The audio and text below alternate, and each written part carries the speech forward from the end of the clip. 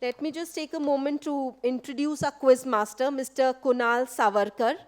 He is also known as the architect of questions and has conducted hundreds of prestigious quizzes, including the INTAC National Heritage Quiz, the CBSE Heritage Quiz, Indian Oil Science Quiz, the Sweden-India Nobel Memorial Quiz, and National Defense Academy Quiz at Khadakwasla.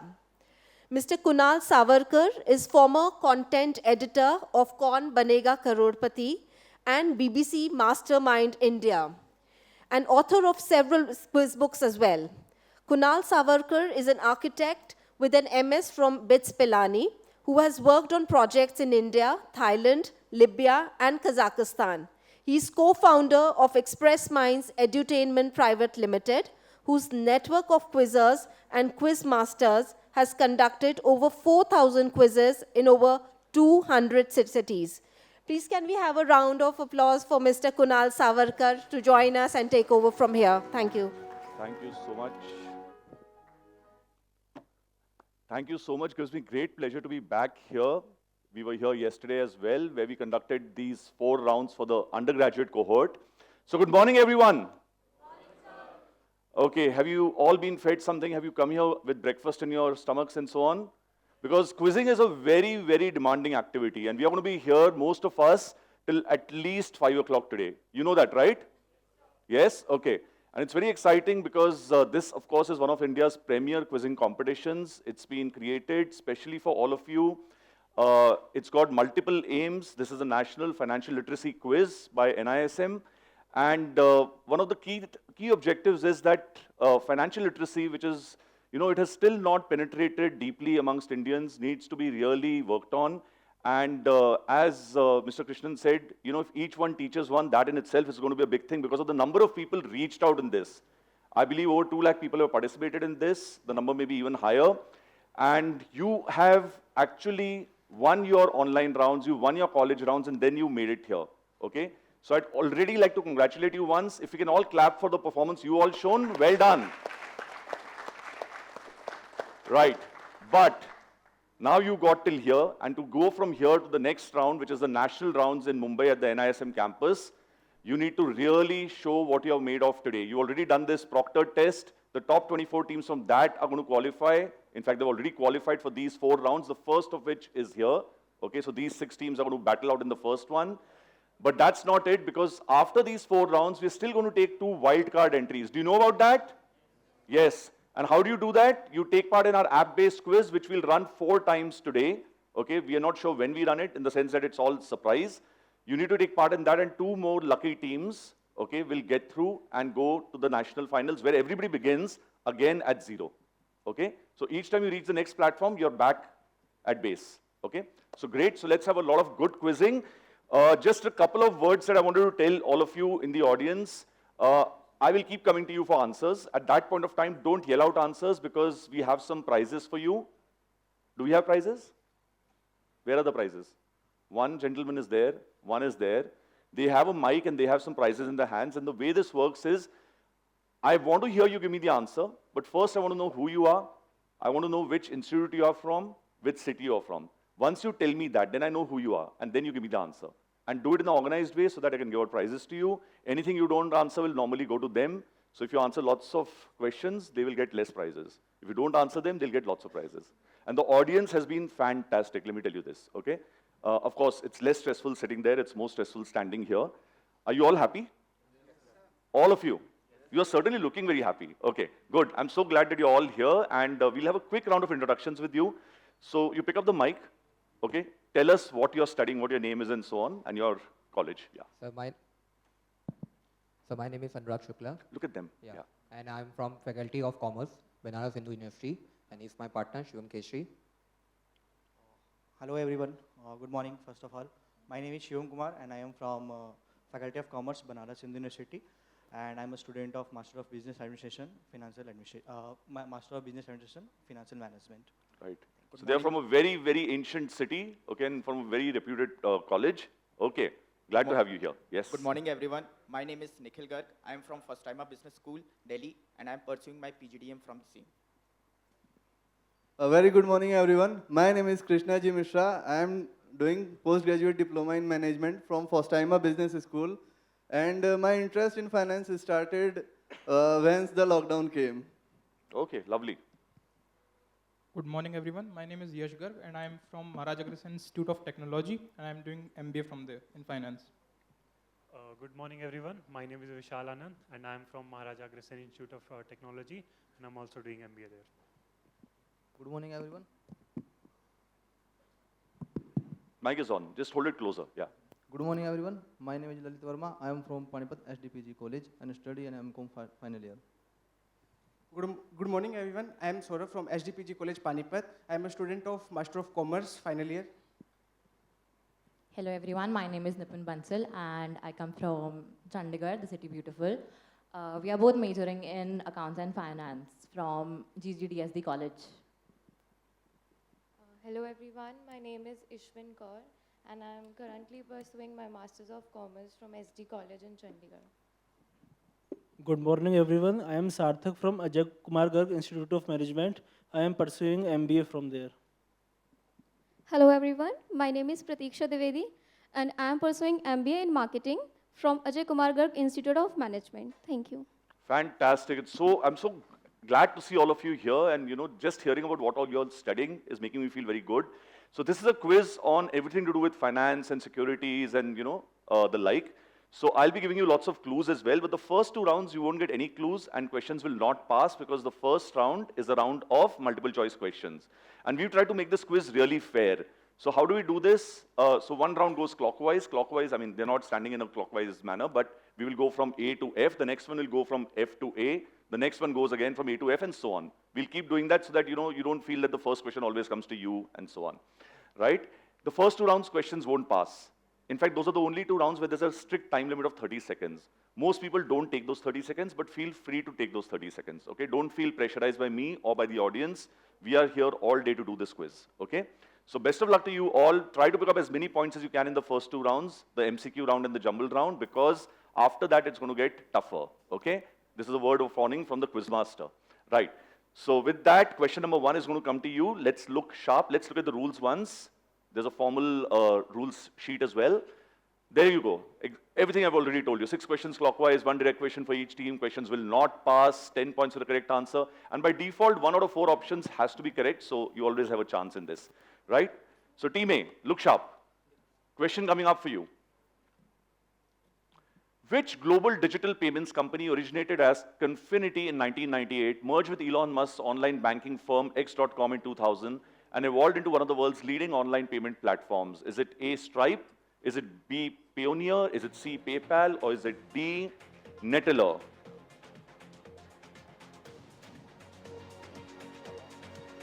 C, PayPal. You've got 20 seconds left, but you don't need those 20 seconds because your answer is absolutely correct. It is PayPal. Well done.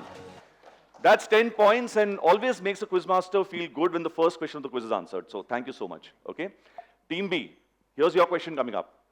Which of the following government-backed schemes for senior citizens offers a 10-year tenure, pension ranging from rupees 1,000 to 10,000 per month, return of purchase price on maturity, and loan facility up to 75% after 3 years?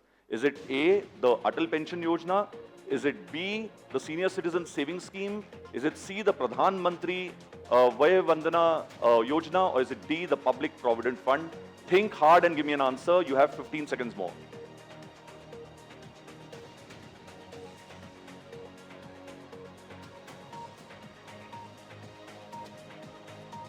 It's option B, Senior Citizen Savings Scheme. Senior Citizen Savings Scheme, I'm afraid, is incorrect. It does not offer these features. Now we're going to move to the audience and somebody who is, okay, that very tentative hand going up. Yes, ma'am. Yeah. No, they're going to give you a mic. Yeah. Hello everyone, I am Kirti. I am pursuing PGDM from IMS Ghaziabad and the correct answer is C, Pradhan Mantri Vaya Vandana Yojana. Absolutely, very well done. And that is what the PM Vaya Vandana Yojana is, okay, offered by LIC only for senior citizens and so on and so forth. You should study it later when you have the time. We have a clock going on, so we will go faster than that. Team C, here's your question coming up. In municipal bond issuances, which account is specifically created to set aside money at regular intervals for eventual debt repayment? Is it A, settlement account? Is it B, current account? Is it C, sinking fund account? Or is it D, margin account?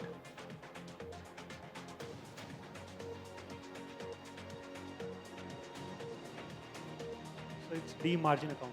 D, margin account. That was very quick. You had 15 seconds left. That's not the right answer. And gentleman there, yes, in the t-shirt. Yeah.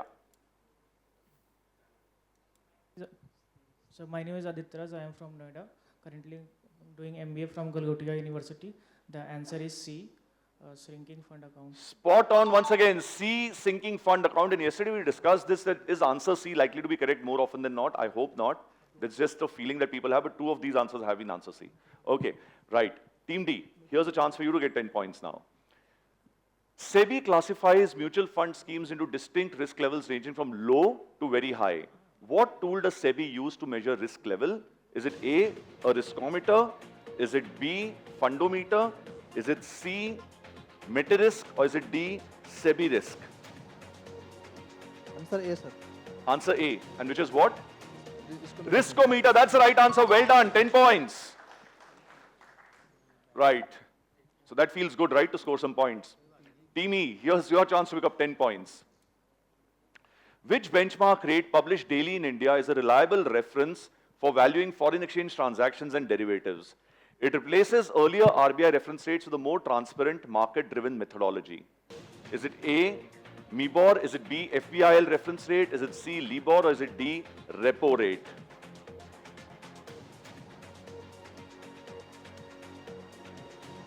So in a multiple choice question scenario, you can eliminate certain answers and come to the right answer. This is possibly one of those questions. B, FBIL reference rate. That is the correct answer. Well done. 10 points. Okay, audience, I think you should be more generous with your applause. First thing in the morning. At 4:30, I don't expect much from you. But at this point of time, I certainly do. Right. Team F, your chance to get points. Which concept denotes the total number of derivative contracts currently outstanding in the market? It represents positions that remain active and have not been squared off yet, or settled for a given underlying asset. Is it A, volume traded? Is it B, bid price? Is it C, tick size? Is it D, open interest?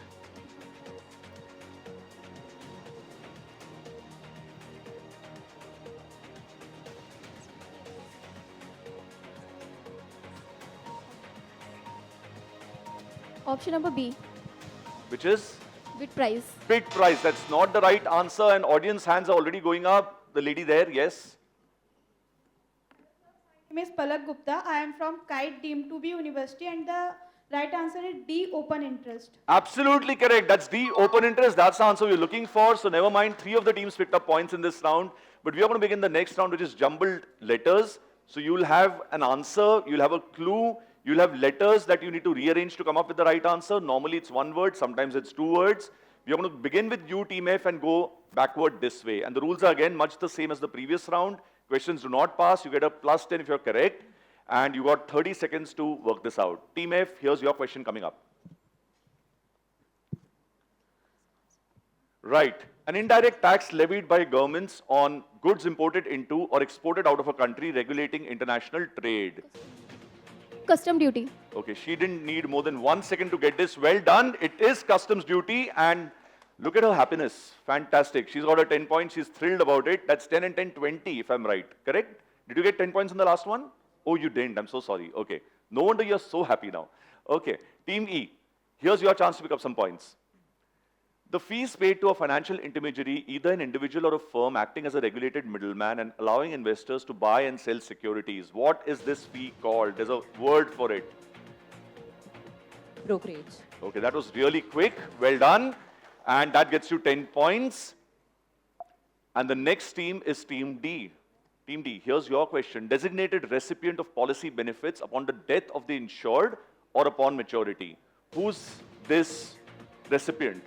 Rearrange these letters and get that term. Beneficiary. Is the right answer again. Well done. Okay, Team C. 3 teams have got 10 on 10. Let's see what you get.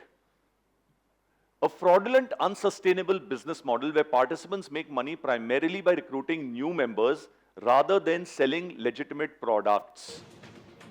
Pyramid scheme. Well done. Okay. The speed at which he's answered this, you've done some research on this before, is it? Yes. I hope you're not part of any of these schemes. Okay. Okay. We have all almost fallen prey to these. Okay. Long back in the day, they used to, sell this idea of making teak farms, and everybody was investing in teak farms.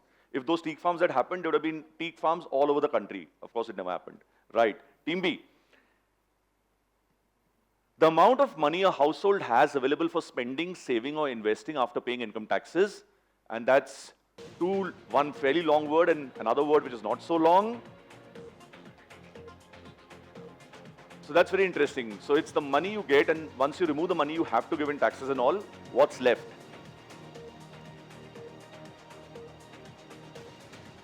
The second word is easier to work out. You work that out, you'll get the first one.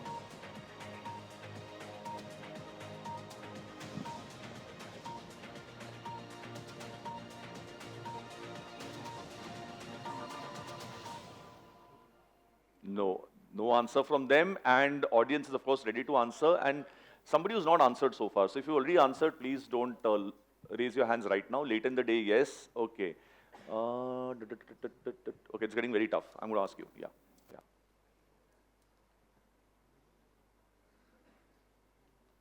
Hello sir, my name is Harjan and I am from Hindu College, Moradabad. And the answer is disposable income. Absolutely correct, and that would have got you 10 points, but you didn't give me that answer. And the last one's coming to you, Team A. Let's take a look at it. A fundraising method where individuals or businesses raise small amounts of capital from a large number of people, primarily via online platforms. Crowdfunding.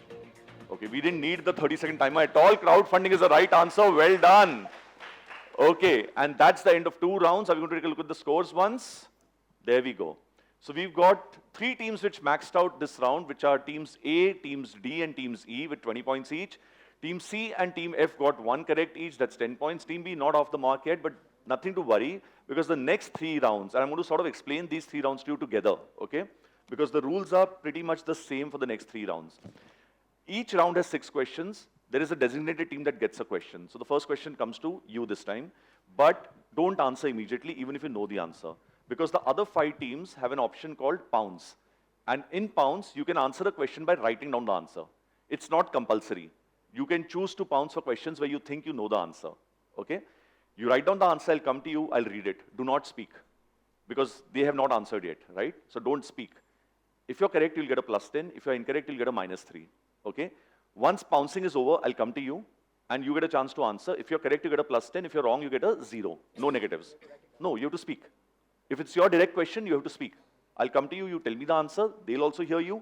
If you're correct, you get a +10. If you're incorrect, it's a 0, not a negative. If they are incorrect, I will then go to any team which has not pounced. And they get to answer, and if they are correct, they get a +10 or they get a 0. Okay? And that's how we do each question in the next 3 rounds. We call this the no option question round. Okay? This is no option question round number 1. It's going to begin with you and end with team F. So the first question is going to come to you, team A. Are you ready for it? Yes. Yeah, ask me your doubts. No, but if you ask me something, you would use the mic.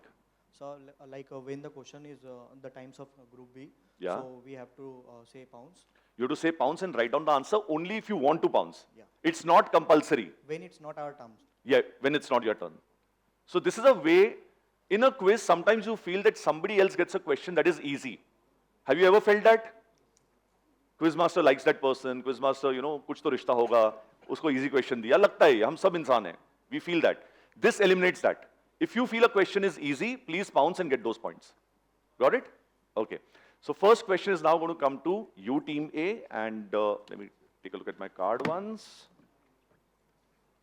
Yeah. Okay. So question up there is, which corporate finance transaction takes place when a company's existing management team acquires a controlling stake in the business they operate? The team often uses leverage financing and insider knowledge to take over from current owners. This is getting very common, especially in the US. A lot of companies are being taken over this way. Okay. What is this called? It's a 2-word term.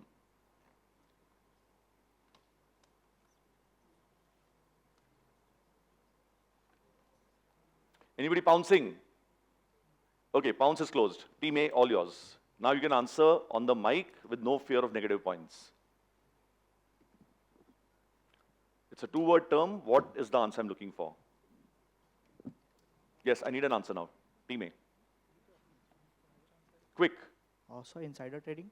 Not insider trading. Team B. Team C. Poison pill. Team D. Acquisition. It needs to be more specific. Team E. No. Team F. No? Okay. Yes, that was the first hand I saw, so I'm going to come to you. It's Pancham Khullar from Four School of Management. So the answer here is leverage buyout or management buyout. Management buyout, yeah. Management buyout is the answer I'm looking for. Well done, and let's give a round of applause for this. And the next question now comes to you, Team B. It's open on the pounds to the others.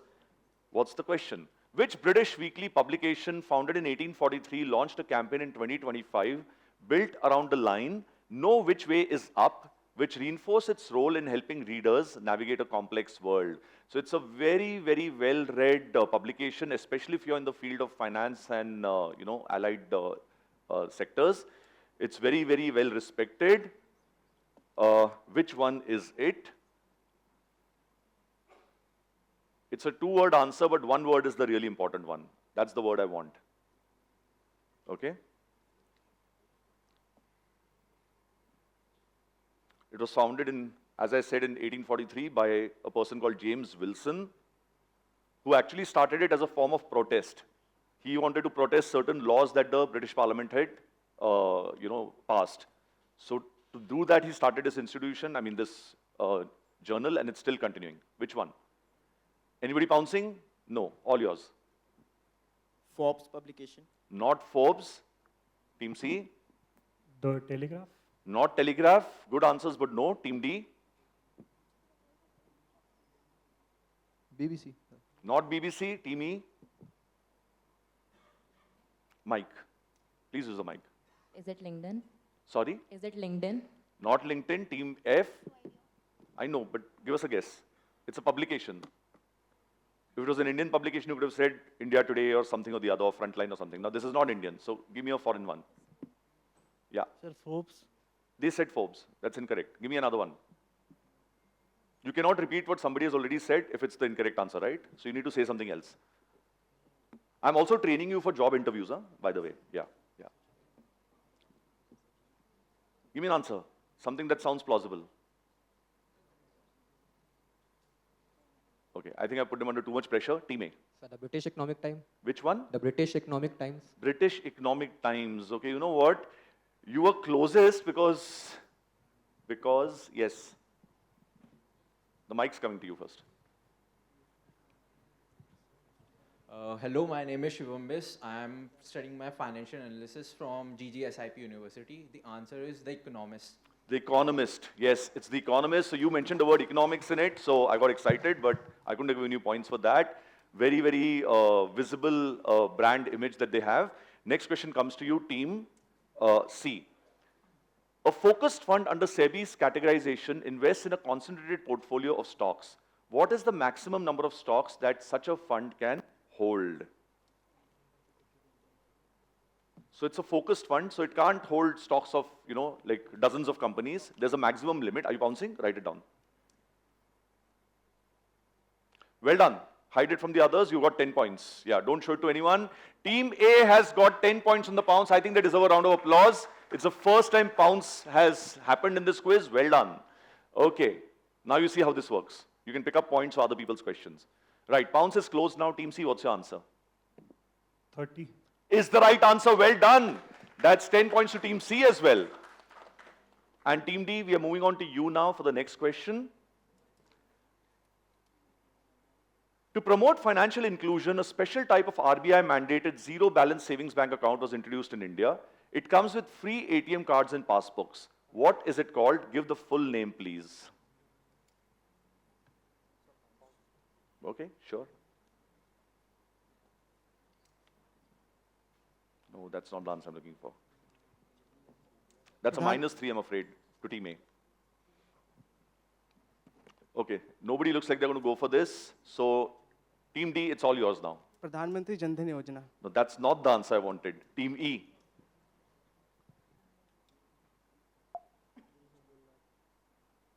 Team F. Team A, oh, you answered on the pounds. Team B? Zero balance account or frills account? No. Team C? No. That was your question, Team D. And in the audience, yes.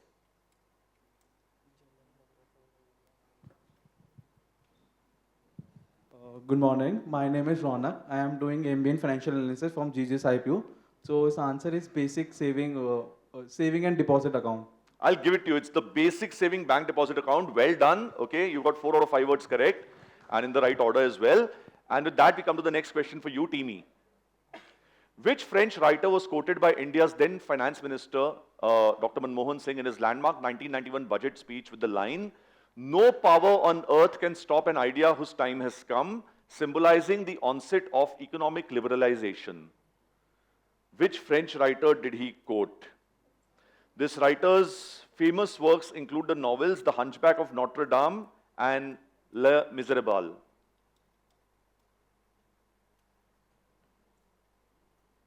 This is the question for you, Team E. If anybody pounces, great. Otherwise, in 5, 4, 3, 2, and 1 seconds, it's yours. Team E, what's your answer?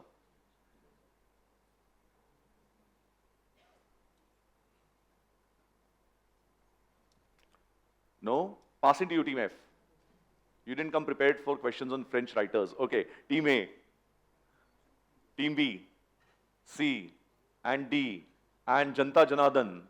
Okay, everybody dying to answer, and gentleman in the center. Yeah.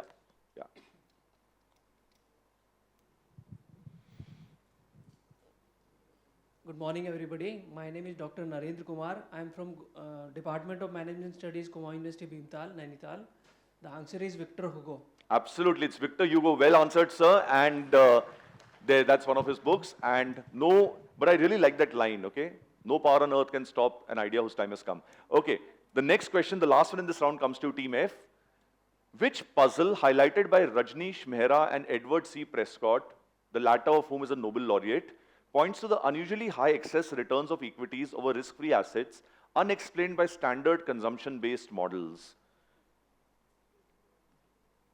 So it's a 2-word answer I'm looking for. And 1 word is already in this question. 1 word is in this question. The second word is the one that you need to find and tell me.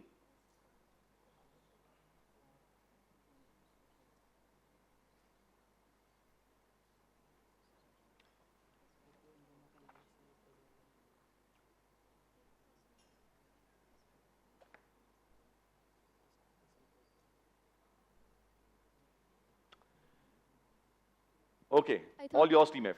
Prescott puzzle. Not Prescott puzzle, Team A. No idea, Team B. Team C. Team D. And E. No. Okay, in the audience now, less hands this time. In the front row, yeah. Aram se. Yeah. Hello, sir. Myself Roshan Gupta, and I'm from Lloyd Business School, Greater Noida. And the answer is equity. Which is already there in this, yeah. Equity premium puzzle. Equity premium puzzle. There's a premium on equities, right? So equity premium puzzle, well answered. And that's the end of this round. And before we move on to the 4th round, I'm going to ask the audience a special question, not just questions that come from here. We have other questions for you as well.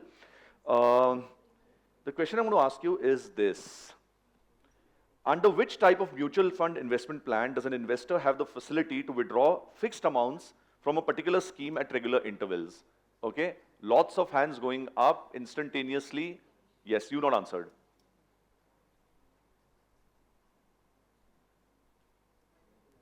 Hello, my name is Sahil Gupta and I'm from Kite Deemed to be University. I'm pursuing my Master's in Business Administration. And the correct answer would be systematic withdrawal plan. Absolutely, systematic withdrawal plans is the right answer I was looking for. And teams are wishing that that question had come to them. Yes, no? Yeah. So audience questions are slightly on the easier side. Your questions are slightly on the challenging side. So you'll be in the audience later, don't worry. Okay, because remember we have to choose 2 of you to go to Mumbai. Right, that's what the scoreboard looks like. Now we have 1 team on 27, that's Team A, 3 of you on 20. Anything can happen. The 4th round is going to begin. It's going to go anti-clockwise, or rather from F to A. We'll begin with you, and this is a round where we have visual questions. So there are visual clues in the, or images in the questions. The rest of the rules are absolutely the same.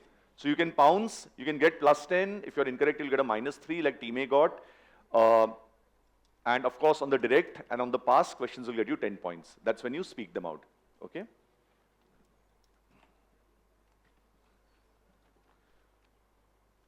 Okay, so there you go. Very interesting question coming up.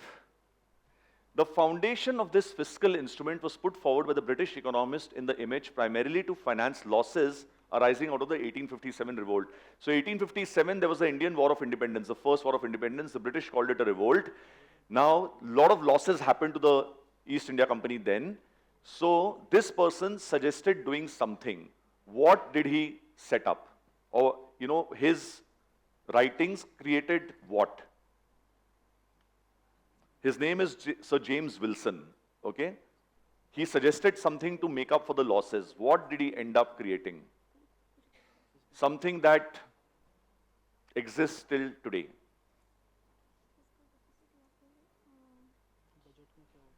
This, I think some of you should answer. I've given you all the hints. The British were in a loss. So he created something to offset those losses. And what he created exists till today. Is anybody going for it? Anybody wants to pounce? What did he start? Okay, nobody's going for it. Team F. Fiscal deficit. No, so there was a fiscal deficit. What did he do to offset it? Team E. Loans. He took loans. No. Team D. Team C. Crowdfunding. Crowdfunding. Very unlikely in British India. Team B. Team A. So derivatives? Derivatives. No, that's too excessive for that time. No. He did something far more basic, and on July 31st this year, a lot of people spent half the day or maybe the full day thinking about it. Okay? Yes, ma'am. Yeah. Hello, good morning. My name is Sejal and I'm from Sharda University, Agra, and the correct answer is taxes. He started income tax. He suggested income tax, and, you know, because they had to get money, right? And then they realized this is a very easy way to, you know, get money, and then that tax just continued. Okay? And 31st July, of course, was the date for filing tax returns for most Indians. And the next question now comes to you, Team E. Which agreement in 1792, signed by 24 brokers outside 68 Wall Street, reportedly under a tree and later commemorated nearby, laid the foundation of modern US stock trading?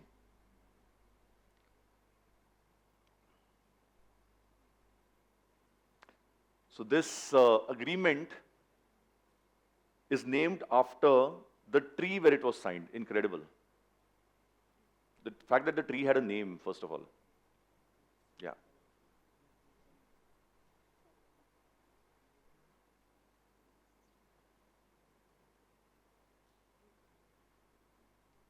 Right. So, Team E, what's your answer? No, I'm going to pass to you, Team D. And Team C? Bretton Woods Agreement. You want to write it down once? I heard something. I just want to see what you meant to say. Okay, incorrect. Team B? Oak Tree Agreement. Nice answer, but no. Team A? No. And Team F? In the audience? No, wait, you already answered, right? But TK, you stood up. It's okay. You were here and then you moved there. That's really smart. Okay. It's Bretton Woods Agreement. Yeah, okay. That's perfect. But he was here and he answered, and then I looked there and there's somebody there, and then I realized the same person. Okay, very, very well done. Okay, so you're getting 2 prizes from NISM for this, and that's the correct answer. Well done. And the next one comes to you, Team D. It began operations as India's first small finance bank in April 2016 after conversion from a local area bank. Prior to conversion to a small finance bank, it was operating as India's largest local area bank since January 14, 2000. Which small finance bank is this? In a sense, you have to give me one word because the name is Dash Small Finance Bank. You need to give me just one word. Which bank is it?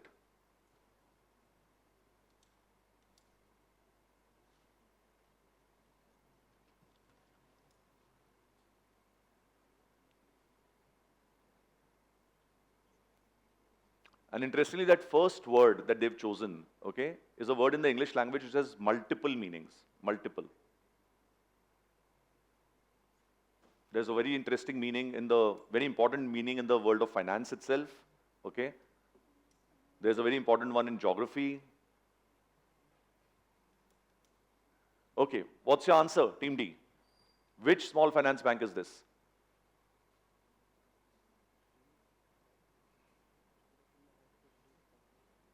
Question is passing to you, Team C.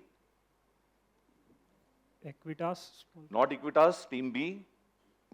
Bandhan is small finance bank. No, but Bandhan does not have too many meanings in English. Jana. Jana also does not have many meanings in English. Team F. Relief. Relief. Incorrect. Team E. Global. Global is a good answer, but no. And Team D, that was your question. So in the audience, and everybody's hands suddenly go up at... Okay, and I'm trying to figure out who's not answered. You not answered. The lady there. Yeah. Yeah. Yeah, you. You put up your hand, right? Yeah. Good morning, everyone. My name is Malaika Singhal, and I'm pursuing MBA from Graphic Era Hill University, Bhimtal. The answer for this is Capital Small Finance Bank. Well done. It is Capital Small Finance Bank. So you have a capital city, and then you have capital, you know, you need capital to start a business. So there are all sorts of meanings. You have capital letters as well. And the next question comes to you, Team C. Which pioneering digital payment service launched in India in 2004 is recognized as the country's first digital wallet and whose logo is featured in this image? Interesting. So the logo is very interesting because it looks like a certain letter of the English language. Okay, so the logo looks like a letter of the English language. If you figure out which letter, you should be able to work out the answer. Provided, of course, that you know the name of the payment service. Yeah. Are you going for it, Team D? Nobody's bouncing. Yeah. Razorpay. Not Razorpay, Team B.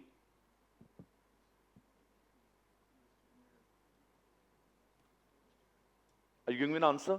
Pick up the mic. Yeah. Okay, I need an answer in 3 seconds. Paytm. Not Paytm. Airtel. Not Airtel, Team F.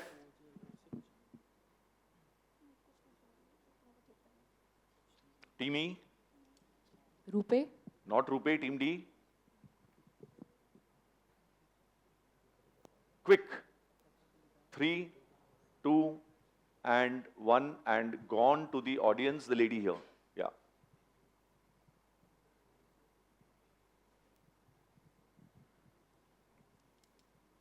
Good morning, everyone. My name is Pragati Agarwal. I'm from Hindu College, Muradabad, and I'm pursuing Masters in Commerce. The answer for it is Oxygen Wallet. Oxygen, well done. Oxygen is what I was looking for. So that is supposed to look like an O. So the answer had to be from an O, okay? Right, so that was your question, Team C. Next one is coming to you, Team B. Very technical question. Which 3-candlestick bullish reversal pattern formed after a downtrend with a long bearish candle followed by a small-bodied candle indicating indecision, and then a strong bullish candle signals a potential shifting selling pressure to upward momentum? Now, this is a 4-letter answer, but the last 2 words are candlestick pattern. Okay? So the first 2 letters are what you need to tell me, and the first 2 letters could very well be something from, the first 2 words rather, could very well be from a quiz on astronomy. So the 4-word answer, the last 2 words are candlestick pattern. The first 2 words might well be an answer in a astronomy quiz. Are you pouncing? Wait. Your turn will come. Your turn will come. Other teams might pounce first. You want to pounce? Have you written it down?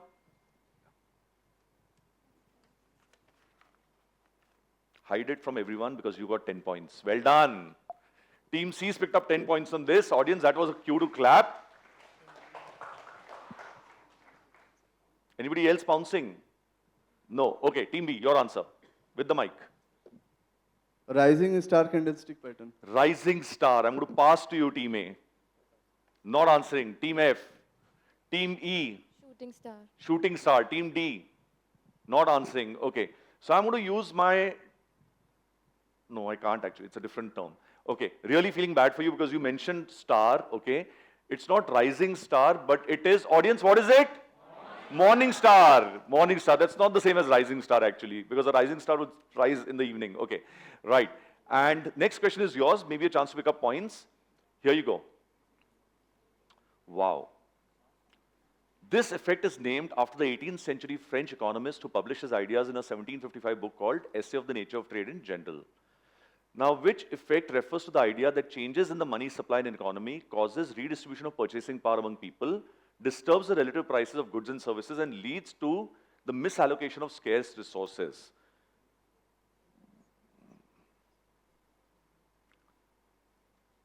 The closer you are to the source of money creation, the more you benefit. Very, very interesting. The closer you are to the source of money creation, the more you benefit.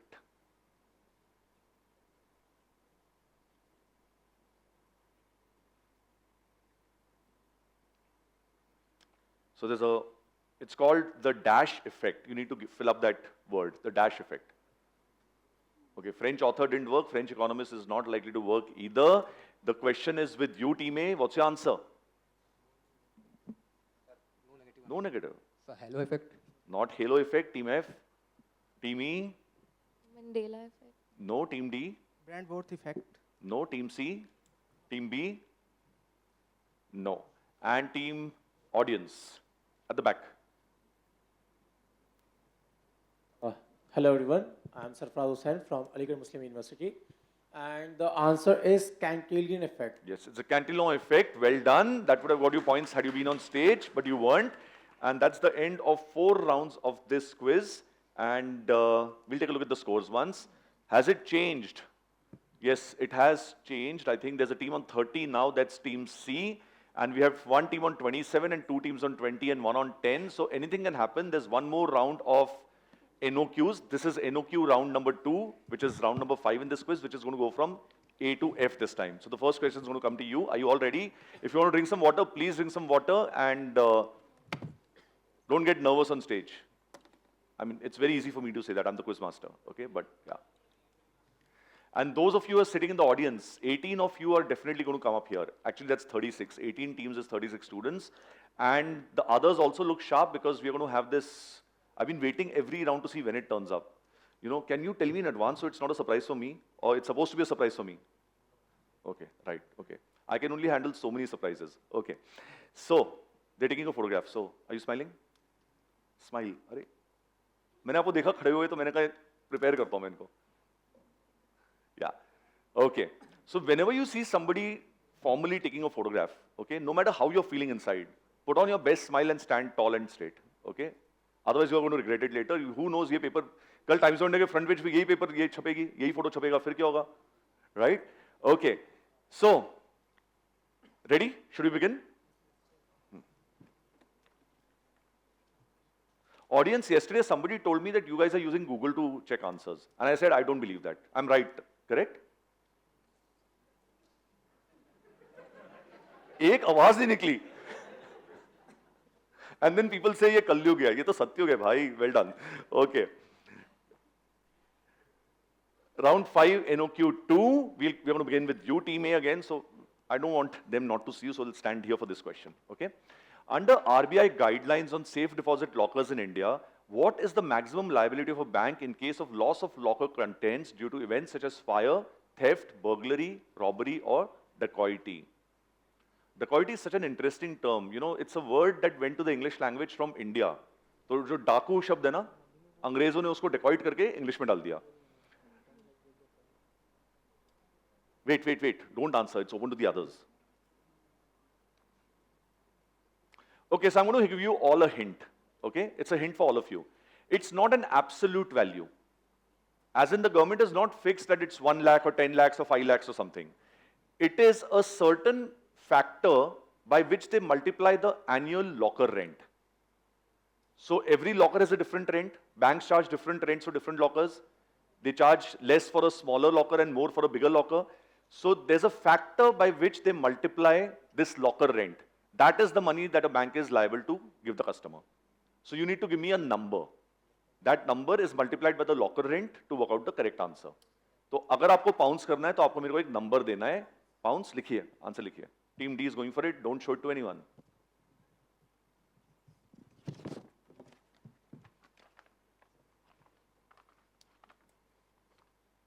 What do you think? Do you think you're right? You're sure you're right? You got 10 points. Well done, Team D. Team D's picked up some points on this. Anybody else pouncing? Anybody else pouncing? Pounce will shut in 3, 2, and 1, and it's shut. Team A, what's your answer? Up to 5 lakhs. I just said it's not an absolute number. Team B.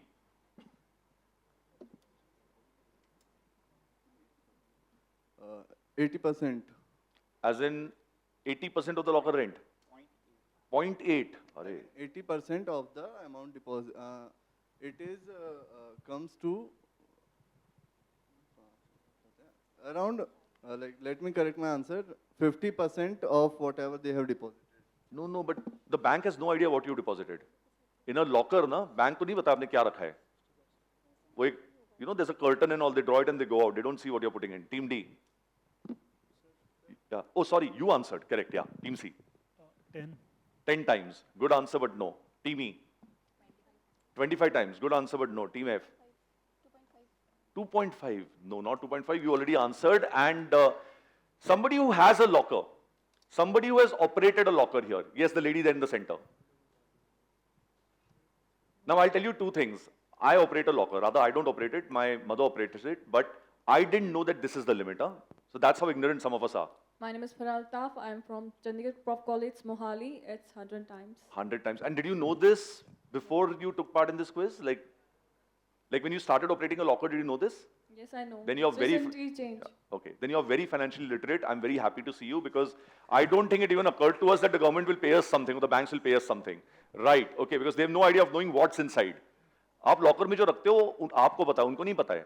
So their way is, okay, if it's a 5,000 rupee rental, you can get 5 lakhs. And then you might not have had 5 lakhs in it. That's okay. Okay? Right. So that's, whose question was that? One, that was yours. Team B, here's your question. In order to create a misleading appearance of high trading activity and artificially influence price or volume, which illegal market practice involves simultaneously buying and selling the same security? Okay? Do not answer, let others answer.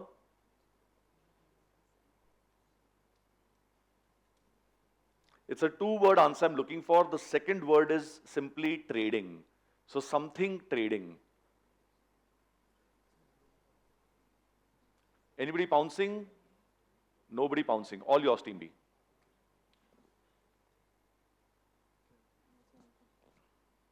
Insider trading? Not insider. Passing on to you, Team C. Pump and dump. Not pump and dump. Team D. Team E. Volume trading. Not volume. Team F. Virtual trading. Not virtual. Team A. All interesting answers coming out, but no. Dumping. Not dumping. And that was your question. So, in the audience, somebody who's not answered so far. In the center. Yeah. Wearing the black coat. Yes. So I'm Yash from Lovely Professional University, and answer is washing. Yeah, washing or wash trading is the right answer. Well done. Washing or wash trading. When a trader simultaneously buys and sells the same security in order to generate misleading market information. Okay, right. And that was your question, Team A. The next question comes to you. Sorry, that was yours, Team B. The next one comes to you, Team C. Founded in 1906 in Pune as one of India's oldest urban cooperative banks, this bank later expanded across multiple states and was one of the first to adapt core banking technology. With a name that encompasses the entire universe, which institution reflects its customer-centric philosophy through the tagline, enriching life. So इसका सबसे बड़ा clue है वो जो bold करा हुआ है. The name means something that encompasses the entire universe. यानी कि पूरा ब्रह्मांड. So think of an English word, and that single word is going to get you 10 points. It's a cooperative bank, so obviously the name includes cooperative bank. The first word is what I'm looking for.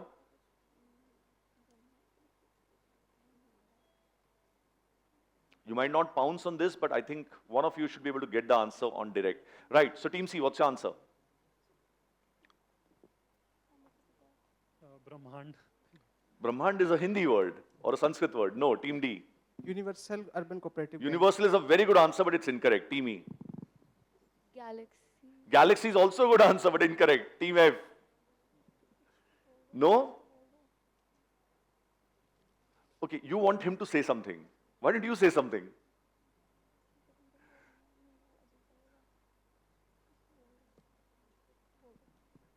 Sir, Vasundhara Bank.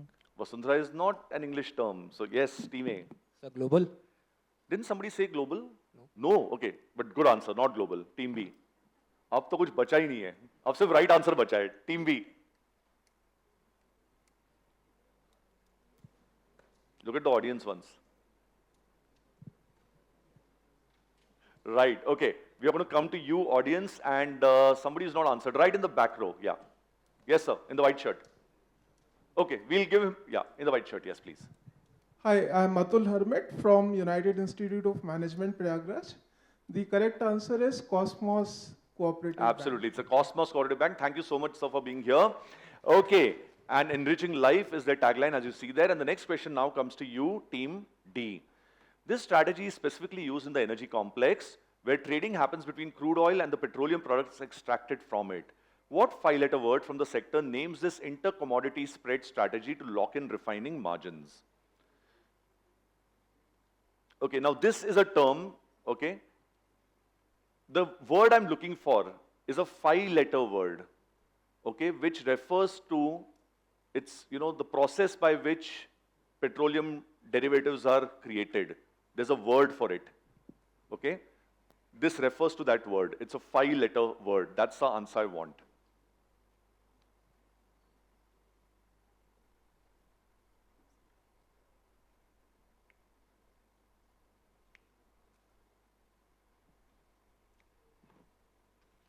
Right, whose question is this? Team D, all yours.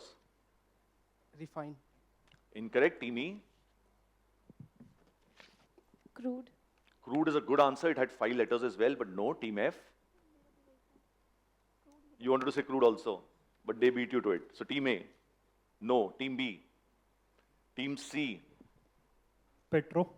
Petro, no. Petro is five letters, but that's not what I wanted. And somebody who's not answered. Yes, here in the brown shirt, yeah. Hi everyone, my name is Nishchay. I am from IAM Kashipur and the answer is crack.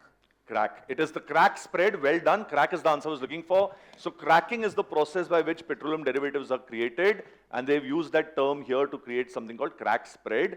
And the fifth question now comes to you, Team E. When an AIF is a minority investor in an investee company, it may insist on a right that obliges promoters and other shareholders to sell their shares to the same buyer on the same terms when the majority shareholders sell. This would compel minority shareholders to sell and the AIF when the AIF chooses to exit. This helps attract a control premium. What is such a right called?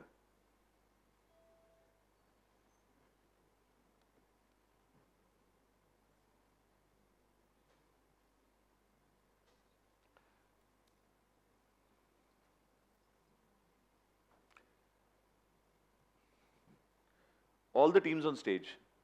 आपके साथ कभी ऐसा हुआ है कि आपके दोस्त कहीं जाना चाहते हैं, आप नहीं जाना चाहते हो, और वो जबरदस्ती आपको ले चलते हैं साथ में? ऐसा हुआ है कभी? या आपने ऐसा उल्टा किया है कभी किसी के साथ? अब ये अंग्रेजी में सोचो and you'll get the right answer.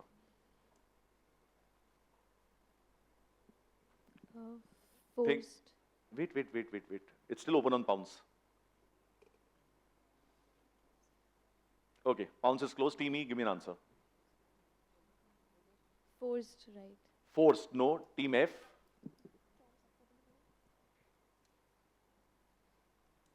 Buyback. No, not buyback. Team A. Manipulate. Manipulate, okay. No, not manipulate. Team B. Compel. Compel, no, not compel. Force exit. No, Team D.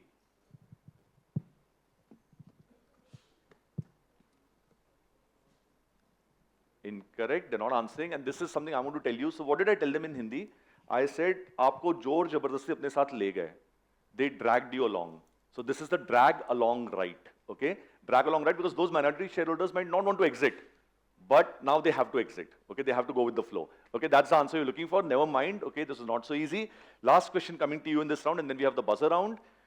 Let's take a look at your question. This industry analysis method examines competitive intensity, that is monopoly/oligopoly business behavior, including pricing, seasonality, cyclicity, and financial metrics like ROE, ROIC, WACC of an industry.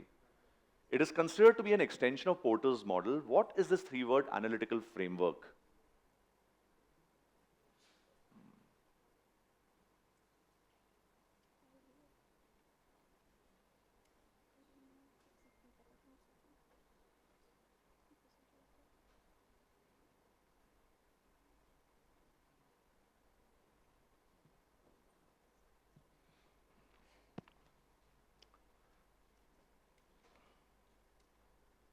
Right, nobody pouncing. Team F, your question.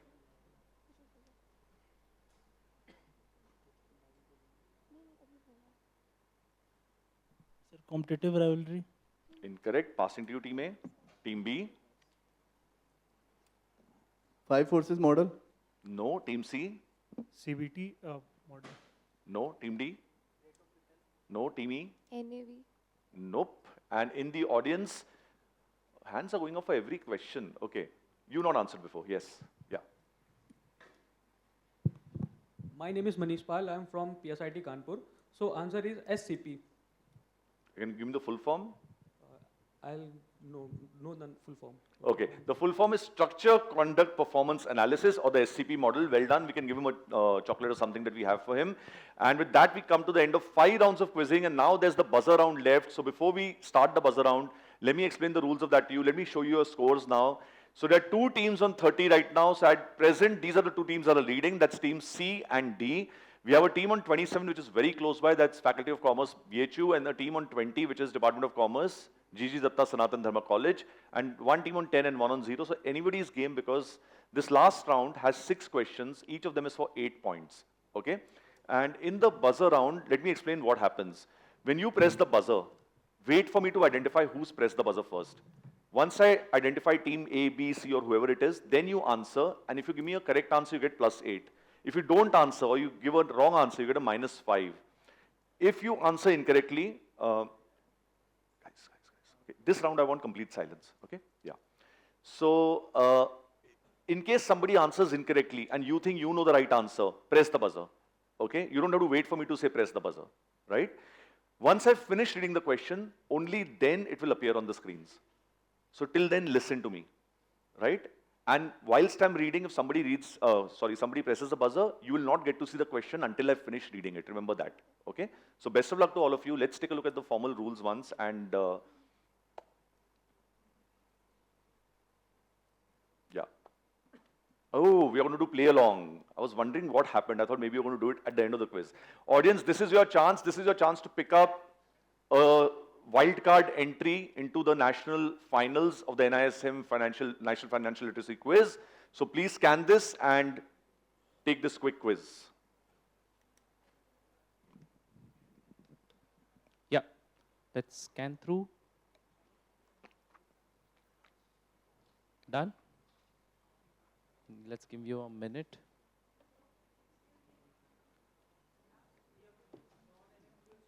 Are you an NFLQ student?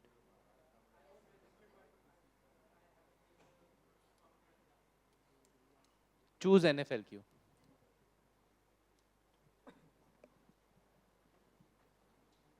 Use your email ID, the one that you use for college round. Yeah.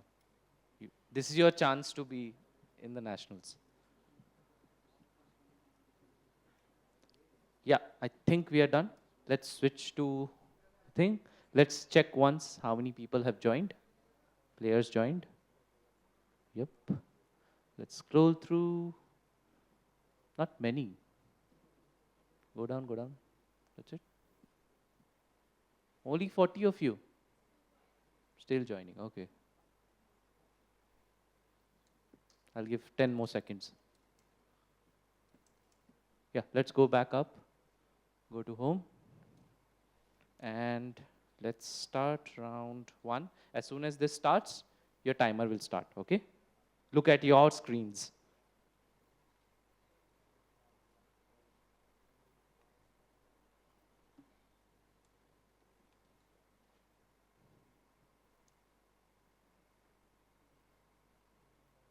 Scroll, scroll.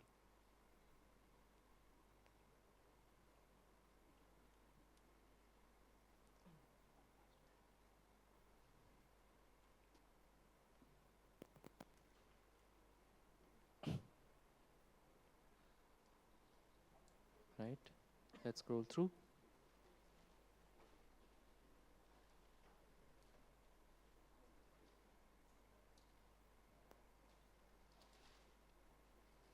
Go down, go down. Up, yeah.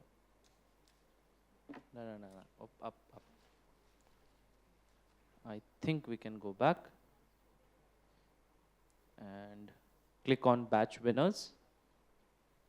Okay, don't yet generate. I'll give you the answers. In the first, and they are not in order. In which year was the UPI launched in India? That was 2016. A will in India is governed primarily by which act? That is the Indian Succession Act.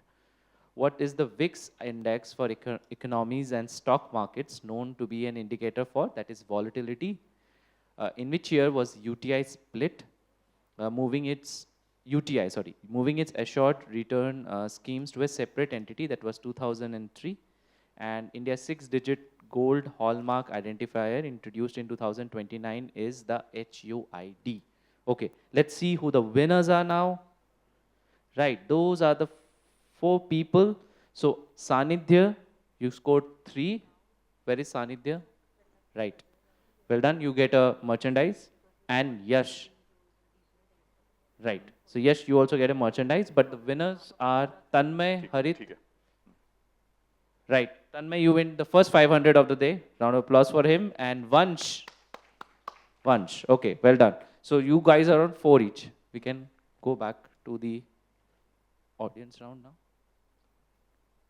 The buzzer round, sorry.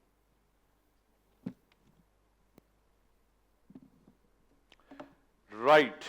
So teams, you got a bit of a break, and now there are 6 questions coming up for you on the buzzer. It's a +8 and -5 scenario. Best of luck to you all. The first question is coming up. Remember, it will come on the screen only after I finish reading it. This is a very, very long question, okay? So what I'm going to do is, I'm going to read it. I'm going to read it in bits and pieces. Try and listen to what I'm saying, and then read the whole thing. But you will make more sense of it if you hear me. When you read it, you're going to get confused. This is my advice to you. Try to listen to what I'm saying, okay? The BCG matrix is a framework that classifies a company's business segments into 4. Has somebody gone for it? Okay, okay. The BCG matrix is a framework that classifies a company's business segments into 4 categories based on market growth and market share, okay? Stars represent high market growth and high market share. Cash cows represent low market growth and high market share. Dogs represent low market growth and low market share. Now, which punctuation mark represents high market growth and low market share? Okay?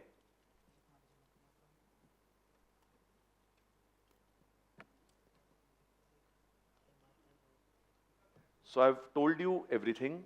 I'm asking you which punctuation mark represents high market growth and low market share. You have to press the buzzer to answer. Press the buzzer, give me an answer, get 8 points.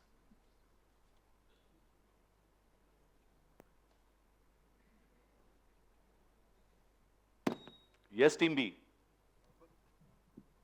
No, give me the answer now. Tell me the answer. Question mark. Whose idea was this, yours or his? Both. You can share the 4 points each. It's 8 points to your team, well done. Okay, right, they really took their time trying to figure this out, but they knew it from minute 1, is what I thought. Well done, and thank you for listening to me. I was trying to make it easier. When you see lots of lines, it's not easy to read. So I was trying to break it up into bits for you. Okay, question number 2 coming up for you.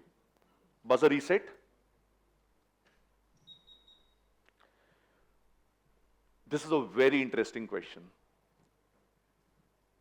Which fiscal policy measure introduced by the state of Kerala in 2016 with a 14.5% levy on fast food, okay, from branded restaurants, was aimed to curb unhealthy consumption? So they wanted people not to eat unhealthy food, so they put a 14.5% tax on fast food, okay, from branded restaurants. And the tax has been given a name which is a very interesting name because it's aimed to reduce something from happening. They don't want people to eat this kind of food because it leads to something. So the tax has been given that name.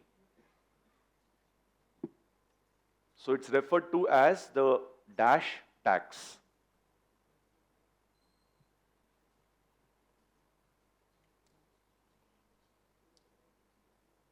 No one?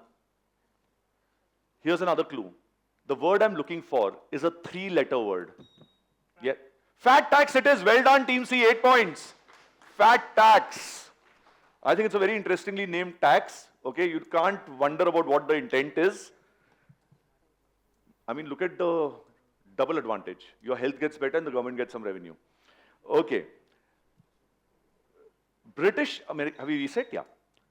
British American investor Benjamin Graham, who worked on Wall Street and taught at Columbia Business School, underlined the importance of distinguishing the price of a stock from how much its underlying business is worth. He is thus widely called the father of which 2-word phrase? Is the right answer again, Team C, 8 points. Well done. Can I ask him to? I will do that. I will do that. Okay. Next time, please pick up the mic and answer. Otherwise, I'll give you -8.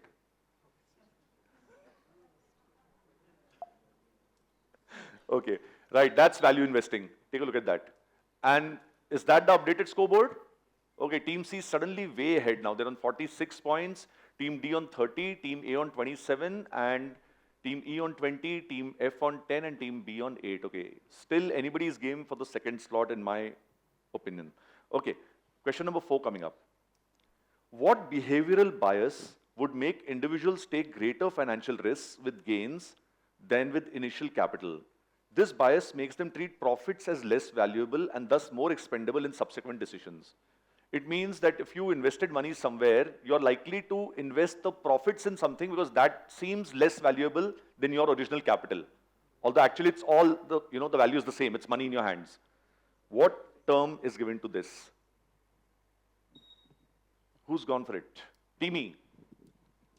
Compensation bias. Compensation bias. No, it's not the compensation bias. So that's a -5, I'm afraid, for you, Team E. And is anybody else going for it? I don't think so. So we're going to go to the audience. And for once, my 2 really dedicated associates, please give them a big round of applause. They've done so much running around, I can't tell you. Okay. Nobody's put up their hands, so you can please both sit down and I'll give out the answer from here. It's something called the house money effect. Okay, it's house money effect. And it's something that a lot of people have gone through where you invest some money and you get some return and the return seems less valuable. Maybe because you didn't put that much effort personally in earning that money. Okay, right. 4 questions gone. Number 5 coming up. Which type of, reset please. Yeah. Which type of specialized financial institutions purchase non-performing assets from banks and financial institutions to manage, restructure, or recover stressed loans? Wait, somebody else has gone for it. Team D. Sorry? No, that's not the right answer. That's a -5 to Team D. Somebody else has gone for it. Wait. It's Team B. Yeah. Bad banks. Incorrect. That's a -5 again. Team A. Asset reconstruction company. Asset reconstruction company is the right answer. Well done. Okay, that's a 8-pointer to Team A and 2 other teams got a -5. So that's lots of action happening. Scorers, please get it all right. I'll wait for a minute before I ask the next question.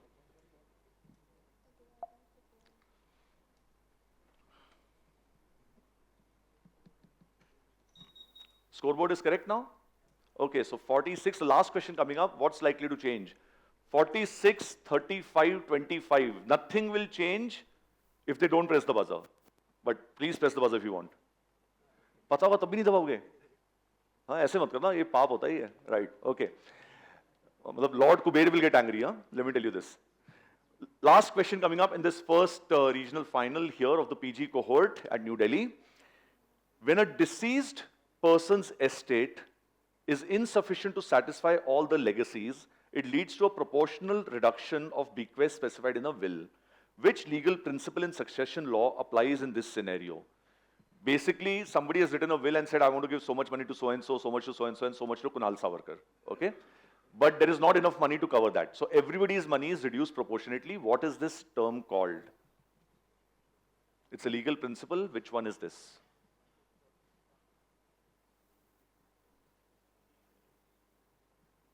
Okay, I know two teams that are not going to press the buzzer for sure. Team C is not even trying to answer. Team A is at least trying to talk to each other. Yeah. Shut it down? Okay. Team C, bad light appeal? Huh? Game band kar do bas. Right. Okay, nobody going for it. I'm going to go to the audience. Is anybody going to answer this? Nobody else. What? You also answered. You also answered. You not answered. Yes. Good morning, everyone. I am Yajan. I am from University Business School, Chandigarh University, Mohali. The answer for this is abatement, doctrine of abatement. It is abatement. Well done. That's the correct answer. And with that, we come to the end of this first round. We'll take a look at the scores now. I think we should give them a huge round of applause, all of them. This is not your textbook material. It's, a lot of out-of-syllabus questions as far as you're concerned from that perspective. But this is what is required to make you a well-rounded financial professional or somebody who has great financial literacy. Okay, so very well done. And the two teams that have qualified from this are Department of Management, Maharaja Agrasen Institute of Technology with 46 points. Well done. Faculty of Commerce, Banaras Hindu University with 35 points. Again, well done. And just behind them, I think they need a special mention, Department of Commerce, SDPG College with 25 points. That's Team D, okay? You can still smile. You've done very well. Yahan tak pahunche. It's not a small thing. They're feeling very disappointed, as is natural. And in 4th, 5th, and 6th places, we have the teams from Department of Commerce, GG Datta Sanatan Dharam College, and Department of Management, AK Garg Institute of Management, and PGDM First Timer Business School. Okay, with that, we come to the end of this first round, and we're looking forward to the next 3 rounds of this quiz here today. Thank you so much, everyone. Yeah.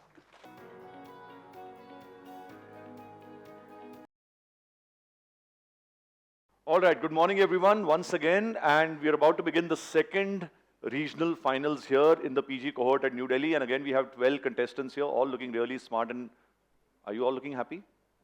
Yes? Okay. It's important to feel happy and feel confident because in any competition, whether it's sports or whether it's debate or whether it's a quiz, if you feel good, you're likely to do good.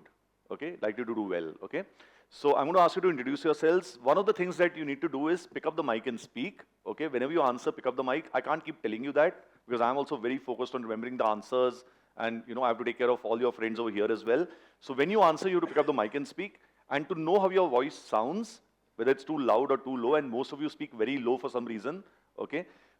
Pick up the mic and introduce yourselves. Tell us about, what you're studying, your institute, and your name, okay? Let's do that, yeah. We'll begin with you, Team A. Hello everyone. I am Prabal Mittal from Institute of Business Management, GLA University, Mathura, currently pursuing MBA from there. And my fascination towards capital markets has brought me here today. Good morning, everyone. My name is Ansh Saxena, and I am from GLU University, Mathura, and I am currently pursuing MBA in Finance. Good morning, everyone. My name is Anshu Singh, and I am from Ford School of Management, New Delhi. Originally, I am from Amritsar, Punjab.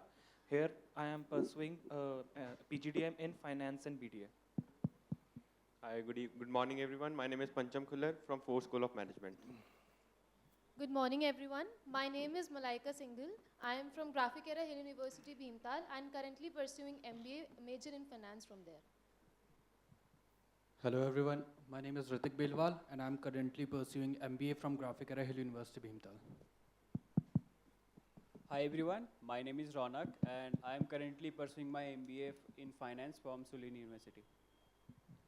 Hello, everyone. Myself, Sanat Kumar Pandey, and I am pursuing MBA from Seoul University. Hello everyone, this is Abhishek, pursuing MBA from Veer Madhav Singh Bhandari, Uttarakhand Technical University. Hello everyone, my name is Sakshi and I'm currently pursuing MBA from Veer Madhav Singh Bhandari, Uttarakhand Technical University. Good morning everyone, my name is Shaurya Jain and I'm currently pursuing MBA in Finance from UPS Dehradun. Hello everyone, I am Anish Malviya and I am from Dehradun and I am currently pursuing MBA in Finance from UPS Dehradun. Wonderful. So these are our 6 teams, and let's give them a huge round of applause so that they feel good going into this regional round.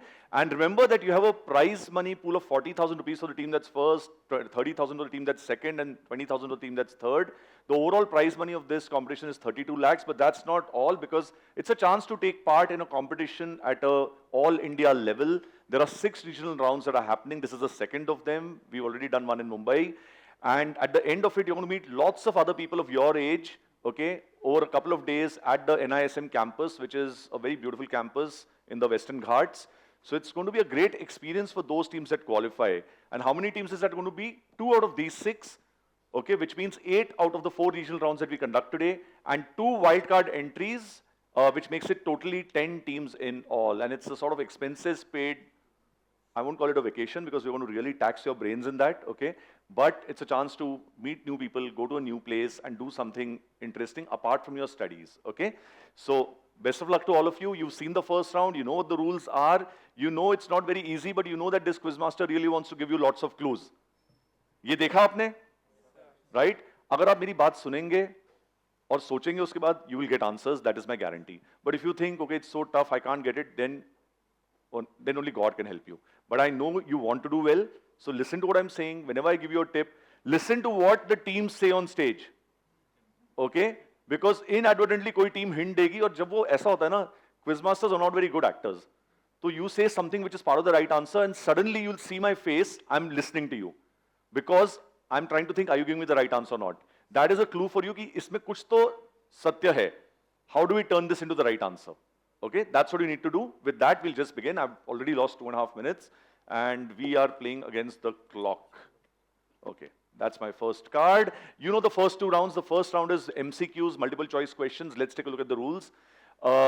6 questions that go clockwise, which means from A to F. Since questions don't pass, it doesn't really mean much beyond that.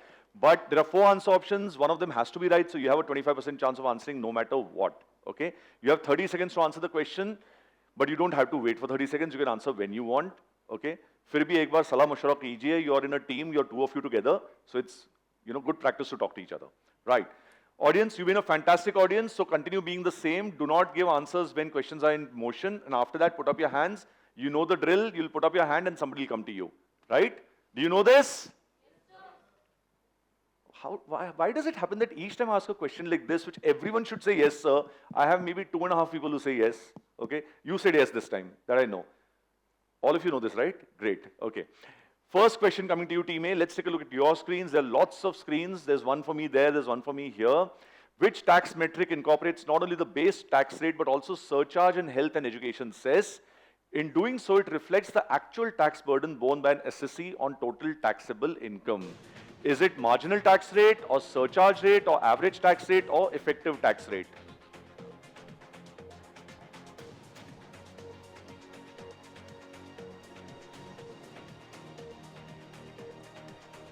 Option B, surcharge rate. Option B, surcharge rate. Is that the right answer? No, I'm afraid not. And audience, first time around the questions come to you after a long time. Normally the first question's been answered in the 5 quizzes before this. In the center there. Yeah. Yeah. Hello. Good morning, everyone. My name is Sanitu Preti. I am from DMS Bhimtal. And correct answer is option D, effective tax rate. Effective tax rate. It's the effective tax rate. Okay. After all these surcharges added, that is the effective tax rate on you. Okay. Never mind. Other opportunities will come up. Team B, here's your question. The revised CPI series with base 2024 is equal to 100 changed the methodology of index compilation by including a new component influencing retail inflation measurement in rural areas. Which specific component absent in the earlier 2012 series was introduced in 2024? Was it A, rental spends? Was it B, health spends? Was it C, fuel spends? Or was it D, food spends?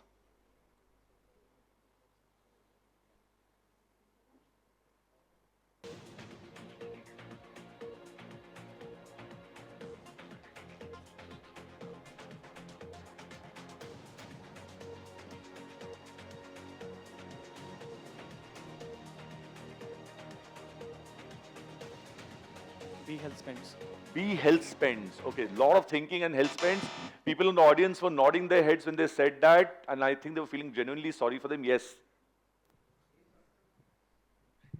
Answer A, sir. Rental spend. I didn't hear you. A, sir. I still can't hear you. I am Lalit Verma.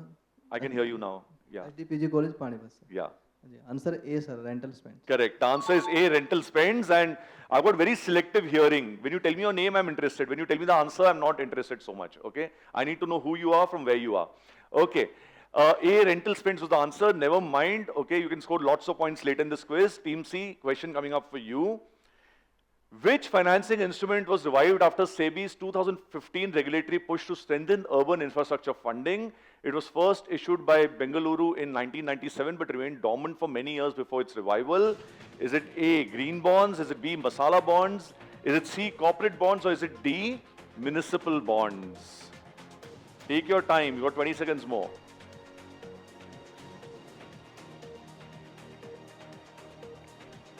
So option A, green bonds. Option A, green bonds. Okay, and that makes it 3 out of 3 teams getting their question incorrect. And in the center, white shirt. Wait.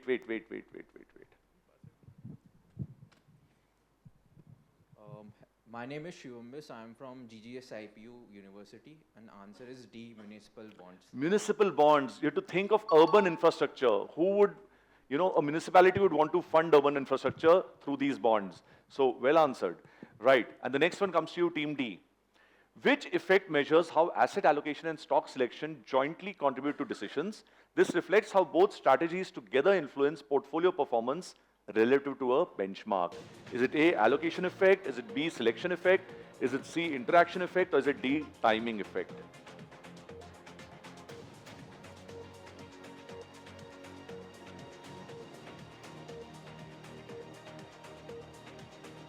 So option B, selection effect. Selection effect. That makes it 4 out of 4. And audience, you're going to get lots of prizes at this rate. And gentlemen here, yes. Yeah. Sir, my name is Vansh. I am from Shahada University, Agra, and the answer is option C, interaction effect. When in doubt, say C, it's interaction effect. Well done. Okay. And the next question now comes to Team E. Nobody's got points. Let's see if you're going to break this jinx. And your question is this. Which bond valuation method estimates the price of an infrequently traded fixed income security by comparing with similar bonds having known yields, maturities, and credit quality? Is it A, duration matching? Is it B, yield curve stripping? Is it C, matrix pricing? Or is it D, relative spread analysis?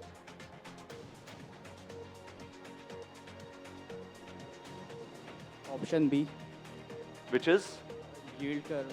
Yield curve stripping. That makes it 5 out of 5. Okay. And 5 Yorkers in a row. And the boy here. Yes. It's okay. It happens. Yeah. Okay. So, good morning, sir. My name is Nishant. I am from Jalandhar, DAV University.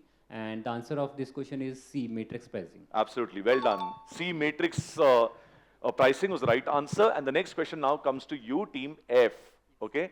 Now, if you get this right, you're going to be leading this quiz. Okay? There you go. In bond markets, which strategy involves borrowing at lower short-term rates to invest in higher-yielding long-term securities? This way, the spread between borrowing cost and coupon income is earned. What is this called? Is it yield pickup, carry trade, duration matching, or rollover trade?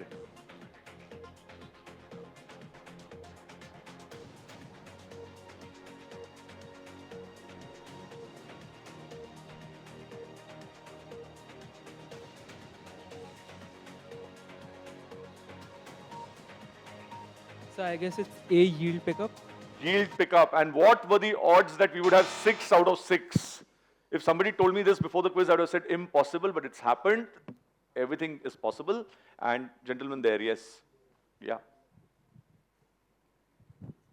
Good morning, everyone. My name is Abhishek Jina. I am from Department of Management, Bhimtal, Nainital. And the correct answer is carry trade, option B. Carry trade was the correct answer. That's option B. And okay, now, there's always a silver lining to every cloud, okay? And now what is the silver lining here? That you're all still on 0. So you would have felt really bad if 5 teams were on 10, right? Supposing they'd all got their questions correct, you would have felt bad, right?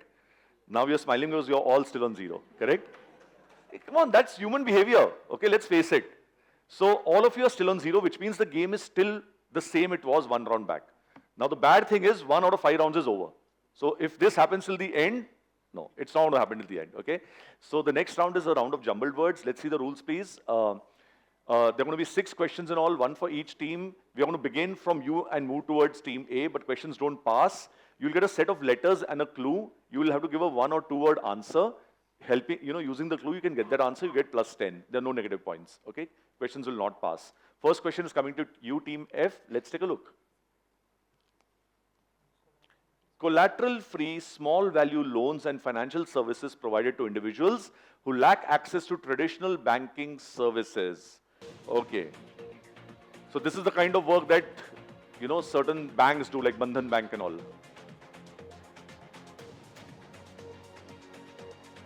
It's a long word. It's actually 2 words put together. It's microfinance. The first points of this quiz have been scored. Well done. Plus 10.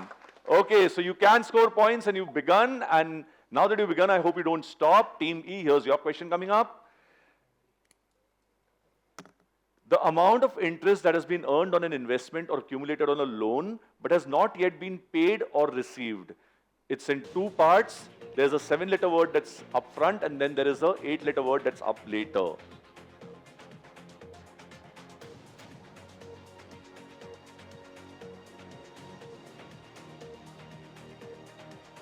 So for example, if you've taken a fixed deposit, okay, you're getting some interest every year.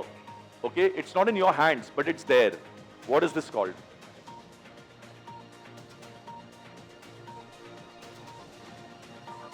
Reduce interest. Reduced interest. That's not quite right.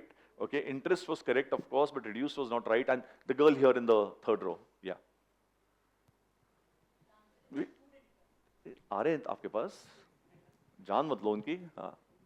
Hi, good afternoon. My name is Nipun Bansal and I am from Goswami Ganesh Datta Sanathanam College, Chandigarh. The answer is accrued interest. Correct. It's accrued interest, and you're liable to pay income tax on that. And you'll be surprised how many people who are otherwise really brilliant don't know this. And then they get a notice saying that you didn't pay income tax on this accrued interest. Okay? Right. Team D, question coming up for you. Annual fee charged by mutual funds as a percentage of assets to cover their operating expenses. That's a 7 and 5-letter thing. So the answer is expense ratio. That was really quick. 10 points. Well done. Expense ratio it is. And Team D is up on the board as well. Team C, here's your chance to pick up 10 points. A facility that allows policyholders to receive medical treatment at network hospitals without paying bills upfront. So what? Cashless claim. Cashless claim. Well done. He needed about 0.5 seconds to answer that. Cashless claim. Okay. Is my voice audible clearly? Because I thought it was breaking. Anyway, cashless claim gets you 10 points. And did you smile after getting those 10 points? Thodi muskurahat aayi? No, there are some people who will never smile because they want to keep everything close to themselves. Right. Team B. Ability to tolerate investment value declines, guiding aggressive investing near retirement. So it's a 4-letter word, very easy. The second word is slightly tougher. It's risk tolerance. Well done. 10 points to you as well, Team B, for risk tolerance. Suddenly, some points are being scored now and teams are feeling happier. Team A, here's your chance to get 10 points now. Business arrangement where parties pool resources, tech, or expertise for a specific project. Answer is? Baat kar lo. Talk to each other. Answer is joint venture. Joint venture is the correct term. That gets you 10 points. With that, we end the second round and we head into the third round, which is the first of 3 rounds where we have similar rules. Can we have the rule book up, please? The set of rules. There are 6 questions again. Now, the important thing here is that questions will go from A to F, which is fine. But on the direct, you can get 10 points or 0 if you give a wrong answer. And if you pass and you answer and you're right, again, you get 10 points. But in this round, you can actually pounce for other people's questions. What does that mean? It means the first question is with Team A. If you think you know the answer, like if you had known joint venture, you could have said pounce and written down the answer. I will come to you, I'll read your answer. If you're correct, you'll get a plus 10 also. Once teams have pounced, and it's not compulsory, you've seen it happen, then I'll come to you, you will speak verbally. If you're correct, you get 10 points. If you're incorrect, you get a 0. There are no negative points. Okay, that's how it works. These are rules in the next 3 rounds. There are 6 questions in each, which means 180 points in all. can be won by you if you answer all 18 questions, okay? So with that, best of luck to you all. First question comes to you, Team A. Even if you know the answer, don't answer in a hurry because they need some time to pounce, okay?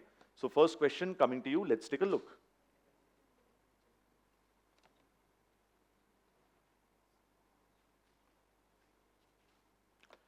Yes, this SEBI mandated trading mechanism aggregates orders for illiquid stocks and executes them at fixed intervals during the day, typically over 6 one-hour sessions daily instead of allowing continuous trading. Which mechanism that helps to improve price discovery is this?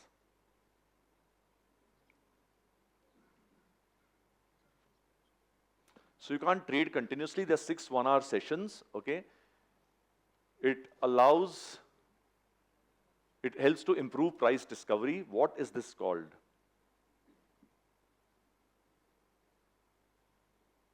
Nobody pouncing, Team A, it's all yours.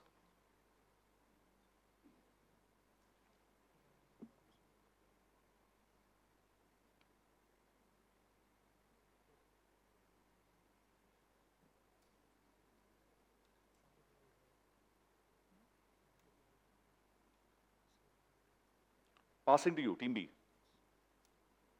And Team C. Intraday? Not intraday, Team D, Team E, and Team F. And passing to the audience. Boy there, third row. Hello, my name is Aditya. I am from Golgotia University. So the answer is periodic call action. Absolutely correct. Well done. That's periodic call action. And the next question now comes to you, Team B. Emerging in the aftermath of the 2008 global financial crisis with a philosophy centered on being relevant and leveraging predictive analytics, which asset management firm with a mathematical name reflects its investment approach through the tagline, multi-asset, multi-manager. Now the name of this fund, okay, is a 5-letter name. What is this 5-letter name?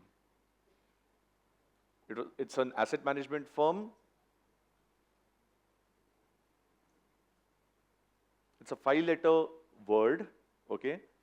And I'll give all of you a clue. This 5-letter word is sometimes used to describe people who work with numbers.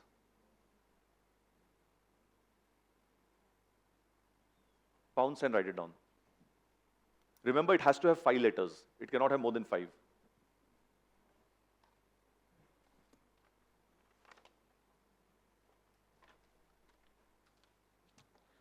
Anybody else pouncing?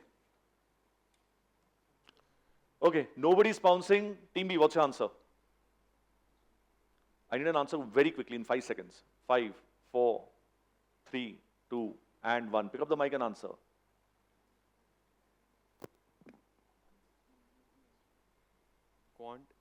Quant.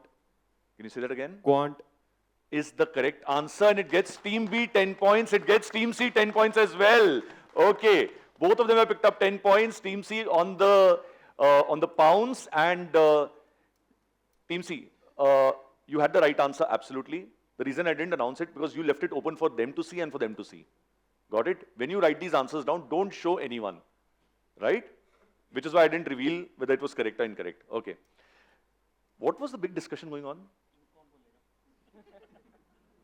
You know, I'm on stage, I can hear things, and I think I heard one of them say it, and then they took 20 seconds to decide who will say it. मतलब क्या logic क्या है इसका? मैं आपको एक easy strategy बताता हूँ. एक बार ये बोलेगा, एक बार आप बोलेगा, right? One by one. Sorry? Okay. Question is now coming to, so 2 teams getting 10 points this time, okay?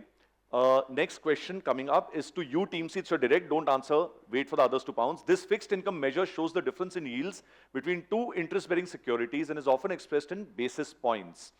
Relative value, risk, and return across bonds or benchmarks are compared using which 2-word measure?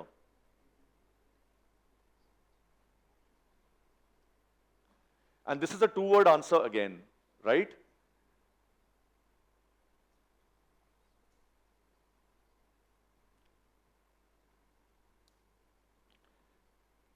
It's a 2-word answer, and the second word is spread. So now you need to give me the first word. The second word is spread. So what is the first word?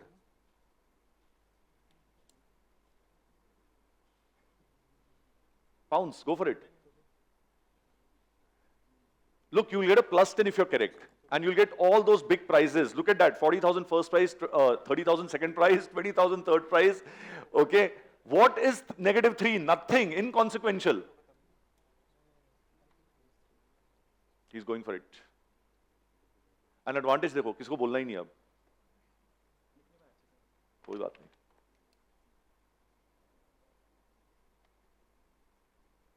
I think sometimes I motivate people too much. It's a -3, I'm so sorry. Team B has got a -3. Right. Okay, whose question was this? Team C, I think before more damage is done, please give us an answer. Pick up the mic and give us an answer. There's no negative points now. Yeah. Default spread. Default spread is the wrong answer, as some of us know. Team D. Interest spread. Not interest spread. Team E.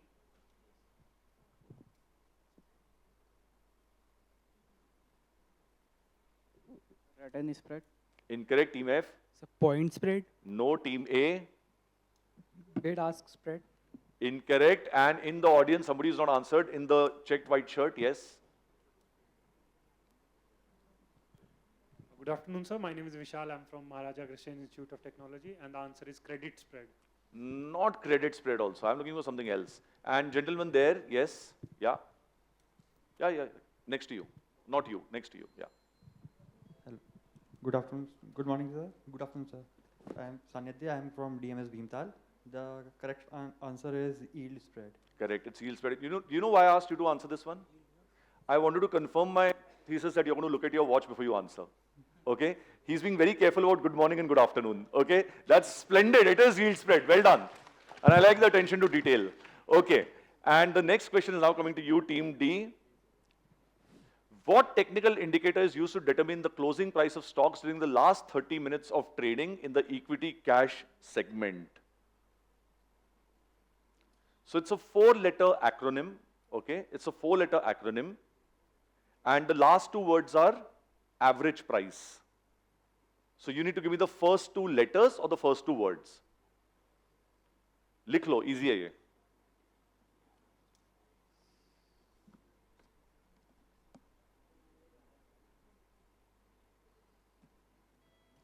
So it's a 4-letter answer, or rather 4-word answer. The acronym is 4 letters, obviously. And the last 2 words are average price.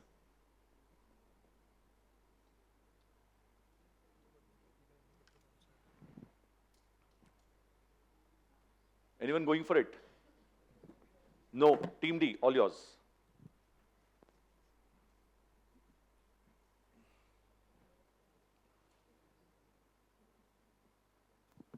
Is it weighted price? Do you want to improve your answer?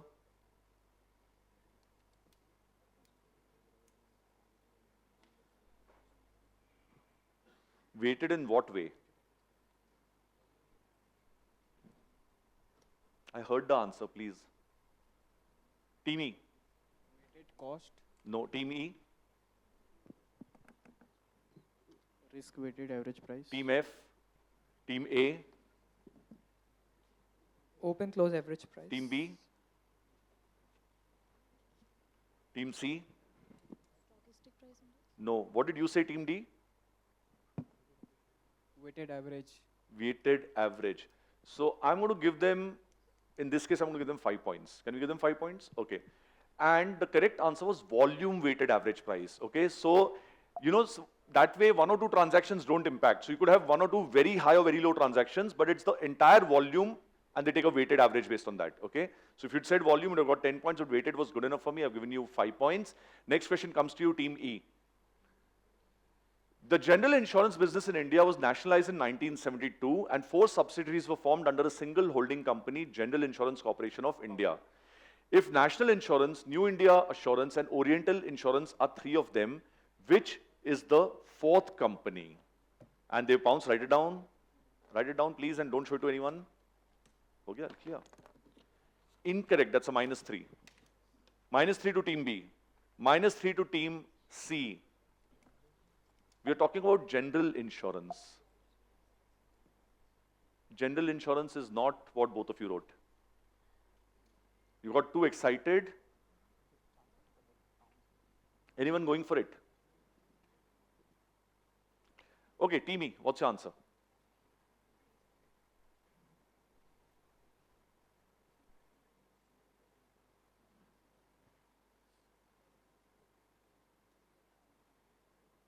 No? Passing, Team F. LIC?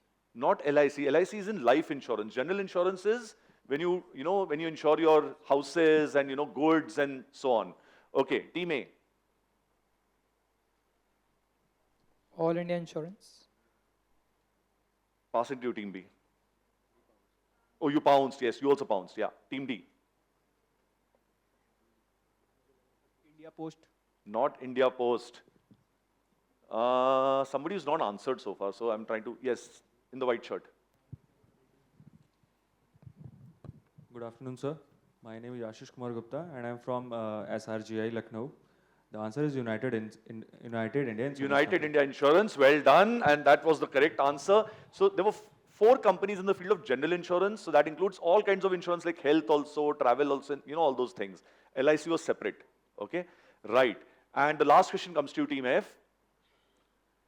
The budget of 2024 introduced a contributory pension scheme that allows parents or guardians to open an NPS account for their minor children below 18 years.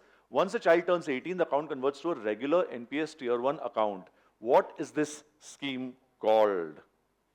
Now, this scheme is called the NPS something.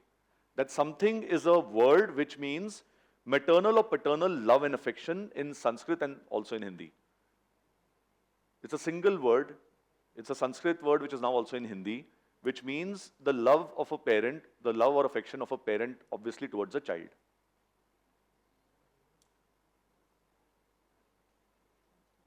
All these schemes are very interestingly named. There's a meaning to all of them. Soch ke karna, don't be in a hurry. I mean, I will keep telling you to pounce, but I have nothing to lose. Anybody pouncing? Okay, no one's pouncing. Team F, what's your answer?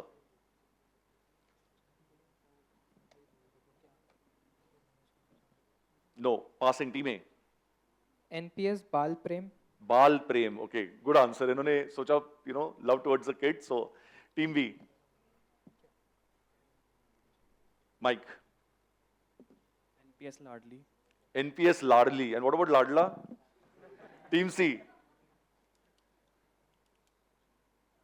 No? Oh, yes. Pick up the mic. Come on, pick up the mic and say something. And you were going to pick it up before I said something. Pick it up. Yeah. Now say something. Not sure. Okay. Team D. Team E. Okay. So the correct answer, and audience, all of you know, right? All of you say it together. 1, 2, 3. Vatsalya. It's the NPS Vatsalya scheme or Yojana. Well done. And that's the end of how many rounds? 1, 2, and 3 rounds. We have 3 rounds to go, so we are halfway in the quiz. And I think we'll take a look at the scores and then we'll do the audience, play along. Okay, so that's what it looks like. Early days yet. 17 is the score for Graphic Era Hill University, Bhimtal, and 15 for Faculty of Management Studies, Shulini Business School, 14 for Ford School of Management, 10 for UPS and GLA University, and VMS Bhandari University you not got off the ground, but that's okay because the difference between you and the top team is only 17 points. If you answer 2 questions, you'll be ahead of them. Okay, so don't worry about that. We'll now do the audience round, please. Akshay, if you could do this.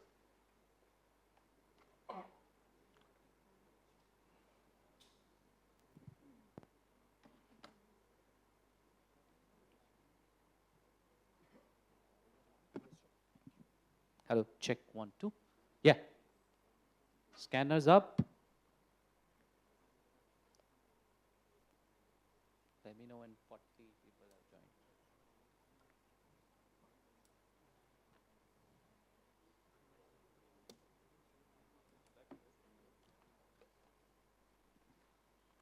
joined. Right, let's switch. Yeah, I think thereabouts. Yeah, we can launch the quiz as well. Hands on those screens. Let's start.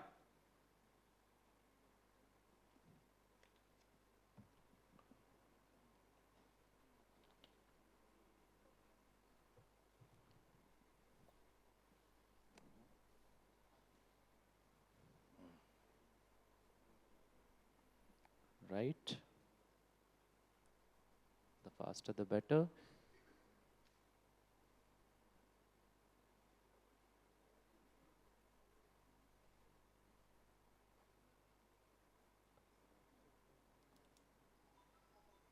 Mobiles on silent, please.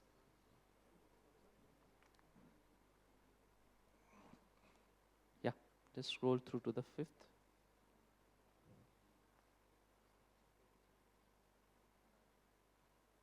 Done. Let's go back up.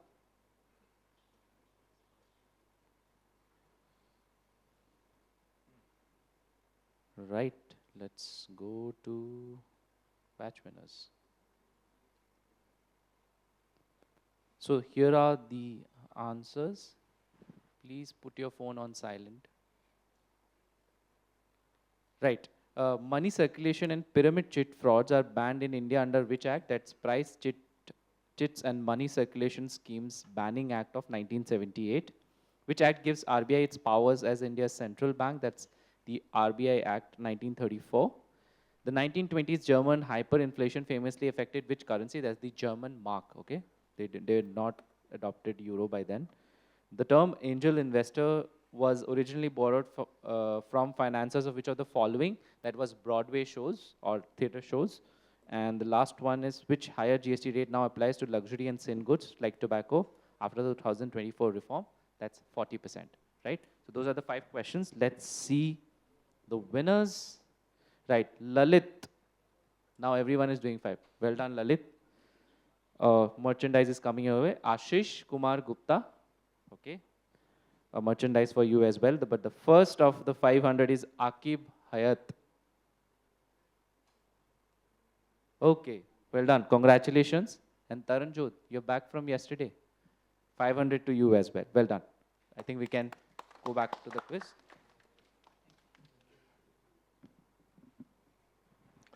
Right, so we've done 3 rounds. There are 3 rounds to go, and the next 2 rounds are again pounce rounds. So you can get points in that, okay, when you pounce on each other's questions. We're going to begin the 4th round. Let's take a look at the rules of the 4th round. Yeah, so we're going to go anti-clockwise this time from F to A. Remember, it's 10 points on direct and, on the pass. There are no negatives when you speak out, but if you pounce, it's a +10 or a -3, as some of you know.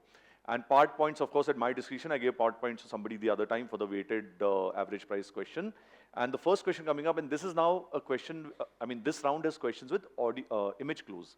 You want to see some pictures as well. It might help you. Right. So first question coming up is this for team F. It says, Poor Charlie's Almanac, expanded 3rd edition. Which legendary investor and longtime vice chairman of Berkshire Hathaway is the central figure of the book, Poor Charlie's Almanac, known for his multidisciplinary thinking and partnership with Warren Buffett? Okay. Okay, I was going to give clues. No need of clues. Who's pouncing? Team A has pounced. I'm going to come to you as well. Please hide this. And you got 10 points, Team A. Well done. Team A has picked up 10 points. Team D has pounced as well. +10 to you as well, Team D. And anybody else pouncing? Are you pouncing? Write it down, quick. Pounce will close in 3, 2, and 1 seconds, okay? 3, 2, 1, and closed. Show me your answer. In the nick of time, +10, Team C, well done. Okay. And were you waiting for a personal invitation, or you wanted to see if anybody else gets it right? Okay, my fault. I shouldn't have engaged with you. Okay, Team F, what's your answer? 3 teams have got +10. Scorers? Yeah.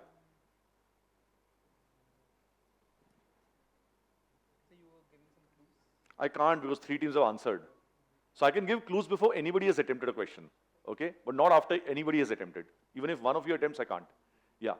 Give me an answer, Team F. So you answered, and both of you answered, correct? A, C, and D. Okay, answer Team F. No, passing to you, Team E. Team B. Charlie Munger. Yes, that's right, but why didn't you pounce? What if somebody else had answered it? Oh, पिछले -3 का सोच रहे थे. +10, well done, Team B. So correct answer of this was Charles Munger or Charlie Munger, and that was well done. 4 teams picking up points. So basically everybody is really interested in people who made it big. Okay, that I've understood. Next question comes to you, Team E. Which RBI conceptualized integrated payment platform operated by the National Payments Corporation of India, or NPCI, provides a unified interoperable anytime anywhere system for paying multiple utility and service bills through both digital and physical channels with instant confirmation? So this is a 4-letter answer, okay? And it is dash payment system. What are the first 2 words? In fact, the really important word is the first word.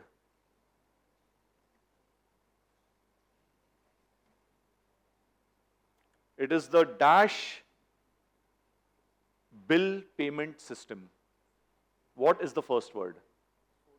It's a 4-letter, I mean, it's a 4-word answer, okay? It's a 4-word answer. The second, third, and fourth words are bill payment system. What is the first word? It's a word that all of us have heard. All of us. Every single person in this, on this stage, in this auditorium, in this locality, in this city, in this state, in this country have heard. You're pouncing, write it down. Plus 10 to Team A. Well done. Anybody else going for it? No one. Team E, what's your answer? No, pounce is over. Team E, what's your answer? Now you need to pray, Team C, that it comes to you. Bharat. Is the right answer. Well done. And that's 10 points to you, Team E. So you have to listen to clues that the quizmaster gives. Okay, a word that everyone knows in this country, right? Okay. And I did this once before, long time back, and somebody said Tendulkar. Okay, so I said context hona chahiye kuch bhai. And he said, but sir, aapne bola a word that everybody in this country knows. Okay, so question now coming to you, Team D.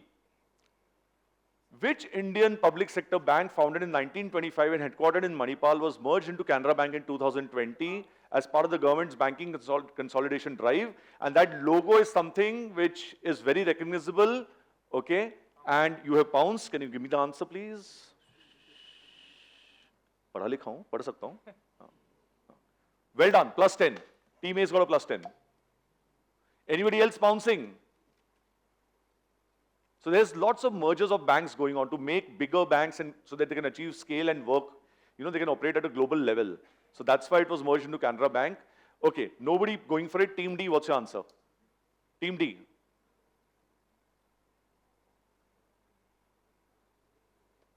Team D, I need an answer. Give me a bank, please. Otherwise, I'm going to pass to them. Passing to you, Team C. Oriental Bank. Not Oriental, Team B. Pick up the mic. किसी एक bank का नाम लो. Jharkhand bank. Jharkhand, ये कौन सा bank है? Team F. Public sector bank, which has now been merged with Canara Bank. Team E. Pick up the mic and answer. You know, you need to get into the habit of answering. Otherwise, you'll just say pass to everything. And the quiz will end before it has begun. देखो, public sector bank है.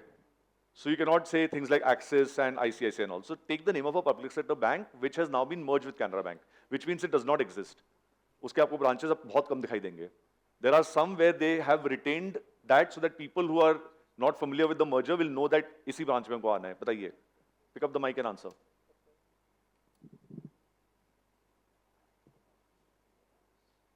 Don't look at that now. Don't look at that. Look at me. Give me the name of a public sector bank. It cannot be LIC. LIC bank नहीं है. Public sector bank का नाम बताइए. Like SBI. SBI is not a public sector. I mean, it is a public sector bank. You can take that, or you can take any other one. Give me a name. Grameen banks. अरे वो तो generic name हुआ. मैं एक specific नाम पूछ रहा हूँ. बताइए. Team D. Was this your question? Yes, it was. Okay. In the audience, and that dog was a giveaway. Okay. I wanted to open an account in that bank because it had a dog as its logo. And, you know, that's behavior. Yes. He's not answered so far. Good afternoon, sir. My name is Deepak Jain from SRK PG College, Firozabad. This answer is Syndicate Bank. Very well answered, sir. Thank you so much. This Firozabad is the same one known for its glass and bangles and all that industry. So happy to see you here, okay? Thank you so much. Okay, so I love the fact that we have, students and faculty and colleges from all over that are taking part in this quiz. I know Shulini, I've been there. It's a beautiful place and it's near Solan. Bhimtal, of course, I've been there. I've not been to a university. Delhi, of course, we're all there. Mathura, and one from Uttarakhand, two of them from Uttarakhand over there. Fantastic. You all made the effort of coming here. I hope it's a great learning curve for you. I hope it's financially very good for you as well, okay? And I hope that you make it to Mumbai for the next rounds. And the next question now comes to you, Team C. This book by Diana B. Enriquez is based on unprecedented direct access to Bernie Madoff, including his first prison interviews after arrest, extensive correspondence and over 100 interviews with insiders and victims. On which specific type of financial scams is this book based? So it's a very long question. Iska bada simple tatva hai. Bernie Madoff was a person who committed a lot of fraud. His frauds were based on something which is called a something scheme. Okay? It is named for the Italian American who first did this. He was the first person to create this kind of fraud scheme. What is this called? India में भी बहुत सारे examples हैं. I don't want to take any names here on this show, but it's a two-word answer. The second word is scheme. What is the first word? Who is pouncing? Pounce will close in 5 seconds. Team F is pouncing. Team C pounce करना है तो ये time है. नहीं अच्छा आपको तो direct है. Correct. Team F is pouncing. Are you pouncing? You are pouncing. Are you pouncing? Write it down. Team E and D. Are you pouncing? No. Okay. 10 points to Team A. 10 points to Team B.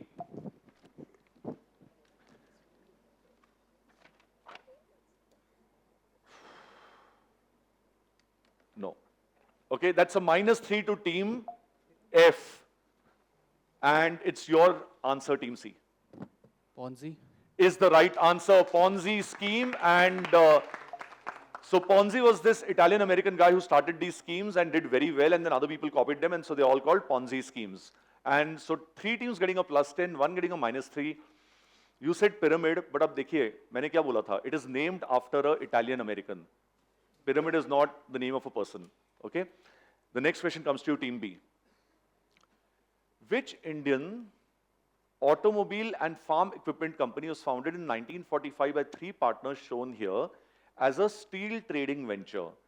The third partner separated post-independence and went on to become the first finance minister of Pakistan. So this is a very interesting question. अगर आप mood में हो मैं आपको थोड़ा ज्ञान दे सकता हूँ. दूँ? हाँ दूँ ठीक है. So the gyan I'm going to give you is, and I have to be very careful I don't give out the answer, is that they started this company and they gave it a name. Okay? They gave it a name. आप company शुरू करते हो एक नाम देते हो ना company को.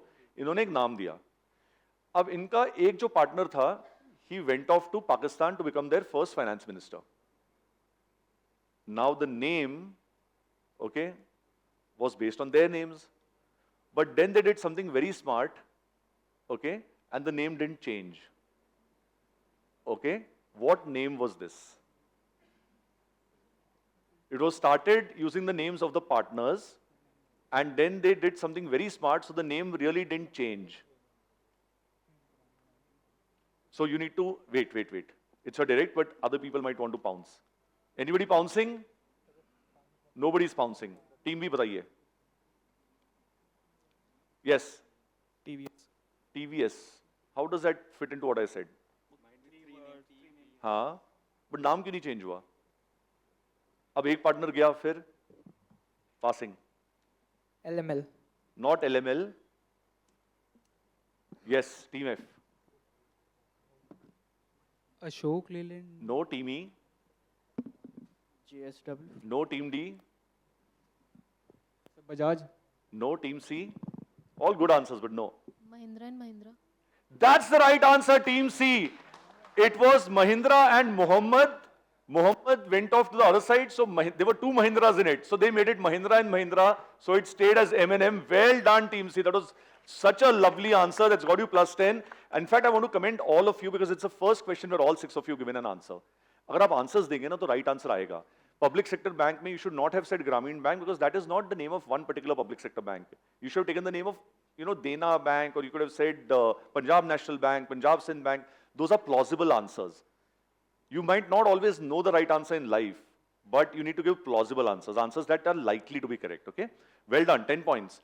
And the next question now comes to you, team. This was your question, team B. So it comes to you, team A. Which company recently received approval from the Insurance Regulatory and Development Authority of India, IRDAI, to become the country's first private sector reinsurer, breaking the long-standing monopoly of the state-owned GIC-RE and boosting competition in the reinsurance market? What is this company called? It's got a two-word name. The second word is reinsurance, so that doesn't matter. It's the first word you have to give me.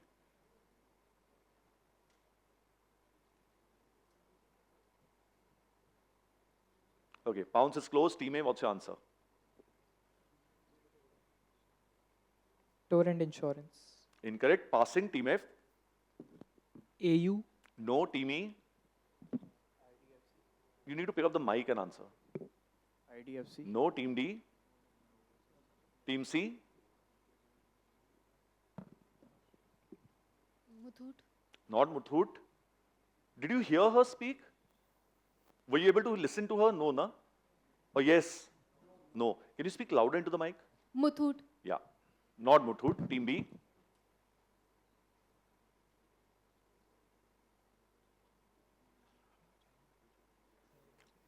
Okay, Team B is not answering, and that was Team A's question. And two hands up, yes.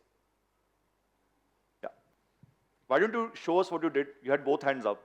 हम उसकी photo लेना चाहते हैं. एक minute. आपने जो पहले किया वो करिए. ये फोटो लेने वाले हैं. Yes. Hand is up. A very good afternoon, sir. Myself Priyanshu Singh from School of Management Sciences, Varanasi. Sir, the answer is value ethics. Value ethics is the right answer. Value well ethics. done. Yeah, value ethics reassurance. Well done. And the next, that's the actual name, not ethics. Priyanshu, that's the, okay, you missed it, but it's value ethics. That's the real name, not ethics. Yeah, okay. And that is what the scoreboard looks like now. Really interesting. You have teams on 50 and 47 and 34 and 25. Lots of action on this side of the stage, not so much on the other side. And we still have 2 rounds to go. We have a round of NOQs, which is going to begin with you and end with them. We'll begin that round now. Okay, so this is again 60 more points that you can win. Before that, one question for the audience. Excuse me.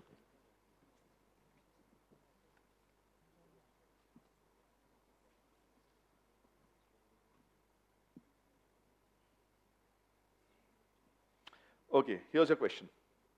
What is the term for an investment security that tracks an index commodity bond or a basket of assets like an index fund, is traded on the securities market, and allows investors to buy units of a portfolio that mirrors the performance of the underlying index that it tracks? Yes.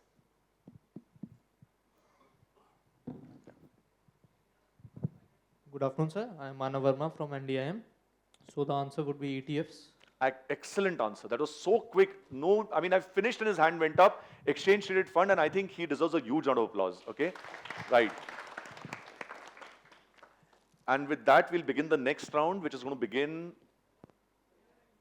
with you. Yes, yeah.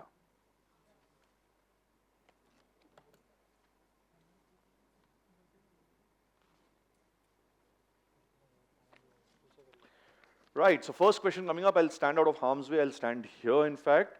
And here's your question. It's again the same. Let's look at the rules once. Same rules. 6 questions go clockwise. It's +10 and 0 on direct and pass. It's +10 and -3 on pounds. And of course, part points if I so think they're necessary. First question for you, team A. As a futures contract approaches its expiry date, the cost of carry diminishes and the spot and futures prices must merge. This phenomenon, where the gap between spot and future prices narrows to 0 on the delivery date, is known as what? So think about it. It is basically they are coming together. Okay? They are moving together. You're bouncing? Okay, so no more clues.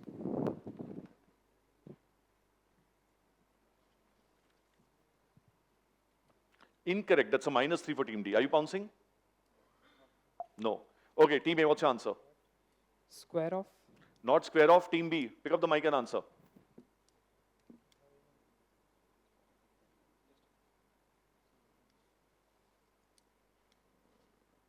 No. They're making all the movements that show it, but they don't have an answer for it. Okay, Team C. Vega. Team E. Team F. No. Everyone's gone for it. And in the audience, gentleman there in the lovely jacket. Yeah, hi, I'm Gaurav from Uttar Pradesh, and the correct answer is convergence. Convergence is the right answer. Well done. Convergence is the answer you're looking for. And the next question now comes to you, Team B. SEBI is a company that collects and maintains records of individuals and non-individuals, commercial entities, payments pertaining to loans and credit cards. What is the full form of SEBI? Are you pouncing? Write it down. If you're pouncing, write it down. SEBI should not be very tough at all.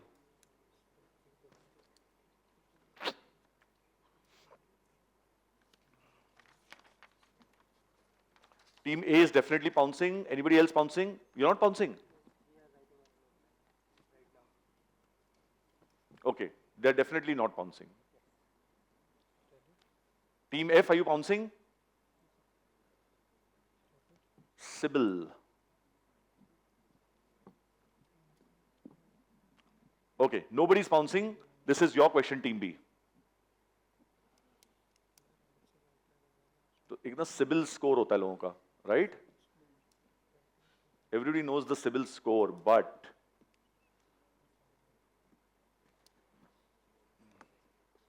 yes. Can I have the full form? I'm going to pass to you, Team C.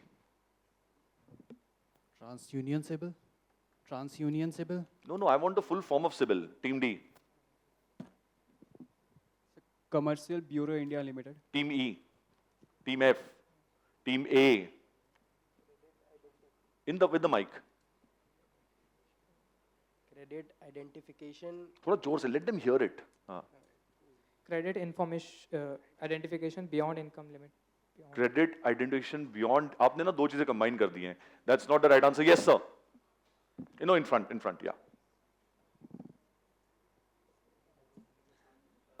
I'm Sumit Gupta from UPES, Credit Information Bureau of India Limited. Absolutely. Credit Information Bureau India Limited. That's the answer I was looking for, and your CIBIL score is very important in later life. So always pay your loans on time. Okay. Next question coming up is for you, Team C.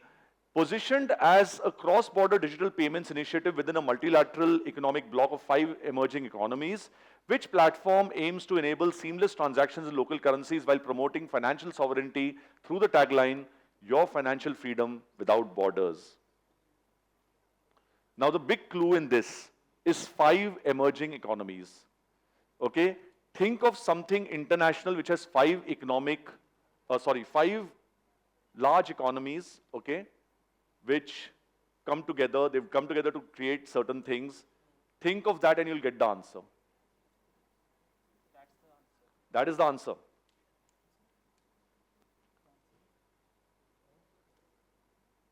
I'm going to give a clue to all of you. This is a 2-word answer. What I'm looking for is the first word. If you give me the first word, I'll give the points to you. And the first word refers to these 5 emerging economies. बहुत इसके ऊपर discussions होते हैं, इनकी meets होती हैं, ये होता है, वो होता है. Are you going for it? Go for it. That's it. Now I can't speak. The moment one person decides to answer, I can't give you more clues.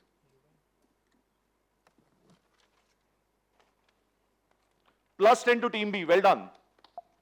Anybody going for it? Okay, and pounds will shut in 3 seconds. Team A, are you going for it? Team A, going for it? Yes, no? Yes. Team D, are you pouncing? Yes. Anybody else pouncing? Team C does not need to pounce. इनका direct question है. Team E and F, pounce करना है आपको? नहीं. Right. Team A, can I see your answer? +10 to Team A. And -3 to Team D. What's your answer? BRICS. Is the correct answer. It's BRICS Pay. Well done. 10 points to you, Team C. Fantastic. So lots of points scored in this on this particular question. And the next question now comes to you, Team D. In AIF terminology, this word refers to the milestone year in which the first influx of investment capital is delivered to a project or company. If these years coincide with a boom economy, entry valuations could be high, reducing overall returns. What is this term? Now, this term is very interesting. Again, it's a 2-word answer. The second word is year, right? Saal, year, okay? The first word is a word that refers to something of high value, normally fairly old, okay? In the English language, this word refers to something of high value, and normally it's a bit old also, okay? What is this word which would give you the answer to this question?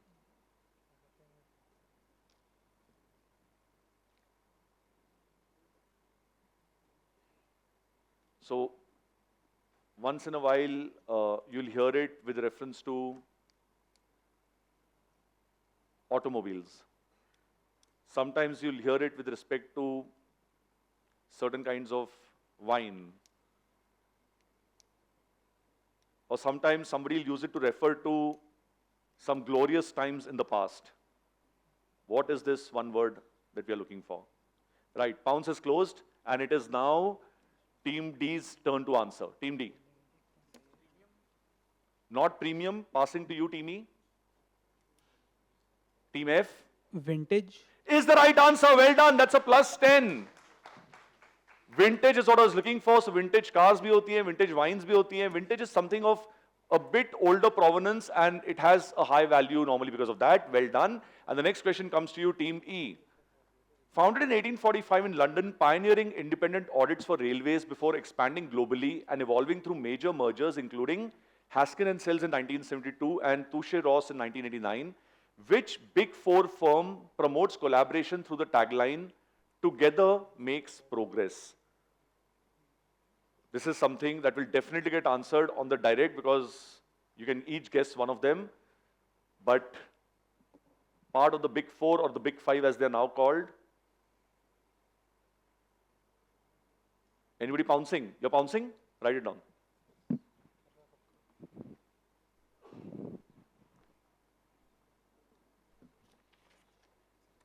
Pouncing? Okay.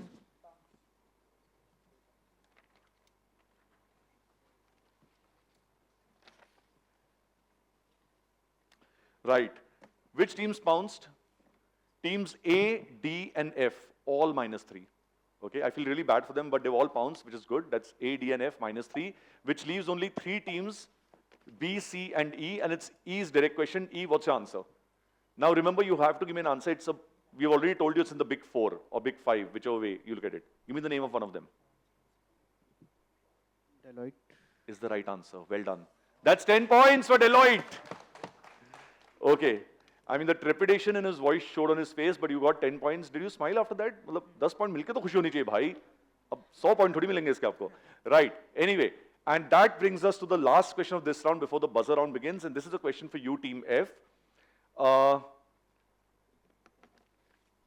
The first known organized futures market in the world was a rice exchange set up in 1730 in Japan. Merchants issued certificates of title in exchange for money, which represented the right to take delivery of rice at a future date after the harvest came in. In which city was this exchange located? Very well-known Japanese city. It is not Tokyo. So I'm telling you this right now. It's not Tokyo. It's a well-known Japanese city.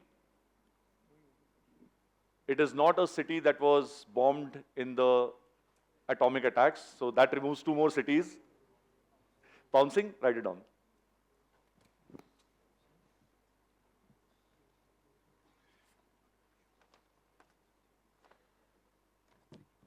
You know, I mean, I genuinely feel sorry for him because he's given a very good answer. It's incorrect, but it's a very good answer, okay? -3 to you, Team C. Quizmaster की नौकरी भी बड़ी मुश्किल वाली है. दर्द होता है. Right. Anybody else going for it? Nobody going for it? Okay, Team F. Kyoto. That's what they said. Okay, so I'm feeling bad for you as well, but you don't lose points. Kyoto is a very good answer. Team A.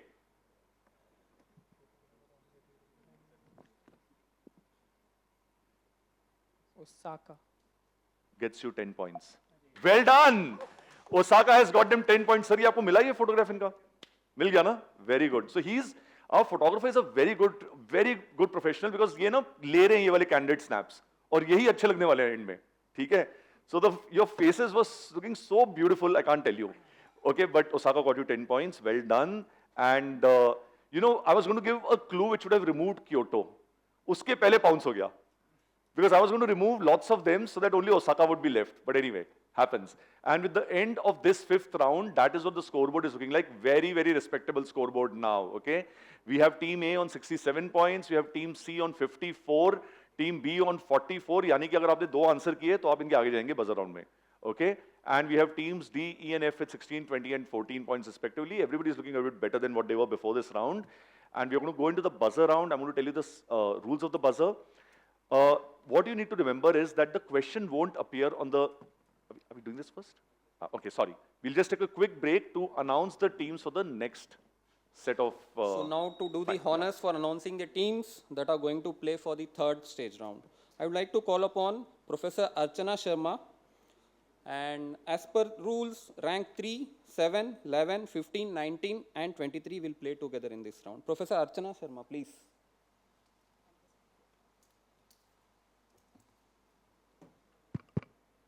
A very good afternoon to sir and to all the teachers who are in the auditorium and my dear students. Here is the list for the 3rd round. Number 1 is Department of Management, Indian Institute of Management, Kashipur. The second is Department of Management, Lal Bahadur Shastri Institute of Management. The third is PGDM, Institute of Management Studies, Ghaziabad. School of Business, DBS, Global University, Dehradun. MBA, University School of Business. And the last one is Department of Commerce, Business Management and Economics, DAV University. Congratulations to everybody who are on the stage and will come on the stage. Thank you very much. Have a good day. Thank you, ma'am. Right, so that's your next set of finalists, and they've had the advantage of watching 2 finals, so it's always good to see how it goes, okay? But you guys have done very well, okay? And as we head into the buzzer round, we'll just take a look at the rules of the buzzer round. 6 questions on the buzzer. And of course, I'm going to read out the questions. You'll see the question only after I finish reading out. But you can press the buzzer whenever you want. If you press the buzzer when I'm reading, the question won't appear. I'll ask you for an answer. I'll identify which of you has pressed the buzzer because you can't see that. Can you just turn this towards me so I can see it? Okay, yeah, all the others are good, yeah. And then you must give me an answer. It's a +8 for a correct answer. It's a -5 if you don't answer or give me a wrong answer, okay? And if you hear somebody give a wrong answer and you know the right answer, press the buzzer. Or wait and I'll start reading the question out again. Okay? And once the question is on the screen, I'll wait for another 5 seconds or so. If nobody answers, I'll move to the audience. Right? Yeah. Explain again? Yeah, I'll explain again. So, I'm going to read out the questions. They won't immediately appear on the screen. Once I finish reading the question, it'll appear on the screen. But if you think you know the answer after you hear 7, 8, 9, 10, 12 words, you can press the buzzer. Because you have to stop other teams from answering. Correct? And so if you know, iska answer to ye hai, I don't need to take a look at it. You press the buzzer, I'll identify kisne buzzer dabaya, okay? And then that team will answer. Okay? And if that answer is correct, you get a +8. If it is wrong, you get a -5. If you say, I don't know, I'll still give you a -5. हमने गलती से buzzer दबाया, मेरा हाथ उसके ऊपर था, -5. Okay, is that clear? And if you hear a team giving a wrong answer and you know the right answer, you press the buzzer and wait. Then I will identify you and I will get you to answer. Is that all good? Chalo, best of luck to all of you. Audience, you've been a wonderful audience. Now in this round, please don't speak at all so that we can get this over without any controversies. First question coming up. This is for all of you. Which GDP calculation technique excludes the value of inputs which are already counted in earlier stages of production and thus prevents overestimation of national income?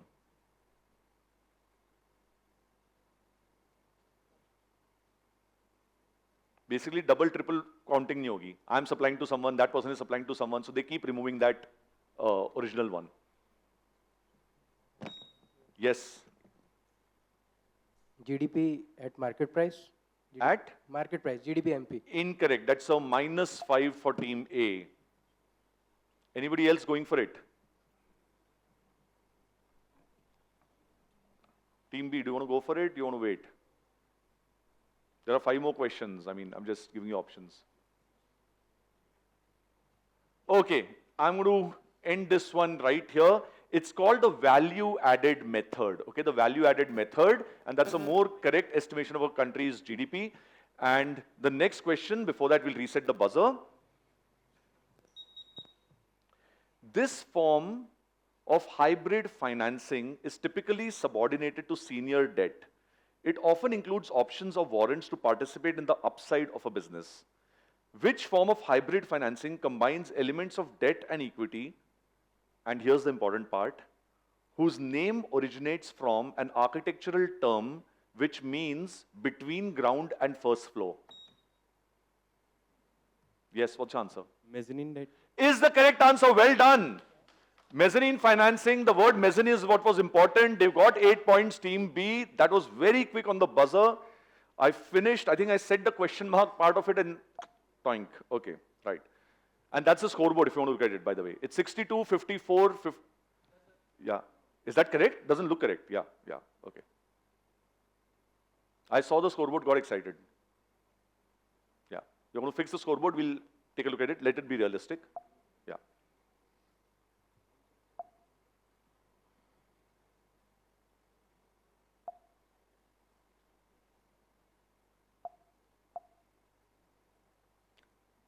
This is a good chance to drink some water if you want to. Yeah.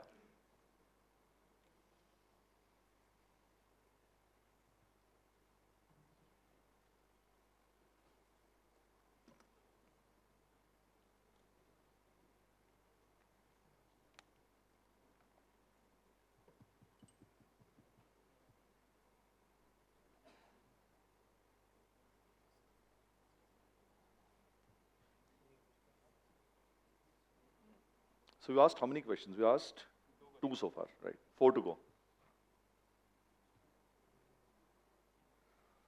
How many of you are studying MBA? Like studying for the MBA? 1, 2, 3, 4, 5, 6, 7. All of you? Okay. And are you all doing it in finance? Yes, sir. Okay.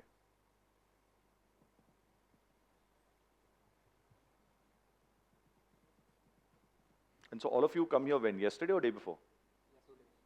You came this, no, the ones from Delhi, of course, no. I'm talking about the ones, the Solan ones. When did you come here? Kal aaye, parso aaye? Kal aaye.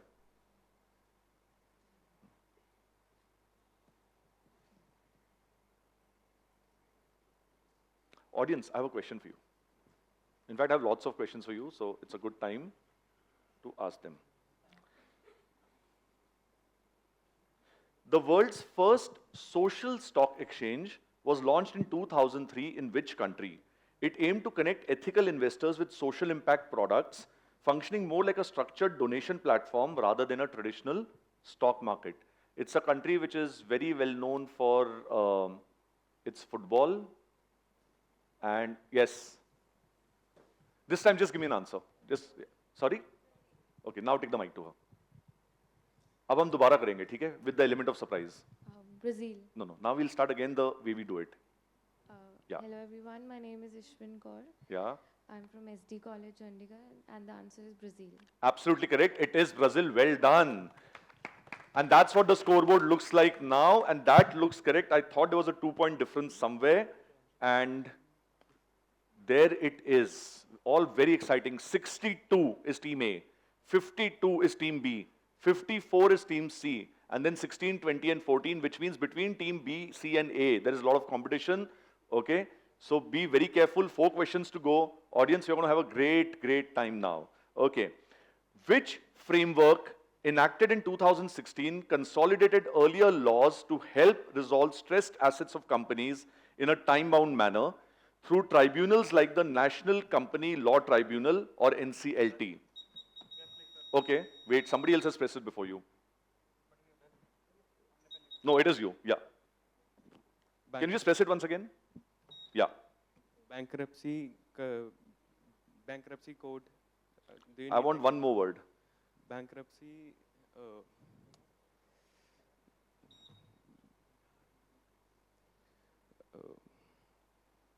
I forgot the word.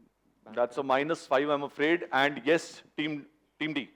Sir, insolvency bankruptcy code. Yes, insolvency and bankruptcy code. I have to have specific answers on the buzzer round. Okay, that's a -5 for you, Team B, and that's a +8 for you, Team D. Well done. Next question coming up. Let's reset the buzzers once. This trading strategy makes use of timing differences and thus allows faster participants to profit from price discrepancies. Okay, everyone's gone for it, yes. Arbitrage strategy. Arbitrage? Arbitrage strategy. There's another word I want before arbitrage. You need to give me that word. The arbitrage is of different types. Which is this arbitrage?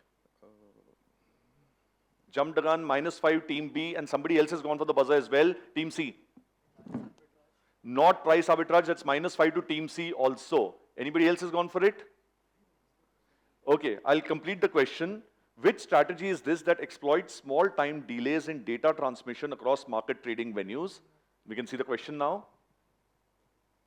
There's the full question. Two teams have pounced, B and C, and have got a... Oh, you also pounced, Team A. Yes. Time arbitrage. Is incorrect. That's a -5 to them also. So Team B, you're very happy now because all of you got -5. Okay? So you're all in the same place. Yeah. Can we reset, please? Yeah. Teams D, E, and F. If you want to press the buzzer, these are your last 5 seconds. No, you need to press the buzzer first. Yes. Yeah. Into the mic. Market arbitrage? Non-market arbitrage, you're -5 again, and I think that is the end of this. I don't think anybody else wants to press the buzzer. 4 -5s are more than what I can withstand. And the correct answer is latency arbitrage. That's the answer you're looking for. So that's 4 questions gone. 5th question coming up. Let's reset the buzzer, please. Yeah. इसमें नहीं, बाकी सब round में हो सकता है, इसमें नहीं. Right. This mutual fund mechanism was introduced by SEBI in 2018. It allows for the creation of a separate portfolio for distressed or illiquid assets and so protects existing investors from sudden net asset value shocks during credit events. What is this type of portfolio called? It's a single word, okay, dash portfolio. What is this kind of portfolio where certain, certain assets are removed, okay? So it's a term for separating or removing in English. And it's a term that was used in South Africa when apartheid was in place over there. South Africa had this system called apartheid. So they had certain laws which were called dash laws. That word dash is the same word as this. When you keep something apart or you take something away or you separate something. What portfolio are we talking about?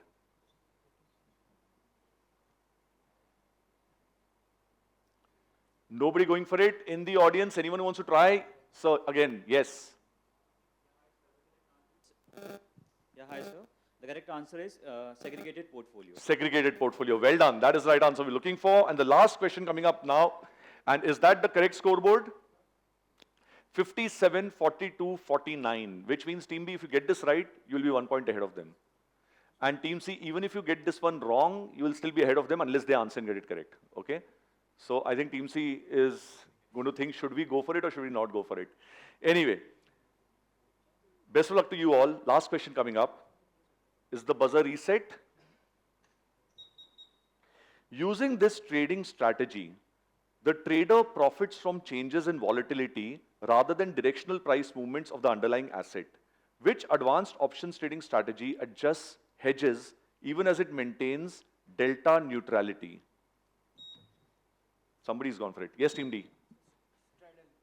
Incorrect. That's a -5. And Team B had to go for it. Price action strategy. Is incorrect again. That's a -5 to Team B, and Team C is now feeling very happy with themselves for doing nothing at all. Okay. Anybody else going for it?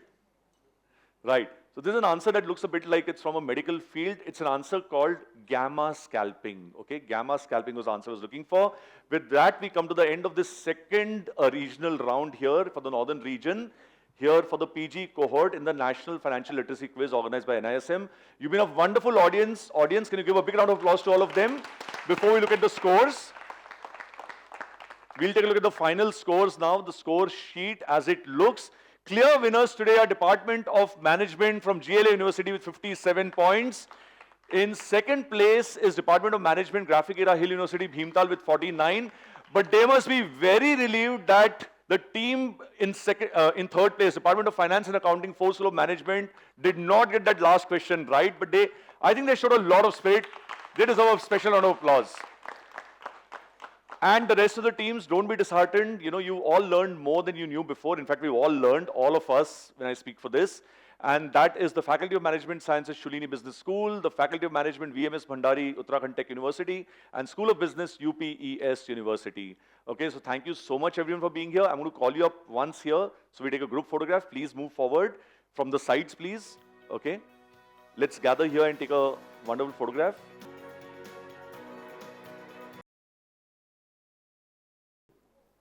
Was the lunch good? Did you all have the kheer? I can't give you the kheer back, but I can give you 500 rupees. So, hello and welcome to the audience play along round, the third version. The scanners are up on the screen. Quickly scan that. And then we will move to the questions.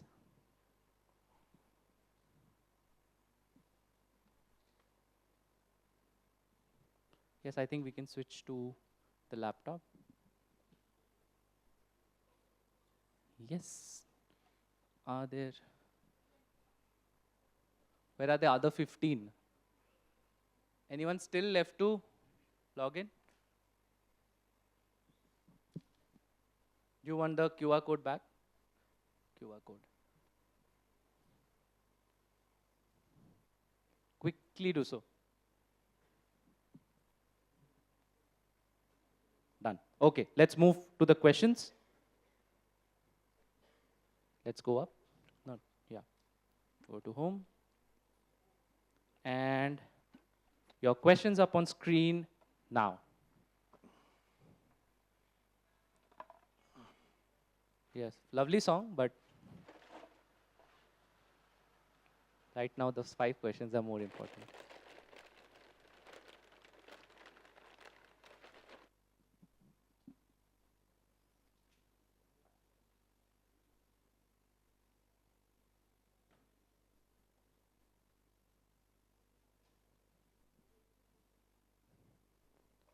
Right, let's scroll through to number 5. And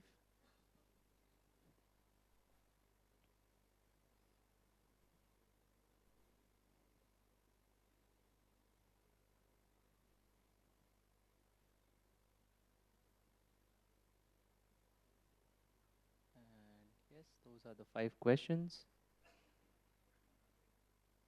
Let's go up and go back to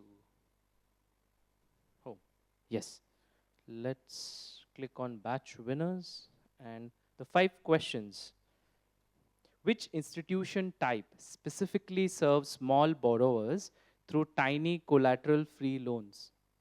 If you're paying attention to what was happening on the stage, this is as a microfinance institution. Which index is the main benchmark for the London stock market? That's FTSE 100. Who remains the longest serving RBI governor? That's Sir Benegal Rama Rao. The basic accounting equation states that assets equal liabilities plus what? That's equity. And the last one, the popular early scheme launched by UTI in 1964 was known as what? That is US 64. So those are the 5 questions. Let's see who the winners are. Prabhat Kumar. Everyone has become a pro now. Prabhat, okay, you win a hamper from, so give a round of applause for him. He wins a hamper. Next is Sanidhya. Very beautiful name you have. You are the one who is checking your watch, right? So well done. Now the afternoon is good for you. You get one more prize. Lalit. Well done. So you get 500 rupees. The first one is Farah Altaf. Oh, yesterday also you won, right? Why are you not on the stage? Are you a faculty, student? Student. That's it. 500 rupees to you as well, right? So we can move ahead to the main quiz now.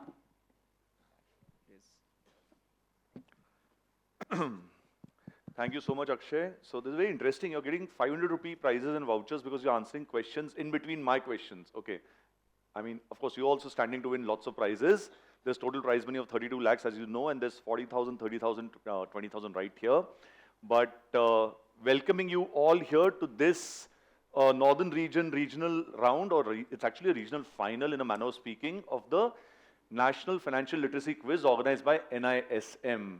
And this is, of course, the PG cohort. So all of these are students who are doing postgraduate programs, including MBAs and MCOMs and so on.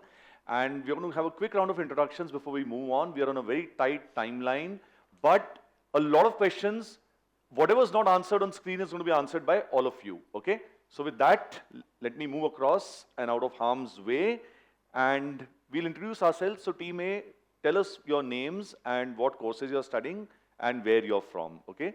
It's also a good way to listen to your voice on the mic. Yeah. Hello everyone, my name is Nishya Goenka. I am a second year MBA student at IIM Kashipur. Hello everyone, my name is Nishant Bajaj and I am a second year student from IIM Kashipur. Good afternoon everyone, I am Prashant Gupta and I am pursuing PGDM Journal from Lal Bahadur Shastri Institute of Management. Good afternoon, everyone. I'm Tanmay Harit, finance majors from LBSIM Delhi. Hello everyone. Mic is fine, you need to speak louder. Good afternoon, everyone. Myself, Avnish Saxena from IMS Ghaziabad. Hello everyone, I am Kirti Jain. I am from IMS Ghaziabad, pursuing in Data Analytics and Finance Specialization. A very warm greetings to everyone. My name is Ash Agarwal and I am from Banaras, the city of Ghats. And currently I am pursuing my MBA Finance from DBS Global University. Hello everyone, myself Ekampreet Kaur. I am from Ambala, Haryana and currently I am pursuing MBA Integrated Program from DBS Global University, Dehradun. Hello everyone, I am Yajan.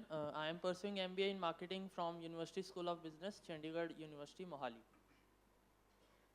Hello everyone, I am Alok Thakur. Currently I am pursuing MBA from University School of Business, Chandigarh University.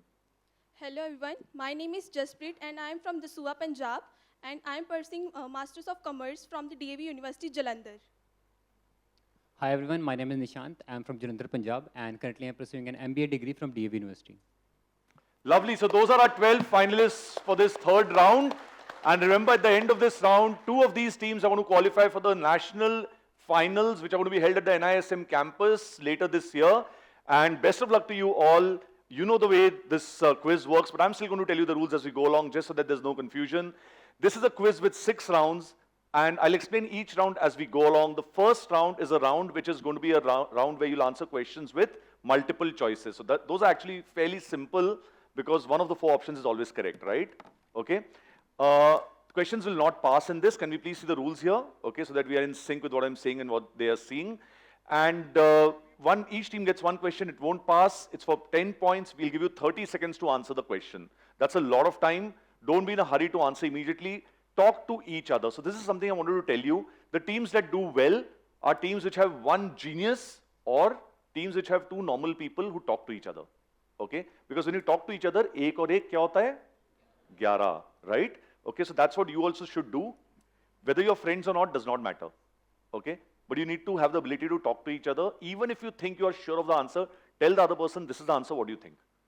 And then go ahead, right? So let's do that. Best of luck to you all. First question is coming to you, Team A. And I'll stand here so that I'm out of your vision. And that's your question. Introduced by NPCI to enhance customer safety and reduce check frauds, which system requires check issuers to submit details like date, pay name, and amount electronically before clearing? Is it A, positive pay system? Is it B, standing instruction facility? Is it C, the debit mandate system? Or is it D, NEFT mandate system?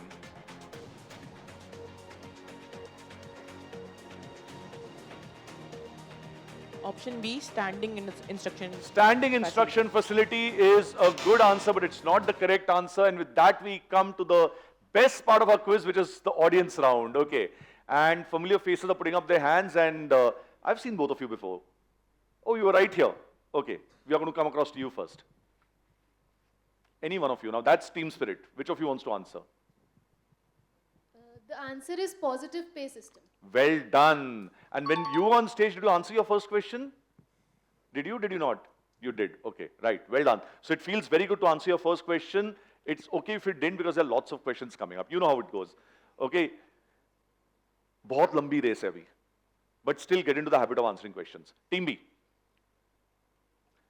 Which Indian authority requires crypto exchanges to comply with anti-money laundering or AML norms and register as reporting entities under the PMLA framework? Is it A, SEBI? Is it B, Financial Intelligence Unit India? Is it C, RBI? Or is it D, Ministry of Electronics and IT? C, RBI. C, RBI is a very quick answer. I wish you discuss with each other because it's not the right answer. I'm going to come across to a gentleman over there. Yes. Yeah. Please keep your hands up so that our team can see you and come to you. Hello, sir. My name is Shivam Kumar, and I am from Varanasi. The right answer is B, Financial Intelligence. Absolutely. It's the Financial Intelligence Unit India. That's the right answer. Well answered, sir. And the next question now comes to you, Team C. Here's your question. Which insurance provision ensures that each section of a business is treated as separately insured so that under insurance in one does not affect claims in another? Is it A, escalation clause, B, average clause, C, salvage clause, or D, departmental clause? You should be able to work it out by reading the options. D, departmental clause. Absolutely. So section, department, all the same. That's the correct answer. Well done. And those are the first points scored in this quiz. So special round of applause for all of them, please. Yes, well done. Team C, how do you feel? With the mic, how do you feel? Good. Now. I'm also feeling good. Now we want to hear your voice also. So can you make that voice louder? I'm also feeling good. Yeah, excellent. Okay, that's how you all should feel actually. Team D, here's your question. Which system enhances traditional VAR-based margining by incorporating 16 what-if scenarios and considering the portfolio as a whole instead of calculating margins separately for individual positions? Is it A, risk-based margining? Is it B, scenario analysis model? C, the span margin? Or D, the exposure margin?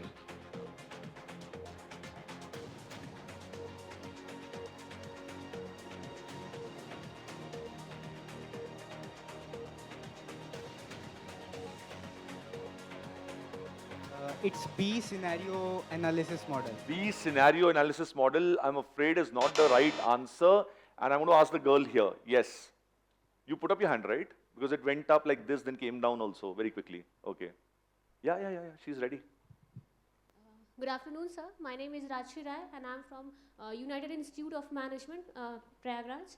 And the answer is C, span margin. Well done. That's going to win you a prize. It is C, span margin. And the next question comes to you, Team E. After the global, can we get the clock back? Yeah. That's okay. After the global economic slowdown during COVID-19, several countries reported unusually high GDP growth the following year, simply because the comparison year had extremely weak economic output. Which economic concept explains this? Is it A, base effect, B, crowding effect, crowding out? Is it C, multiplier effect, or is it D, the Phillips curve? That's a fairly simple question. I hope they get it right. Sir, it's A, base effect. It is A, base effect. Well done. Because the base itself is a bit skewed and it was very low, so everything looks very good after that. So, company would be able to show great margins or great profits or great, especially turnover increase because of this. Team F, last question coming up in this round. According to mutual fund categorization norms, an ultra short-term fund must manage its portfolio Macaulay duration within which prescribed range? Is it 1 to 3 months, 3 to 6 months, 6 to 12 months, or 12 to 24 months? Ultra short-term fund.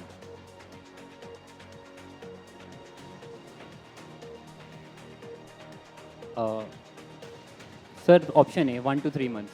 1 to 3 months. Option A, 1 to 3 months, I'm afraid is not the right answer.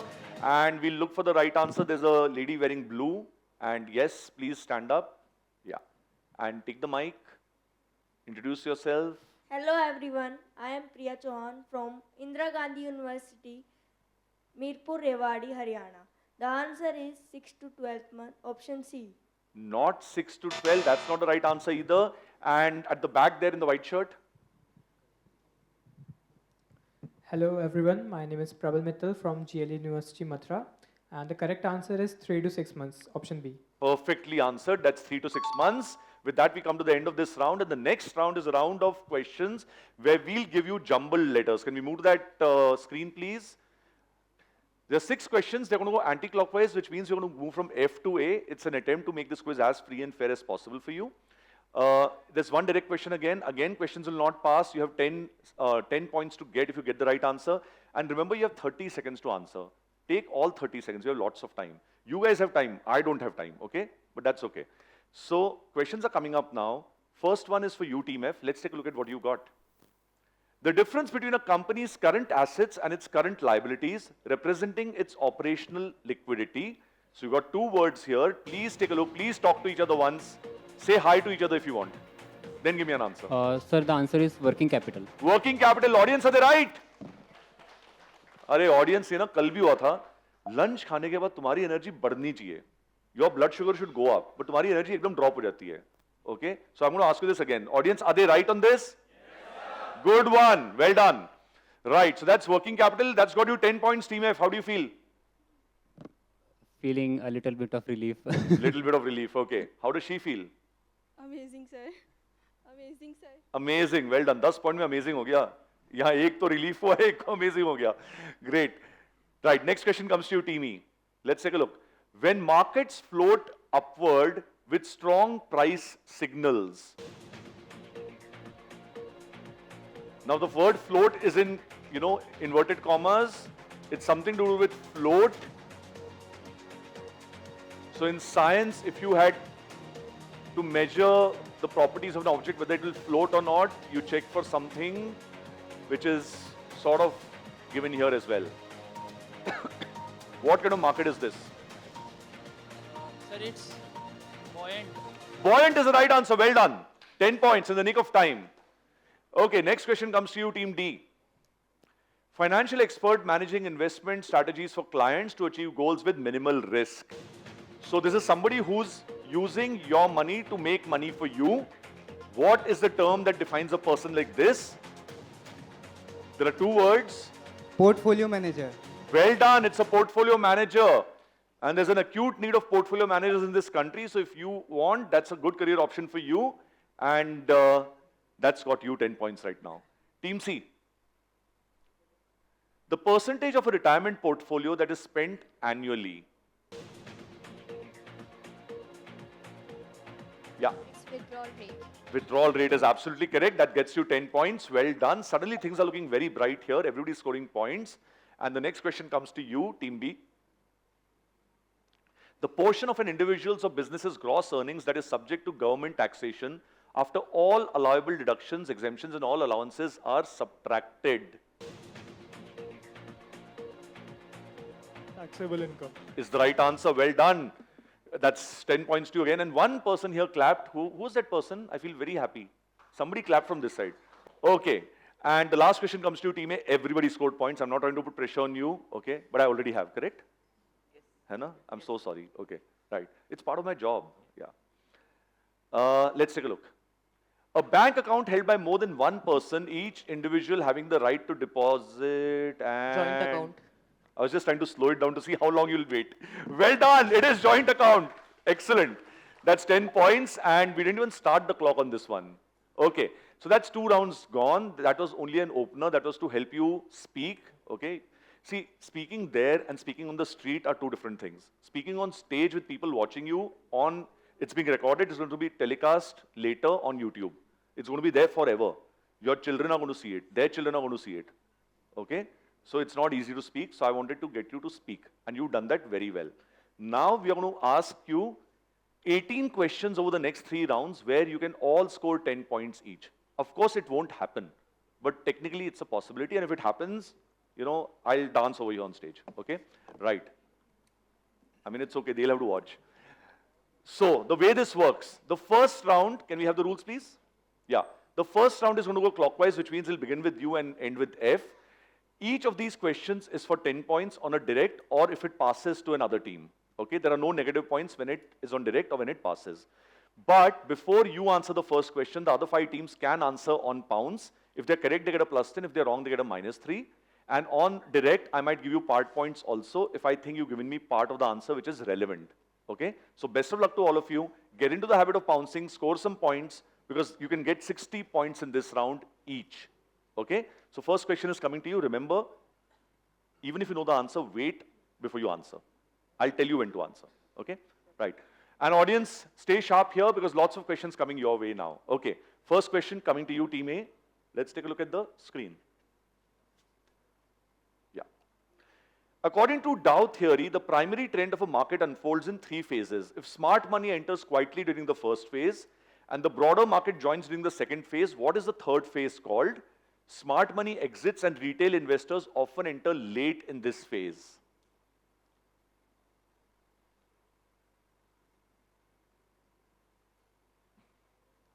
So the third phase, it's very interesting. So what is actually happening? Let's consider this. In the first phase, who's there? Smart money has entered very quietly. In the second phase, the broader market joins. In the third phase, it's the retail investors who enter, often entering late. There are far more retail investors. You know that, right? And they enter in this phase. So something happens in this phase. So this phase is named for that. What is this word I'm looking for? And in this one case, I'm going to give you a clue. This word begins with D, the letter D. Wait. It's open to the others first. Yeah. This word begins with the letter D. So it's the dash phase. It begins with the letter D. 3, 2, 1, and pounce is closed. Team A, all yours. No negatives now. Speak into the mic.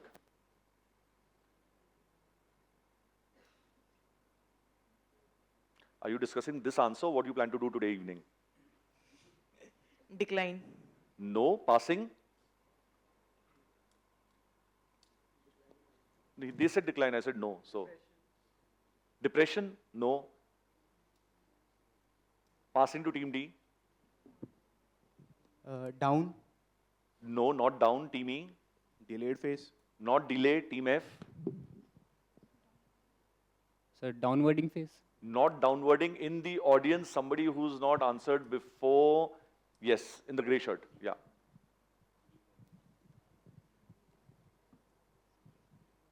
Good afternoon, sir. My name is Yash Garg. I am from MATE. The answer is distribution.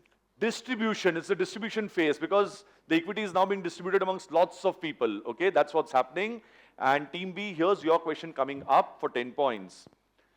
Which digital financial services platform acquired by Axis Bank targets young professionals with rewards-driven payments, launched a campaign celebrating everyday efforts under the tagline, Sirf app nahi, appreciation. It was founded by Kunal Shah and Sandeep Tandon. Okay?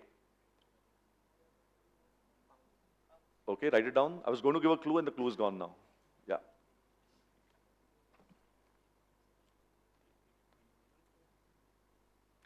$10 points to Team A. Well done. Anybody else bouncing? Nobody else bouncing? All yours, Team B. Cred. Not cred. Team C. Cred is a good answer. Team C.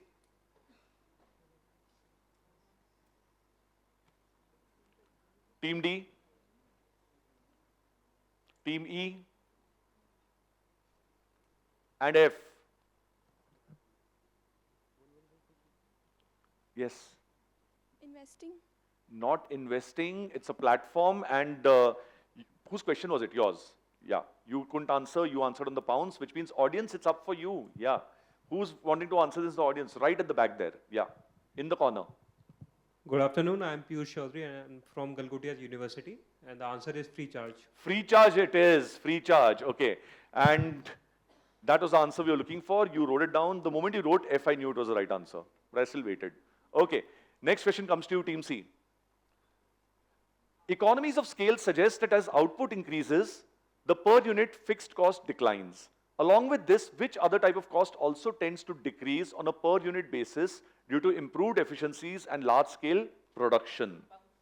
Okay, write it down. Before I could say anything, they've pounced. So teams A and B have pounced, I think. Am I right? Yeah. Plus 10 for Team A. Plus 10 for Team B. Please hide it from everybody else. Two teams have pounced, audience, and you didn't clap, which really makes me believe that we should stop serving lunch to all of you from the next time around. Lunch is having a clear effect on your ability to clap. We shall give you options for dinner from next time. Okay. So two teams getting a plus 10, nobody else pouncing. Team C, what's your answer? Sir, marginal cost. Not marginal cost. You want to improve that answer? Not marginal. Moving on to you, Team D. Average cost. But which kind of average cost? Total average cost. No, Team E. Not break even. Variable cost. Variable cost. That is the right answer. Variable cost is what I was looking for. If you had told me average non-fixed cost, that would have been the right answer because fixed cost is already covered there. Okay? But never mind, I like the fact that you're all answering. And Team F, 10 points to you once again. Well done. Next question comes to you, Team D. Which ETF platform marking 25 years of expanding investor access to global markets launched a worldwide campaign under the tagline, "The market is yours," under its parent asset management group, BlackRock? Okay, so what's the answer to this? It's the largest issuer of ETFs in the world, by the way. And it's closely followed by Vanguard and State Street, which means those are not the right answers. So what's the right answer we're looking for?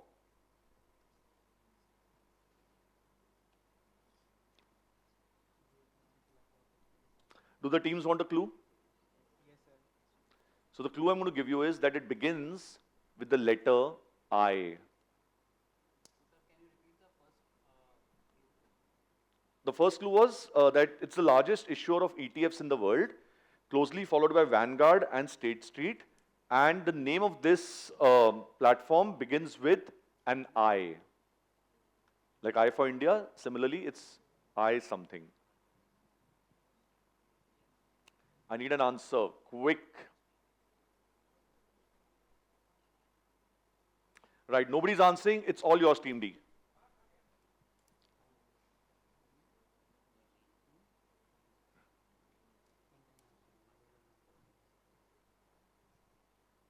Are you giving me an answer, Team E? Team D, sorry? No? Passing to you, Team E. And Team F? No. And Team A?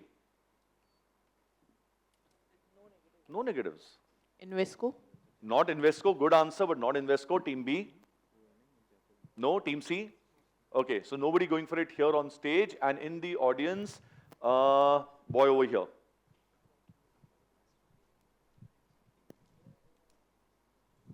Good afternoon, sir. My name is Arjan and I am from Hindu College, Muradabad. And the answer is iShares. iShares is the right answer. Well done, iShares. And the next question now comes to you, Team E. When a company makes a public offer through book building, it can offer shares to retail investors at a discount to the cutoff price. What is the maximum discount allowed for retail investors?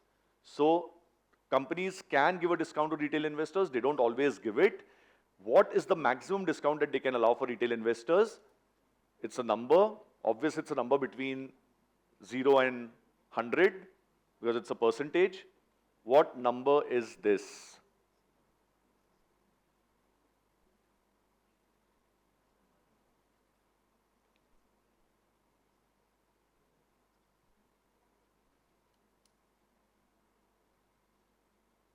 Okay, nobody's going for this. Team E, what's your answer now? Now each of you can guess something, okay?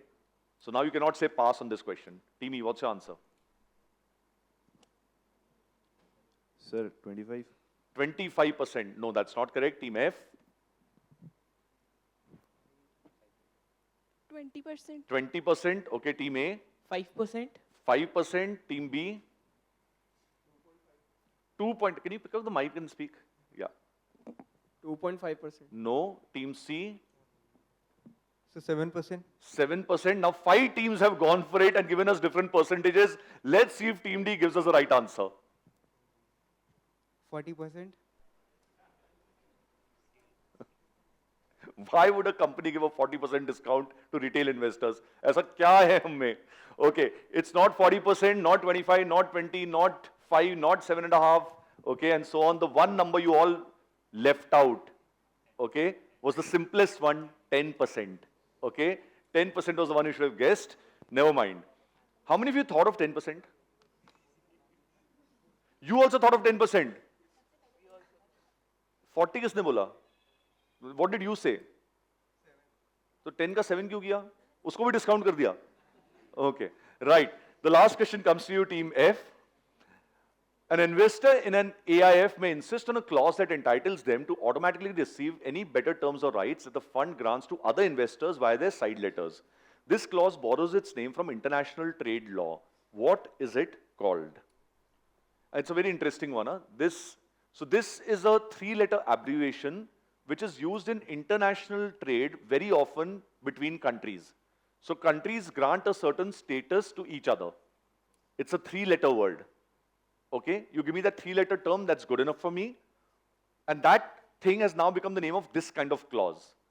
Okay, but think more on what I am telling you, think less on what that says. Countries give a certain status to each other in trade. Okay, it's something very good if you get that. It's a three-letter term. What is that term? Anybody pouncing? The question is with Team F. Right, no one pouncing. Team F, what's your answer? Three-letter acronym.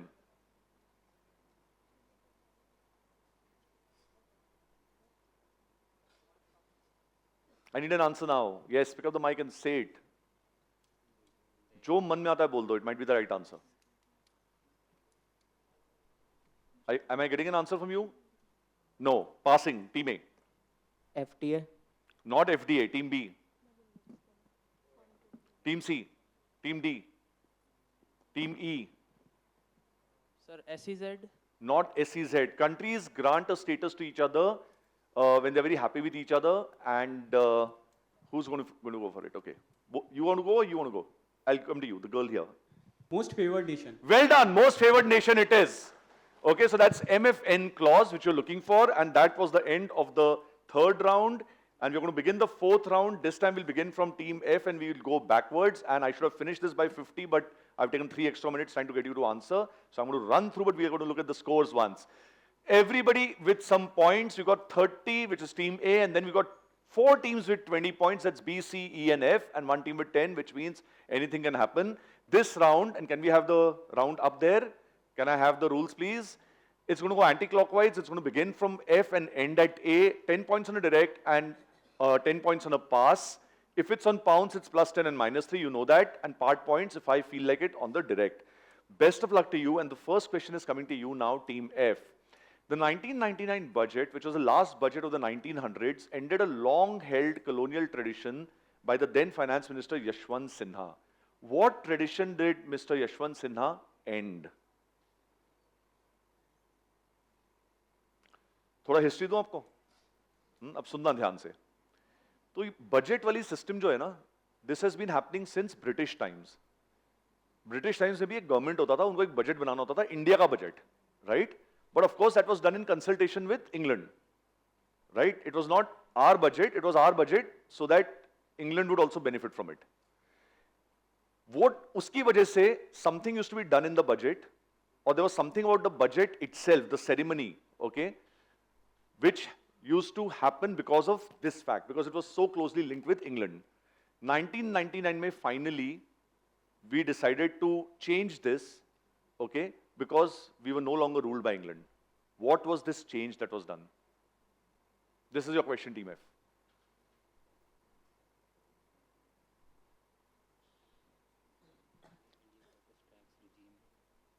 It's a new text regime.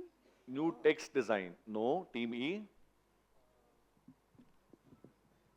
We have to tell the tradition which मतलब budget वाले दिन क्या change हुआ? Sir, the halwa ceremony started. Halwa ceremony. नहीं, that's a good answer, but no. Team D. That's a very good answer. The fact that halwa is served, yeah. Team D.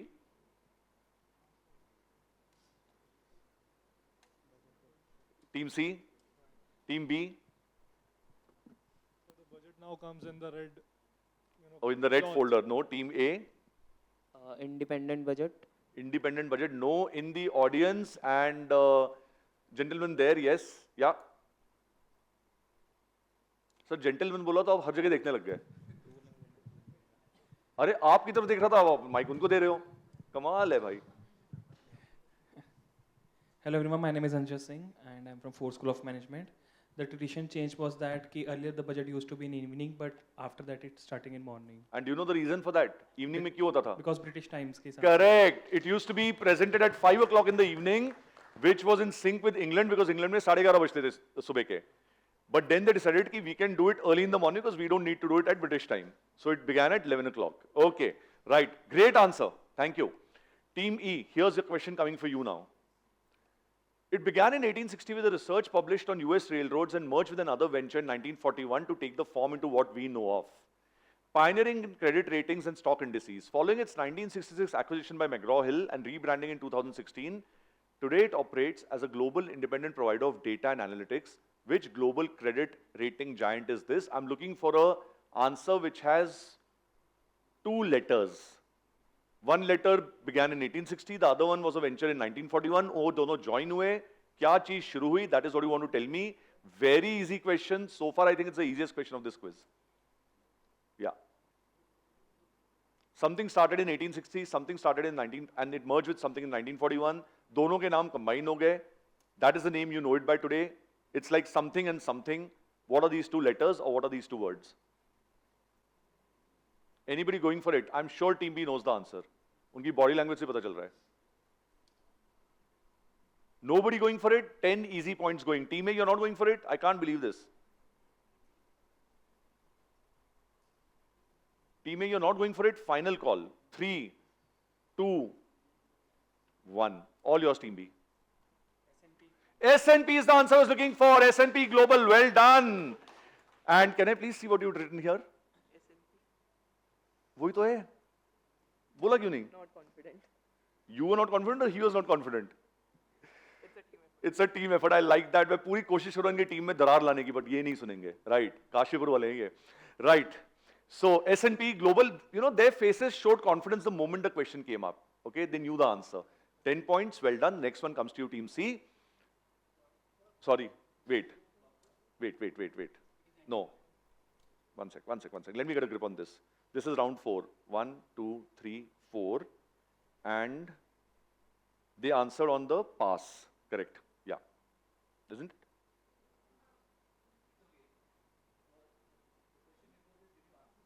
Of course, I asked them. Yeah. No, it was anti-clockwise. I asked them. Team F. Yeah. It began from there. Yeah. Yeah. Okay, so I'll switch one question now. It's okay. So their question is gone. Okay. Now I'm going to ask you, Team E. Okay. Here you go. She was the first private sector leader to be appointed as the chairperson of SEBI. She is recognized for driving rapid changes, including the revolutionary introduction of T+1 settlement cycles and a draft plan for T+0 settlement cycles. Who is this former SEBI chairperson? Okay, now please take your time. Please pounce and get 10 points. Okay, right, write it down. Team A has already pounced. This is your direct Team E this time. Okay, yeah. You can pounce, of course. All those who want to pounce, please pounce. Team A, if you want to pounce, this is your chance. Yeah. Plus 10 to Team A. Are you pouncing? Plus 10 to Team B. Are you pouncing, both of you? Are you pouncing? No. Okay, so you're sure? Not pouncing?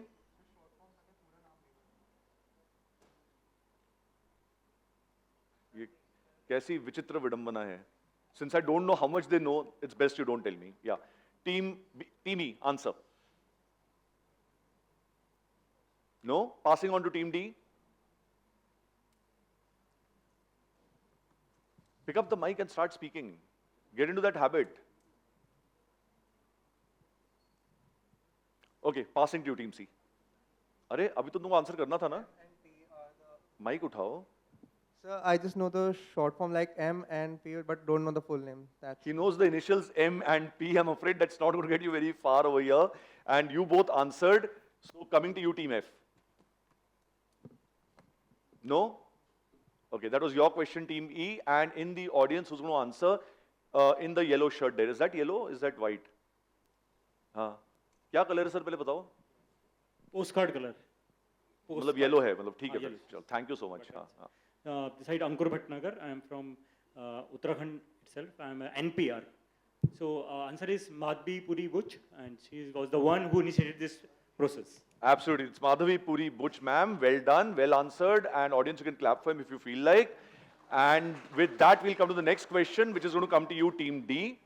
Team D, it's your direct question now. This is a nationwide awareness campaign launched by the Income Tax Department to educate taxpayers about the new Income Tax Act 2025. It aims to ensure a smooth transition to the simplified tax regime starting 1st April 2026. Which awareness campaign was launched on 20th March 2026? आपको इसका नाम बताना है. Its features included Kar Sathi, Income Tax Website 2.0, Multilingual Outreach, etc. etc. एक single word है जो आपको बताना है, and the word is a word that essentially means to begin or beginning. Sanskrit and Hindi word, and maybe some other languages also, which essentially means to begin or begin. This is a question for you, Team D. It's on the pounce for the others. And is anyone trying to pounce? Nobody pouncing. All yours, Team D.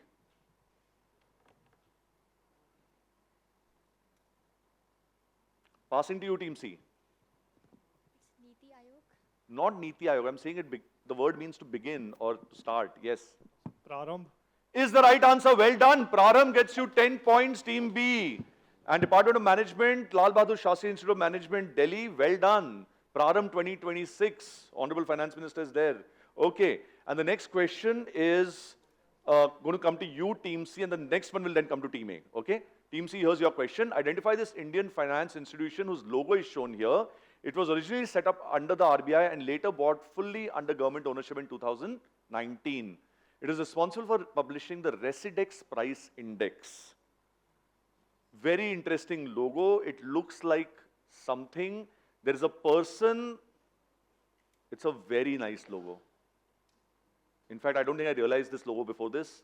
It shows you exactly what benefit it's bringing about.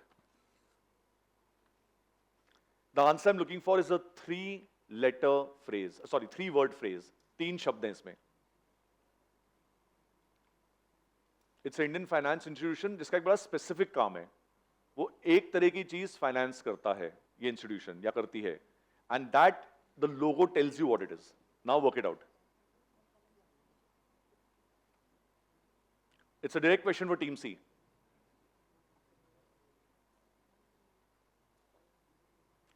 Well, anybody pouncing?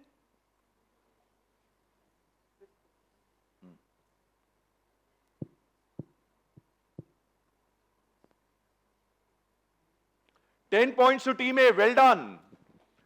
That audience, I think, can be more generous with their clapping. Okay? आप में से बहुत लोग stage पे थे, pounce करने में हिम्मत चाहिए होती है because आपको पता है negative 3 मिलने वाले हैं if you're wrong. Okay? They've done that. And the question is yours, Team C. What's your answer?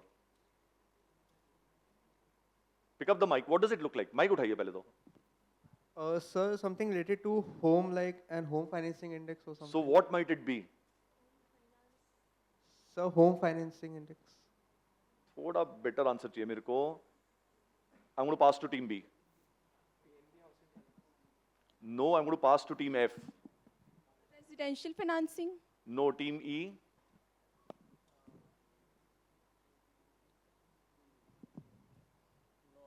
No, Team D. House financing. No. So I'm going to give 5 points to Team C. They were on the correct track. It's the National Housing Bank, which I was looking for. 5 points to you, Team C, because you made that effort. You know, these mics are very safe mics. आप इनको उठाएंगे ना कुछ होगा नहीं आपको. आपको shock नहीं लगेगा, करंट नहीं लगेगा, आग नहीं लगेगी, वो फटेंगे नहीं आपके हाथ में. आदत डालिए इन माइक्स को पकड़ने की, ठीक है ना? I keep telling students there are times when you should speak and times when you should be silent. This is a time that you should speak. Okay, you're here up on stage. Right. Next question is going to come. Now it won't come to you. It's going to come to them. Team A. This is the last question of this 4th round. Here goes.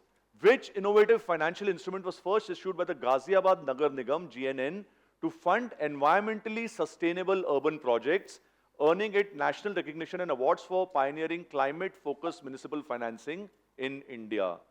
So this is very easy to work out. It's a 3-word answer. तीसरा word इसका है bond, because ये bond होते हैं. You know what bonds are? People buy bonds and then they get a certain number, certain assured return. The first 2 words come from this question itself, in the sense that they're not in the question, but in fact, one of the words is in the question. It's dash dash bonds. The second word is in the question. The first word you can work out because of the subject being discussed. You can work this out. Anybody pouncing? No one pouncing. We're going to come to you, Team A, for a correct answer. Team A. with the mic. The answer is a 3-word answer, जिसमें तीसरा word है bond, जिसमें second word यहाँ पर इस question में है exact word और पहला word आपको बताना है. आपको second भी बताना है, but yeah.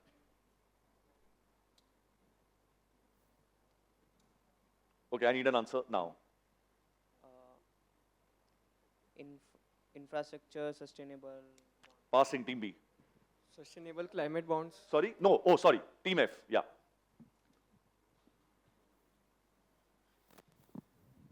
Yes, team F. Come on, there's nothing to lose now. Green. Sir, green. And second word? Environment bond. Okay. Team E. Ghaziabad municipal bond. Team D. Green sustainable bond. Team C.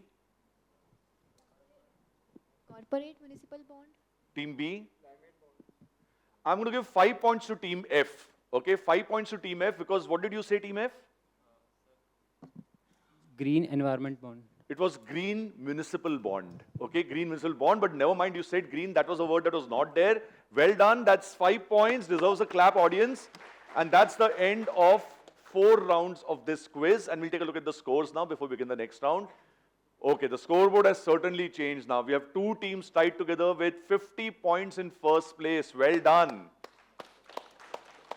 That's teams A and B. Then we have 2 teams tied in third place with 25 points. That's teams C and F. Well done again.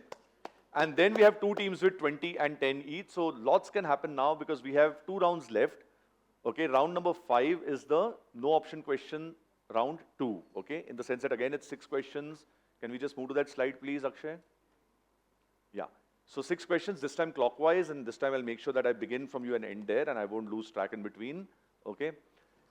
It's 10 points on direct and on pass. You know that. No negatives on the direct and pass, but on the pounds there's a -3 if you get it wrong. Part points, of course, at my discretion. Okay. First question comes to you, team A.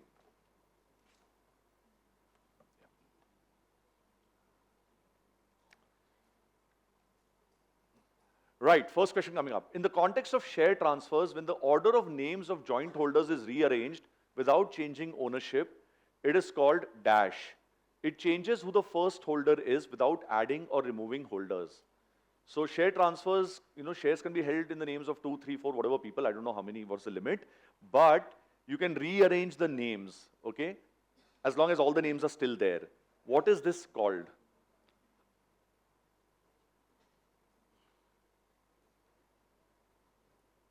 So a lot of these terms are based on the English language. Okay, so this is simply, this term itself tells you what exactly is happening. तो हो क्या सकता है, जो first है वो second हो सकता है, जो थर्ड है वो फर्स्ट हो सकता है, फर्स्ट थर्ड हो सकता है, तो इस तरह की चेंजेस हो सकती हैं. So something changes. It's basically that. What is this? Right, nobody pouncing, it's all yours, team A.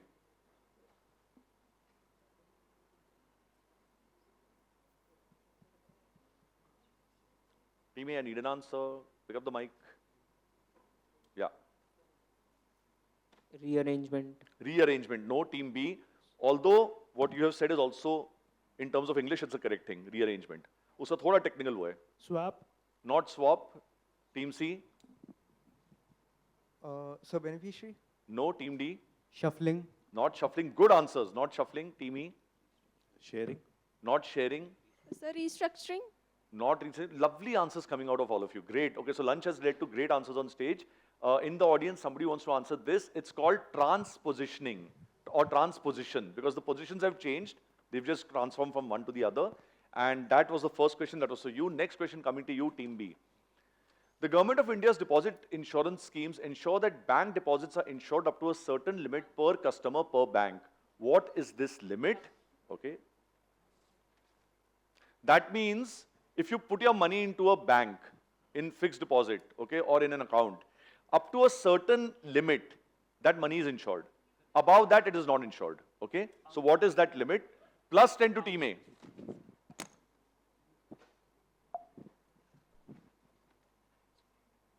I can read. Plus 10 to team F. Anybody else going for it? It's your question, team B. Nobody's pouncing, all yours. 5 lakhs. Is the right answer. Well done. That's a 10-pointer for Team B as well. Three teams picking up 10 points here. Next question comes to you, Team C. Question for Team C is this. UIDAI introduced a 16-digit numeric alternative that Aadhaar holders can use in lieu of sharing their actual Aadhaar number to enhance privacy and security. NSDL has incorporated this field in its client maintenance module. What is this alternative called? It's a 16-digit numeric alternative. What is it called? So virtual identification number? Wait, it's open on the pounds. And maybe you should also think once. It's open on the pounds. Okay, pounds is going to close in 3, 2.5, 2, 1.5, 1, and pounds is closed. What's your answer, Team C? What did you say first? So virtual identification number. I'll give it to you. It's virtual ID. Well done. The only reason I said that was because I wanted to discourage people who might have heard you. Okay? But tum hi discourage hoge uske baad. Anyway, that's plus 10. Let's give them a round of applause. Well done. And don't do this again. Please don't jump out of turn. Okay? I know it's very exciting. I'm also making these kind of silly mistakes, but that happens. Okay? The idea is to get lots of points. And the next question is yours, Team D. A mutual fund scheme that invests a compulsory percentage of amount in below highest rated corporate bonds, that is AA and below, excluding AA plus, to potentially earn higher yields is categorized under which specific scheme named by SEBI? So, it's categorized under which specific scheme named by SEBI? That's the question we're looking for. It's a 3-word answer I'm looking for. The third word is fund. Okay? So I've already told you it's a 3-word answer. The third word is fund. What are the first 2 words?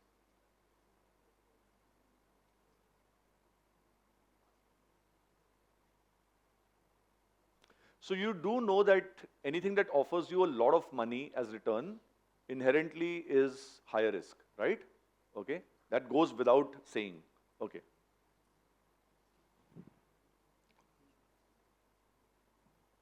I don't think anybody is going to pounce on this one. Team A? No. Team B? No. Okay. Right. So, Team D, what's your answer?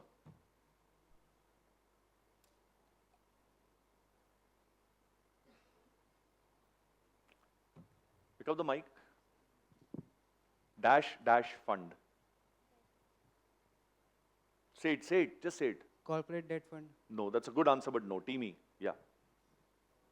Sir, something low risk balanced funds. Again, a good answer, but no. Team E, sorry, Team F.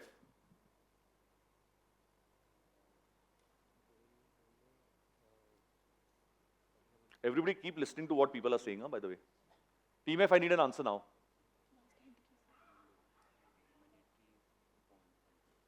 Mandatory bonds fund. Passing, Team A. Higher risk fund. Team B. Aggressive fund. Yeah, good. Aggressive fund. No, Team C. Sir, mixture of debt and equity funds as it high. No, okay. So I got excited because of one word that some people use, but I had also used that word when I spoke to you. I said there's a higher risk. So this is something called a credit risk fund. Okay, credit risk fund was the answer I was looking for. Never mind. And the next question, number 5, coming across to you, Team E. Yes. What did you say? Low risk. Low risk. No. That was too many words. I needed a 3-word answer also. Team E, here's your question. Which former finance minister of India during the interim budget speech of 2004-05 invoked the phrase "Garib ke pet mein dana, grihini ki kutiya mein"? Is it Anna? Anna, yeah, Anna. Garib ke pet mein dana, grihini ki kutiya mein Anna, to emphasize welfare and food security priorities. Which former finance minister is this? This was the interim budget speech of 2004-05 because there was a general election that was going to happen that year. So who is this person? One of the founding members of the Bharatiya Janata Party.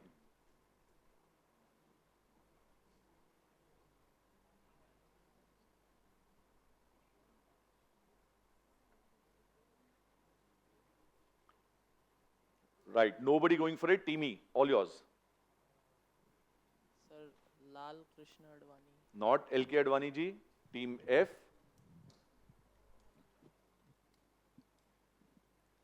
Narasimha Rao. Not PV Narasimha Rao.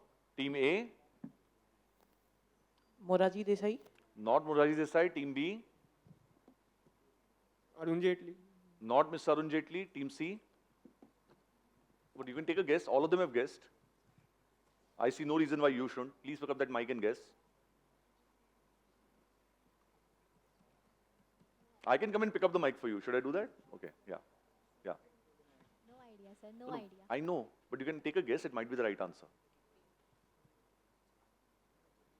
Dekho, when you start working, there'll be a lot of times when you have no idea. Your boss asks you something. Do you think you're going to say no idea? कौन बोलने वाला है ये? कोई नहीं बोलने वाला है. You're all going to think of something logical and say it. Team D. Atal Bihari Vajpayee. Not Atalji. And that was whose question? Yours, Team E. And in the audience, and the first hand that went up was right in the center. Yeah, so I'm going to come to you. Good afternoon, sir. Myself, Sanskar Keshri. I am from Varanasi. I am pursuing MBA from School of Management Sciences, Varanasi. The answer is Jaswant Singh. Jaswant Singh ji is the right answer. Well done. Absolutely. And that brings us to the last question, which is yours. I think I'll stand there. The screen is also here. Yeah. Okay. Last question coming up before the buzzer round. X is a dynamic asset allocation strategy that provides a capital guarantee at maturity while allowing for market participation. It operates by maintaining a cushion, so total portfolio value minus a floor, and investing a leveraged amount or multiplier of that cushion in risky assets, example equities, with the remainder in safe assets, example bonds. Identify X.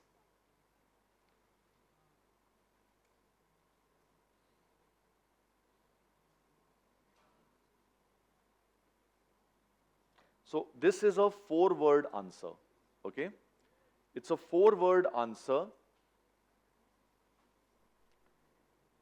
And the first word is constant, okay? And the last word is insurance. So I'm giving you 4 words, I've told you 2. The first is constant, the last is insurance. What are the middle 2 words?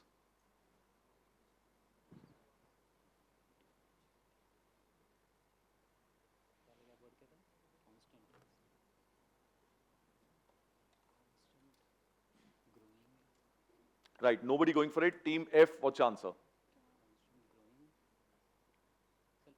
And one of those 2 words is here, in this. The 2 words that I didn't tell you, one of them is in the question.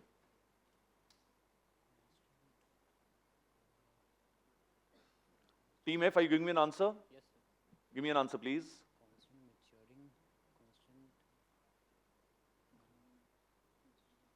Sir, constant leverage, cushion insurance. Okay, passing, Team A. Good, I'm glad you made that attempt. Yes, Team A. Constant leverage growth insurance. Team B. Constant risk return insurance. Team C. So constant leverage risk insurance. Team D. Constant leverage float insurance. Team E. Constant asset insurance. Okay, so nobody used the word I wanted to see. If they'd used that word, I would have given them some points. And this was constant proportion portfolio insurance. So if you'd use the word portfolio anywhere, I'd have likely given you some points, but that's okay. With that, we come to the end of 5 rounds, and we're going to take a look at the scores before we begin the buzzer round. Okay, lots of scoring happening here. It's looking quite interesting. Again, we have 2 teams tied in first place and 2 teams tied in third place. So that's 60 each, both of you. 35 each for teams C and teams F, which means if either of you has to come second, you need to get another 26 points, which means you need to answer 4 questions in the buzzer round, okay? And teams A and B, you can help them out if you get some -5s along the way. You can meet midway, converge. Nahi? Okay, that's not the idea. Itna bhi team spirit nahi hai. Anyway, so shall we begin the buzzer round? Oh yes, sorry. Right, so those are the teams for the next round, the last of our 4 rounds in the PG cohort here in the Northern Regional Finals. Okay, so are we seeing the scores now? Oh yeah, we've just seen them. We've got 2 teams on 60 and 2 teams on 35. Great. So the buzzer round, let's take a look at the rules, please. Okay, teams, have you had some water and, generally, are you ready for this buzzer round? Because this is going to be quite interesting. Okay, so 6 questions are going to come to you. You know this by now, but I'm going to tell you this again. And I'm going to start reading out the questions from my card. The question will appear on these screens only after I finish reading, okay? But you can press the buzzer whenever you want. And when you press the buzzer, don't answer. Let me see whose light has lit up. Because you might think you pressed it first, but somebody else may have pressed it first. Once I ask you to answer, you must give me an answer almost immediately. And if it's correct, I'll give you +8. If it's incorrect, I'm going to give them -5. If they say we didn't press the buzzer, it was by mistake, they'll still get a -5. Once a team gets a -5, other teams, if you think you know the answer, please press the buzzer or wait for me to continue reading. Okay? And once I finish reading the question and nobody has buzzed, I may give you a couple of clues. I may.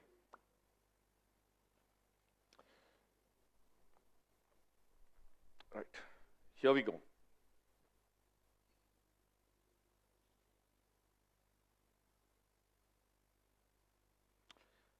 Okay, very interesting first question. Somebody or the other is going to buzz for this before I finish reading the question. That's my guarantee. ये सवाल end तक नहीं पहुंचने वाला है. I'm 100% sure of this. Okay? Ready. Buzzer reset once for my satisfaction. Yeah. Which banknote denomination withdrawn from circulation by the RBI in May 2023 while continuing as legal tender? Yes, team A. In the mic. Are you not going to complete the I'm not going to complete the question. Give me the answer now. 2000. Is the right answer. Well done. That is 8 points to you, team A. मतलब तुम्हें लगा तुम buzzer दबाओगे और फिर मैं पूरा question पढ़ के सुनाऊंगा तुमको. भैया उम्मीद पे दुनिया कायम है. Right. Okay. Let's reset. Next question coming in. What term refers to the amount prescribed by stock exchanges or clearing corporations and collected by brokers from investors before executing a trade to mitigate the risk of non-payment of funds for buy trades or non-delivery of securities for sell trades? Yes, team D. Margin requirement. I'll give it to you for margin. Well done. 8 points. Reset. So team D has moved up. Have they moved up? Okay. Next question coming in. The PFRDA has appointed which entity as the custodian for the NPS? It is responsible for holding securities purchased by pension funds on behalf of the NPS trust and facilitating securities transactions. The answer I'm looking for is a corporation. Which corporation is this? Think about it. It's a corporation which is responsible for holding the securities purchased by these funds. Somebody is confident? No, you reset. No. Okay. Is anybody going for it? No? Audience, who wants to answer this? Stock Holding Corporation of India Limited is the right answer. Nobody even went for it in the audience this time. And the next question coming up for all of you, it's question number 4, so only 2 questions left after this, is this. Which taxation principle states that income is taxed in the country where it is earned, regardless of the taxpayer's residence? So it's a single word answer actually, in the sense it's 2 words, but the second word is principle. Which taxation principle states that income is taxed in the country where it is earned, regardless of the taxpayer's residence? So you might be living in India, okay, and you're earning money for work you're doing in the US, so it will be taxed in the US. In the audience, anyone? Yes, ma'am. Not really. I know what you're trying to say, but no. Anybody else? It's the source principle. So the source country is different, so it's the source principle. 4 questions gone, 2 to go. Which sentiment indicator developed in 2004 by Market Psych quantifies fear and greed in financial markets? Somebody's gone for it. Let me see. Yes, team A. VIX index. VIX index. Is incorrect. That's a -5. Greed and fear index. Is also incorrect. That's a -5 to team D. So A got a -5, D got a -5. Anybody else going for it? No. Quantifies fear and greed in financial markets to assess how investor psychology influences trends and helps identify bullish or bearish market conditions.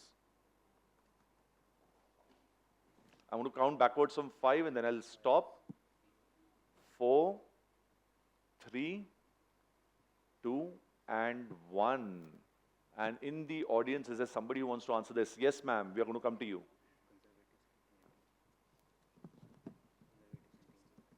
Hello, sir. My name is Anushka Vashne from JP University, and answer is Market Mood Index. Absolutely correct. It's the market mood index that we are looking for. That's 5 questions gone, and let's reset the buzzer, please. And the last question coming in, and again, this is something, the answer is something to do with the geography of India. Okay? It's something that I think one of you will answer for sure. UGC offers the Ishan Uday Scholarship with 10,000 annual awards of 5,400 to 7,800 monthly for applicants with a family income below 4.5 lakhs to undergraduate students residing in which region of India? So it's specifically for one region of India. Which region of India do you think it is? Remember, I'm not asking you to tell me the name of a state, not one state. I'm asking you for a region of India. तो ये किस region के लिए government ने ये scheme बनाई है? What region? There are several schemes to develop this region. Which region might it be? What region of India is this? Somebody should go for this. Yeah. Yes, team B. With the mic. Eastern, northeastern. Give me one answer. आपने दो region बताए मेरे को. Northeastern. Is the right answer. Well done. That's 8 points to you, team B. If you'd said Eastern, you would have lost 5 points. You said Northeastern in the nick of time, so you got those points.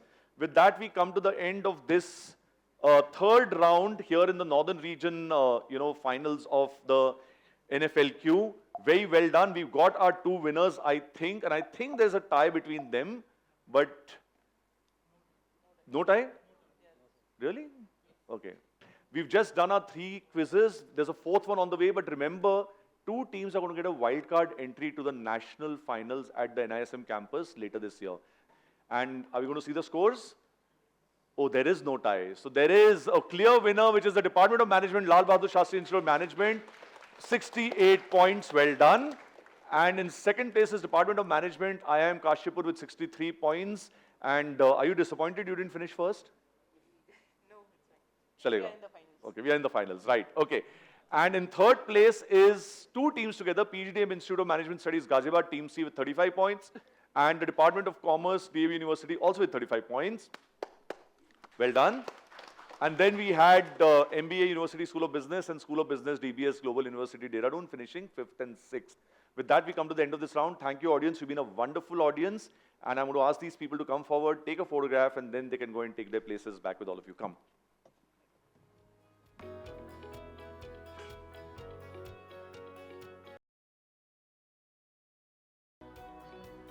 Right. So we have 12, 1, 2, 3, 4, 5, 6, 7, 8, 9, 10, 11, 12. You answering all those questions sitting at the back. Okay. Akshay, she is on stage now. Okay. So she won't answer your next quiz. Right. So everybody must have focus. Akshay has complete focus on the play-along quiz because that's where 4 of the contestants are going to make it to the national rounds. Okay. Teams, are you all ready? Do you have water to drink? Do you have pads? Do you have pens? Are you well prepared? Have you digested your lunch? Are you ready for tea? Yes, no? I have to hear your voices. हाँ देखो मैं तो पूरी कोशिश करूँगा कि तुम्हारे अच्छे points आएं. But उसमें एक बहुत essential चीज़ है that you have to speak. If you speak, okay, then we can talk. If we talk, you will get answers correct, right? You've seen what has happened. I'm a fairly helpful quizmaster, not fully helpful, but fairly helpful. And I'll try my best to make sure that you get some points. I want this quiz to be a tall scoring quiz. I want us all to learn concepts of financial literacy. That is one of the aims of this beautiful quiz. It's also a quiz that allows you a chance to take part in a multi-level competition. Remember, you took part in an online round. That must seem like a long time back now. Then you took part in your college round. Then you took part in a proctor test earlier today, first thing in the morning. And now you're finally on stage. And remember, the best 2 teams from here get to go on I'm very wary of using the term all expenses, but fairly well compensated trip to Mumbai for the NISM, NFLQ finals, okay, which are going to be later this year. Right. So all 6 teams, best of luck to you. And since the audience likes you so much, they're going to do something for you. What are you going to do for them? You like them, right?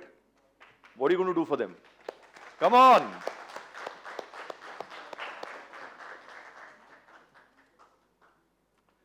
So there is one person in this auditorium who has clapped for every correct answer. One person who's clapped for every correct answer. Do you know who it is? Me? No, not me.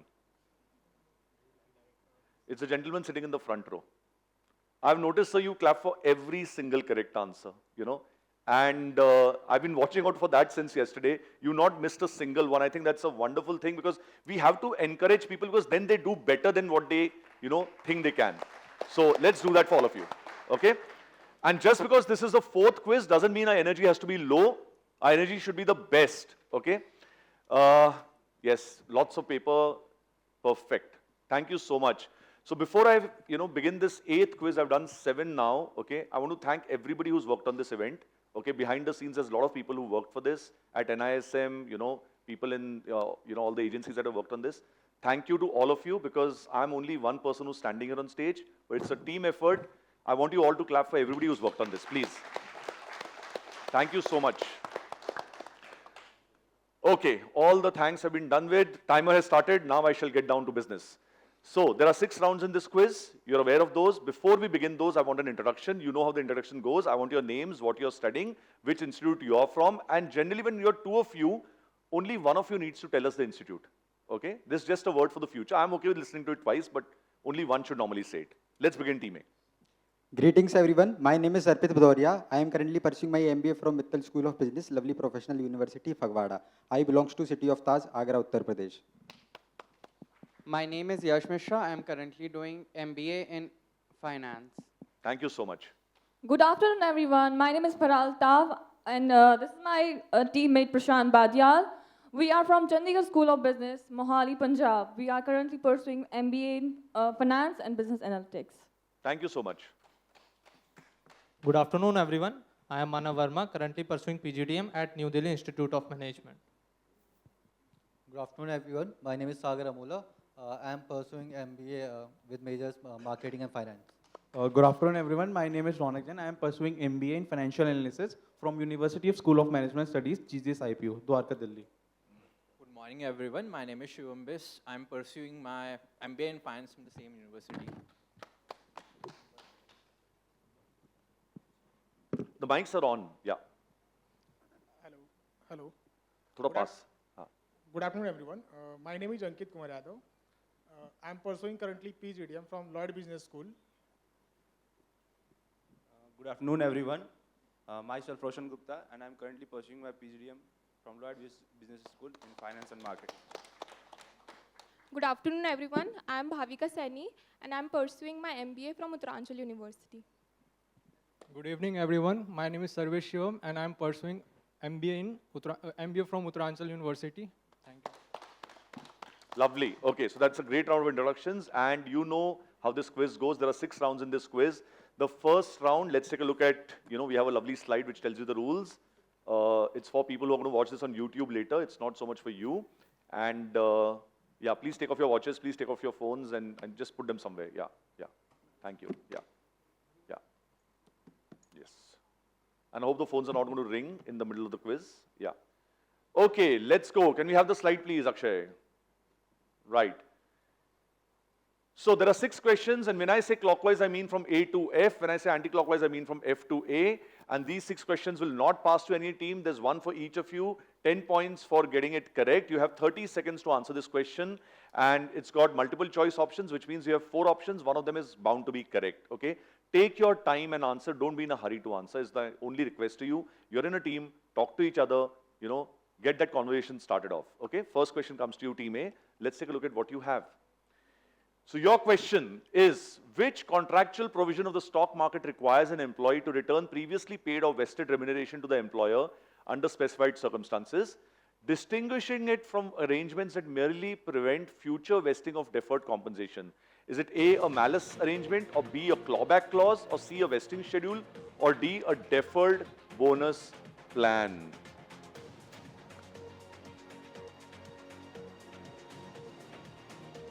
Sir, option C, vesting schedule. Vesting schedule. Is it a vesting schedule? And now this is the time that I'm going to see if my audience is still awake. That's the wrong answer. What's the right answer, audience? Come on. All of you young, sharp financial minds. Which of you is going to answer this? What's the correct answer? You know, you can work it out. Because an employee has to return something.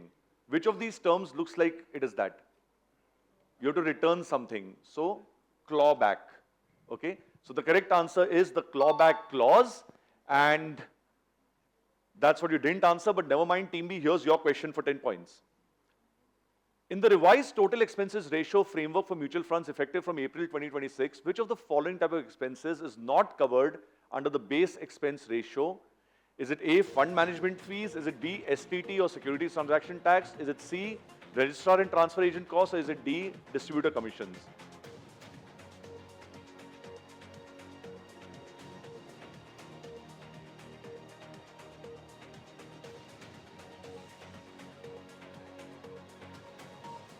Well, you got 7 seconds to go, so. Option C, registrar and transfer agent. Option C strikes again, but it's not the right answer. And who in the audience is going to go for it? There's a gentleman here who wants to answer in the black jacket. Good afternoon, sir. My name is Rishi Kesavani from Jaipuriya Institute of Management, Lucknow. And the correct answer is securities transaction tax. Absolutely. Well done, Rishi. That's the right answer.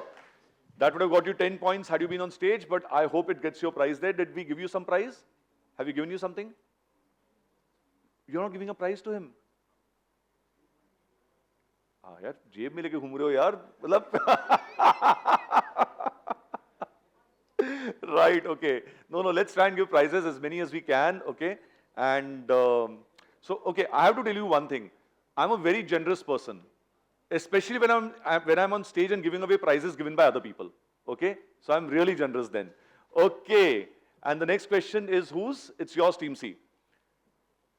Which measure would be most relevant if an economist is comparing how many units of imports a country obtains relative to the quantity of exports, ignoring price changes? Is it gross terms of trade? Is it income terms of trade? Is it net terms of trade? Or is it balance of trade?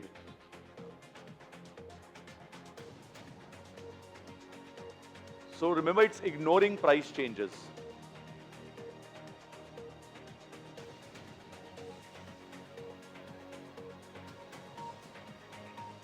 B. Which is?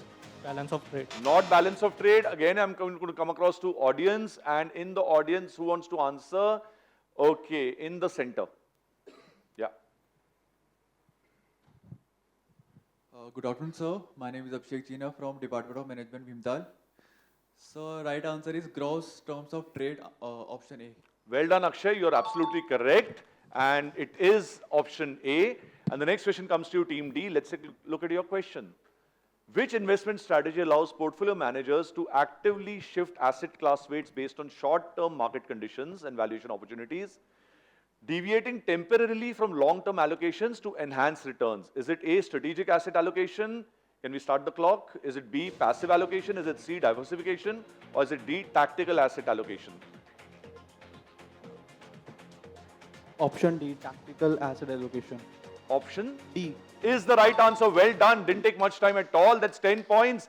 And if I'm not wrong, these are the first points scored in this quiz. So well done. Okay. Right. Team D is looking a bit happy for themselves. Good. You should. Okay. Team E, here's your question.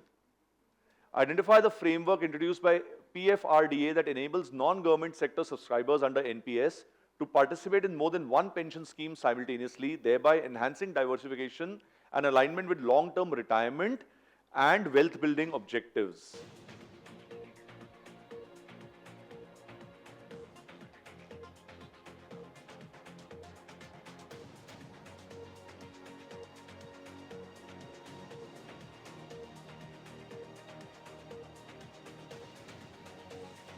You got about 10 seconds to go.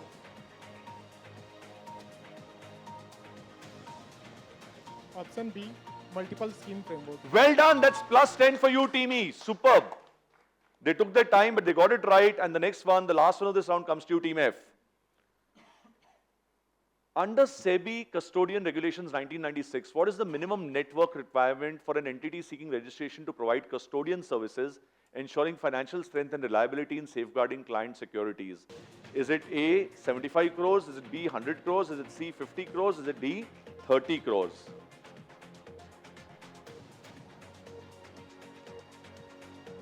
Option A, 75 crore. Is the correct answer. Well done. And that is 10 points to you as well, Team F, which means we are at the end of the first round. We are going to go into the second round. That's what the scoreboard looks like. 3 of you on the left are on 0. 3 of you on the right are all on 10 each, but it's early days. Things will change from here on. The second round, it's the jumbled words round. Let's take a look at the rules of the jumbled words round. Questions go anti-clockwise. As I said, that's from F to A, but questions will not pass in this, so it won't really matter. There is no negative marking. It's 10 points if you give me a correct answer. You'll see a set of jumbled letters. You'll see a clue. You need to figure it out and give me the right answer. Okay? And we'll give you 30 seconds to answer. I would, sort of urge you to use those 30 seconds wisely, okay, and give me the correct answer. The first one comes to you, Team F. Debt security letting the issuer repay principal early before maturity.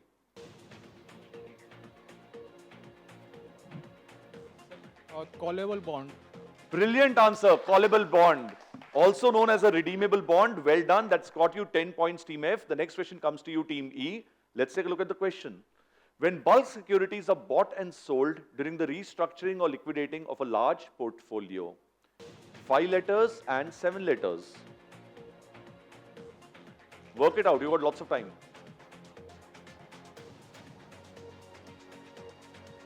Other teams look like they know the answer to this.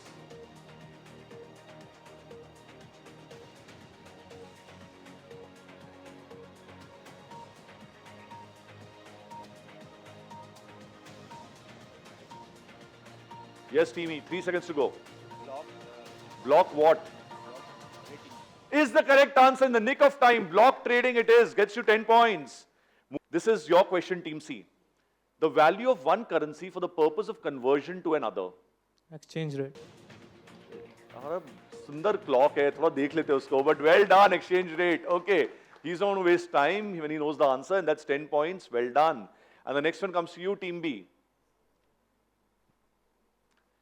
A proactive measure to restrict access to credit reports, making it difficult for scammers to open new accounts.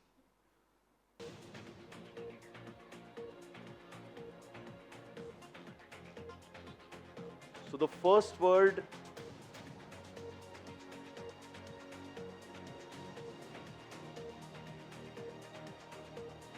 yeah, okay, almost gave it away, no. Think of it as an English exercise. What words do they translate to?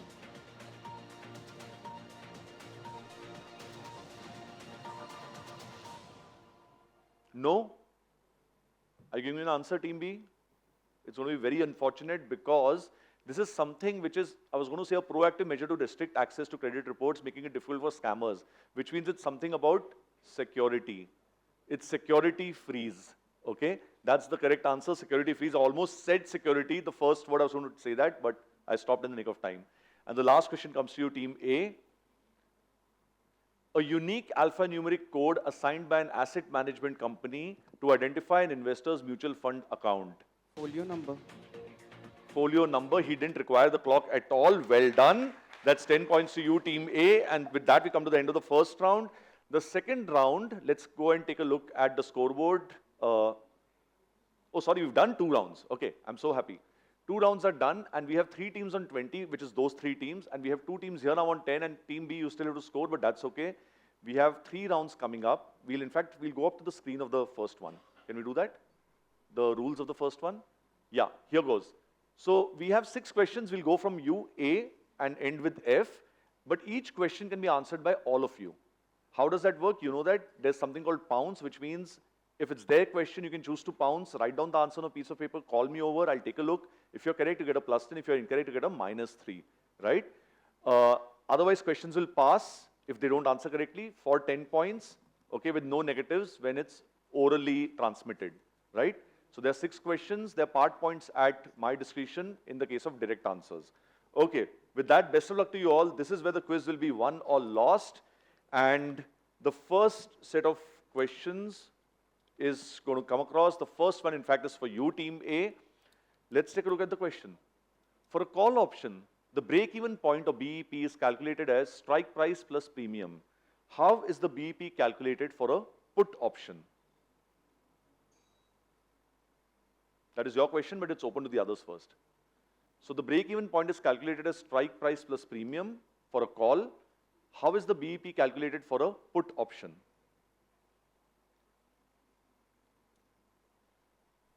It's a very, very straightforward question. If you know the difference between a call and a put, you should be able to work this out. Who's bouncing? Write it down.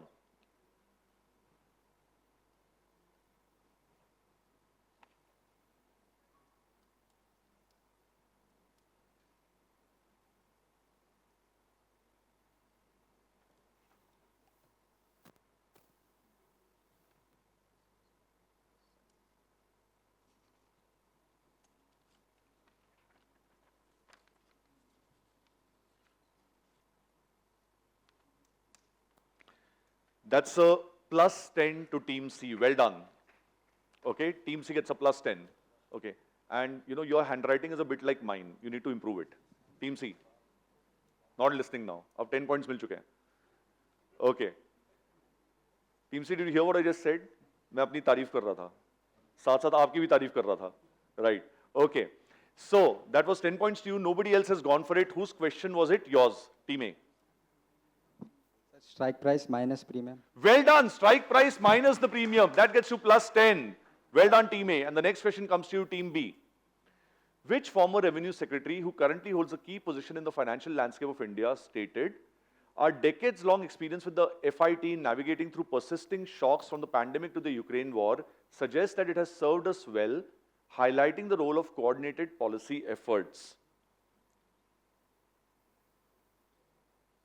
So former revenue secretary who currently holds a key position in the financial landscape of India. That is your big clue. If you know anybody who holds a key position in the financial landscape of India, please take their name.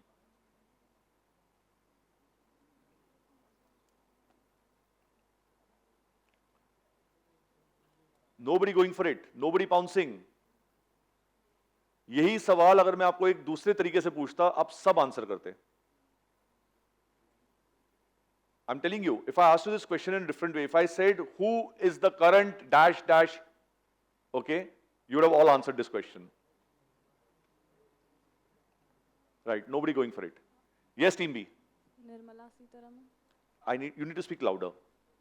Mic is on, you need to speak louder. Nirmala Sitharaman. Not Nirmala ma'am, no. Team C? Anurag something. No. Team D? Team E? Team F? Team A? Sanjay Malhotra. Mr. Sanjay Malhotra, it is. Well done, that's plus 10. And who is he? In the mic. RBI governor. If I had asked you who is the RBI governor, would you have answered this question or not? That's what I said. If I had asked you a different question, you would have all answered. But the question was asked differently, so you couldn't answer. 10 points came to you, Team A. Well done. Whose question was that? That was your question. Next question comes to you, Team C.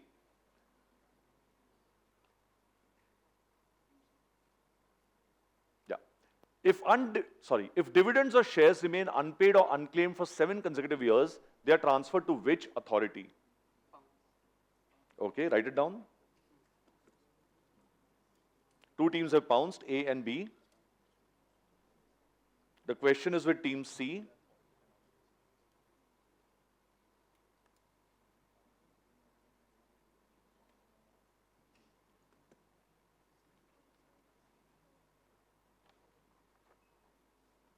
Plus 10 to Team A.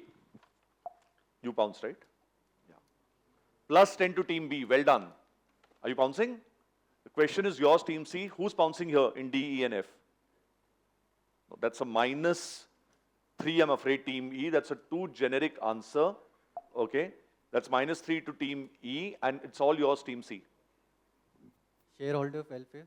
Shareholders what? Welfare. Passing to you, Team D. It's SEBI.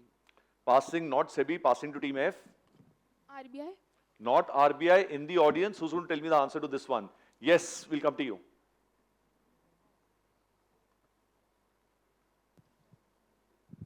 My name is Deepak Jain from SRK PG College, Firozabad. Its answer is IPF account, Investor Education Protection Fund. Absolutely, it's the Investor Education and Protection Fund. Well done. And the next question now comes to you, Team D. Yeah. Sorry?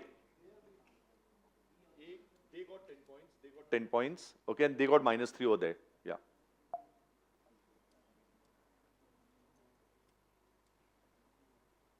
As per RBI directions effective from April 1st, 2026, what is the maximum loan to value ratio permitted for consumption loans where the total borrowing amount per borrower does not exceed 2.5 lakhs?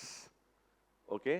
So if the borrowing is below 2.5 lakhs, what is the maximum loan to value ratio permitted for consumption loans? That is the amount, the percentage you need to tell me.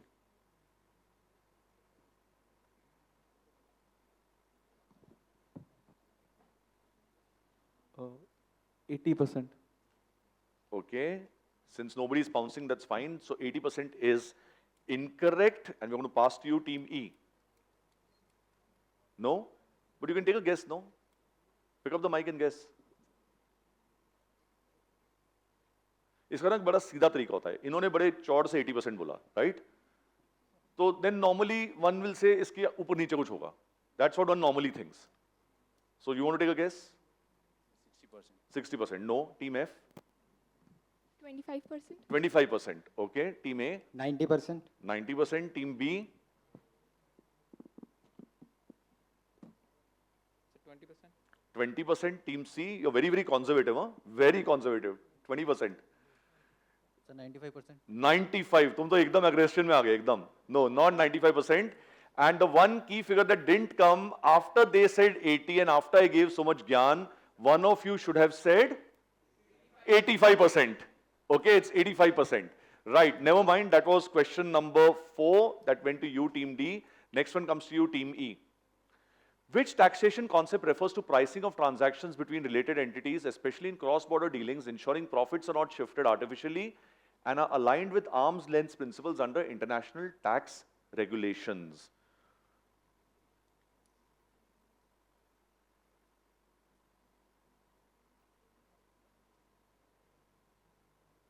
Clue देना भी थोड़ा मुश्किल है इसमें. These are normally reported under ITR 3, ITR 5 or ITR 6 depending on whether the taxpayer is an individual or a HUF. The answer I'm looking for is a 2-word answer. The second word of the answer is pricing. अब सुनो, ध्यान से सुनो. It's a 2-word answer. The second word is pricing. The first word is what you need to tell me.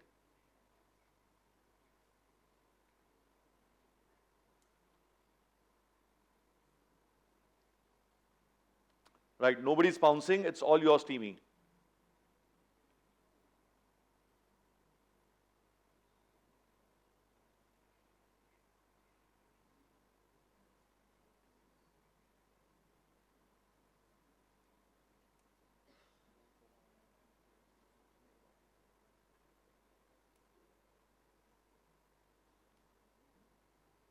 Right, passing to you, Team F. And to A. What pricing? Sir, foreign pricing. Not foreign pricing. Team B. It's base price. Not base pricing. Team C. Transfer pricing. Is the right answer. Well done. That's a +10. Transfer pricing it is. Gets you 10 points, Team C. And the next question now comes to you, Team F. What or rather which type of non-SLR state government securities introduced in 2015 were used to absorb up to 75% of distribution companies' debt or DISCOM debt under a restructuring framework typically carrying maturities of 5 to 15 years to ease the interest burdens on them? So these were bonds, okay? These were bonds which had a 4-letter name. So the word before the bonds is a 4-letter name, okay? What are these bonds called?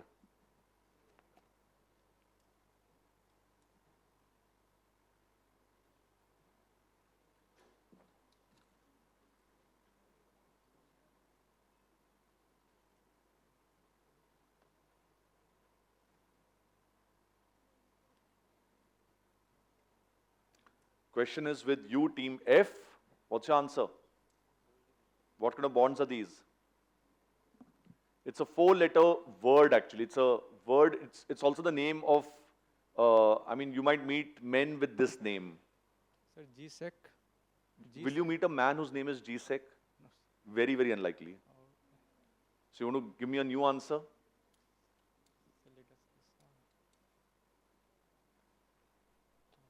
A 4-letter word, which is also a man's name. Passing, team A. Tally bonds. Tally. Tally, किसी का नाम होता है tele? फिर अरे कैसा कैसे भाई, तुम्हारा बेटा हो तुम उसका नाम टेली रखोगे? नहीं ना? हाँ, team B.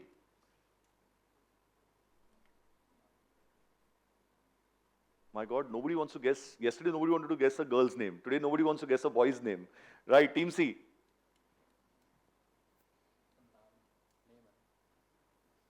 Some mark. Team D. Team E. Okay, it's safer to say no and don't give an answer because people might laugh. That is one thing that has never bothered me. You want to laugh at me? Please laugh at me. I'm very happy. Okay, so what's the answer I'm looking for? Let's take some boys' names. Yes. Yeah, just give me a name first.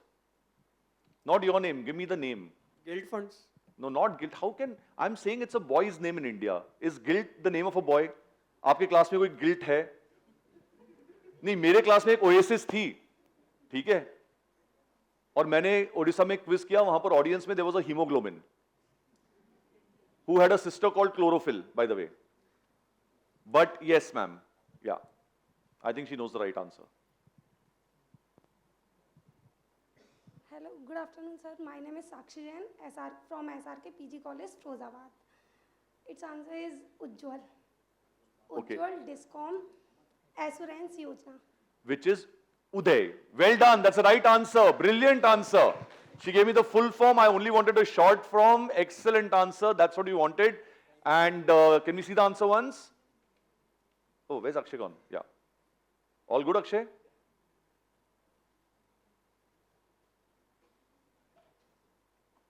I just want to see the answer. Uday bonds. And that was the last question of this round, which means we are done with 3 rounds. I want to ask a couple of questions to the audience now. Audience is looking a bit like they are waiting for tea and so on and so forth. Abhi to lunch kiya hai, but let's ask you some questions now. Okay.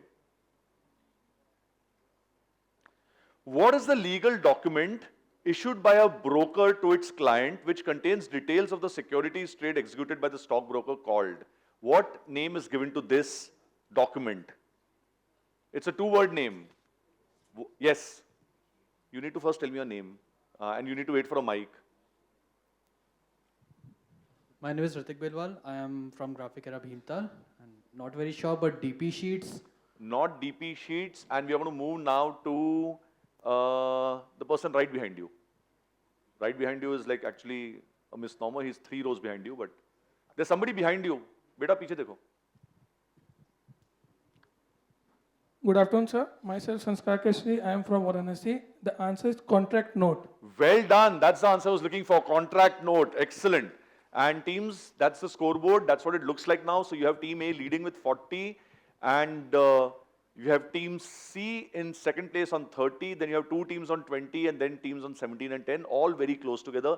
Anything can happen. Don't worry. There are 2 more rounds before the buzzer round. And those 2 rounds are both rounds where you can score lots of points. They're both on pounds. So we'll go to the 4th round, which is the image NOQ round. So every question has an image as a clue, but there are no options, okay? You need to come out with answers. This time we're going to begin in an anti-clockwise way. We'll begin with you, team F, and end here. 10 points on a direct and a pass. Part points possible on direct and pass. But on the pounds, it's 10 or -3, okay? So let's begin with you, team F, and where are my questions? Yeah. There we go. Oh, wow. Okay.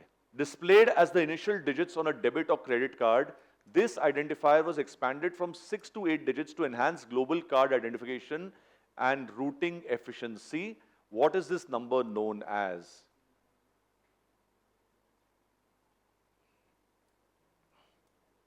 So it's very interesting. When you start typing out your credit card number on a lot of sites, automatically it will pick up whether it's a Visa card or MasterCard or whatever it is.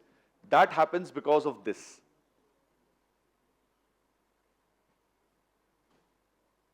What is this number called? I'll accept two. Okay. So I'll accept any of two answers. You can give me two different answers, I'll accept either of them. This is whose question? It's yours, Team F. Nobody's bouncing. What's your answer? It's a three-word answer. The third word is number.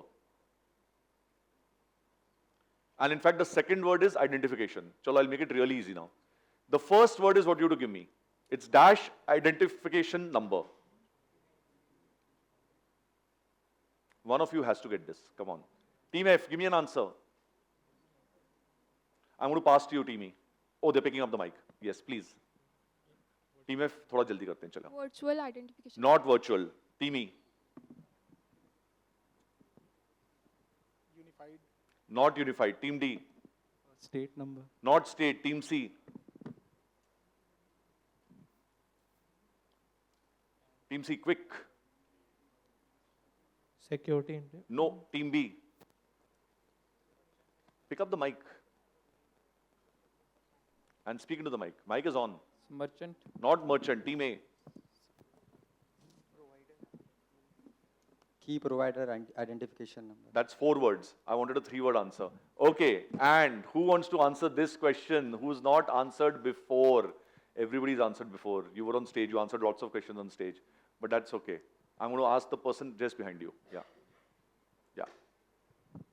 So good afternoon. My name is Vansh Birla. I am from Shahada University, Agra, and the correct answer is BIN, Bank Identification Number. Bank identification number it is, or issuer identification number. And in fact, I started telling them that when you put in your card number, it tells you that it's a Master, Visa or whatever, and then they figured out which bank it is also. Okay? Right. So that's okay. Next question comes to you, Team E. Which economic paradox finds its first mention in the book Gold and the Dollar Crisis?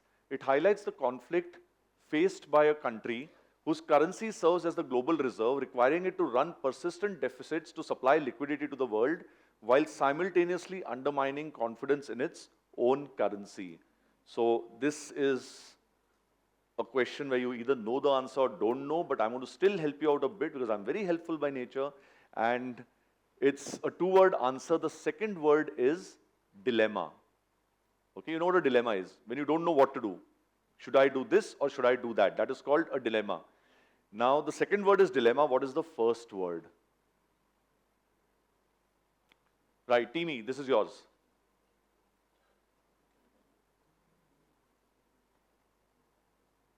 Passing on to you, Team D and Team C. America's dilemma. Good answer, but incorrect. Because it would be an American dilemma. Yeah, Team B. No? Passing to you, Team A.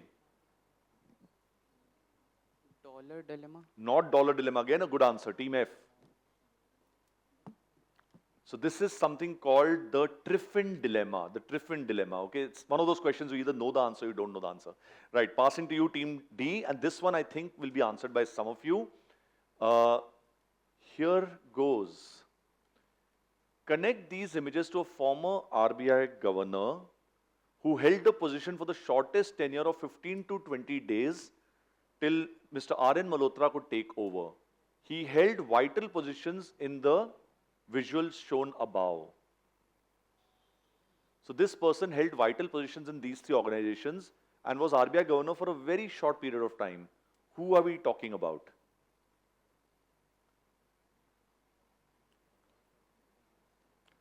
I can give you a slightly different clue. Do? Huh? Complain mat karna baad mein. Okay.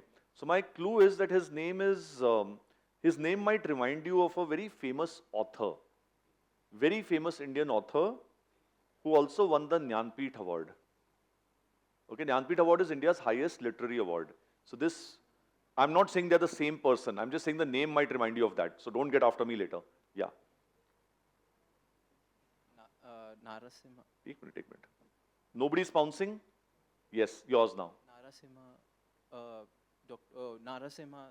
Incorrect. Passing to you, Team C. Very famous author. Names are similar. Ravindra. Incorrect. Team B. Ragurajan. No. Team A. Venkatraman. Team F. Sir, C. Rangarajan.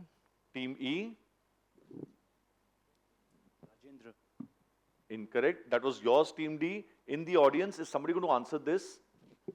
There's a hand up there. Yes. Right behind you. Good afternoon, everyone. My name is Ansh. I am from GL University, Mathura. And the answer is Amitav Ghosh. Yes, the answer is Amitav Ghosh. Of course, these are two different gentlemen. Amitav Ghosh is the answer I was looking for. Well done. Okay. So I thought I'll give you a clue about an author because the names are the same actually, but they're of course different people. The next question is going to come to you, Team C. Now, this is a traditional Indian financial instrument typically used by indigenous means domestic bankers. It functioned as an unconditional written order to transfer money. It acted like a check, in fact, okay, but operated as an informal system outside the legal framework of the Negotiable Instruments Act 1881.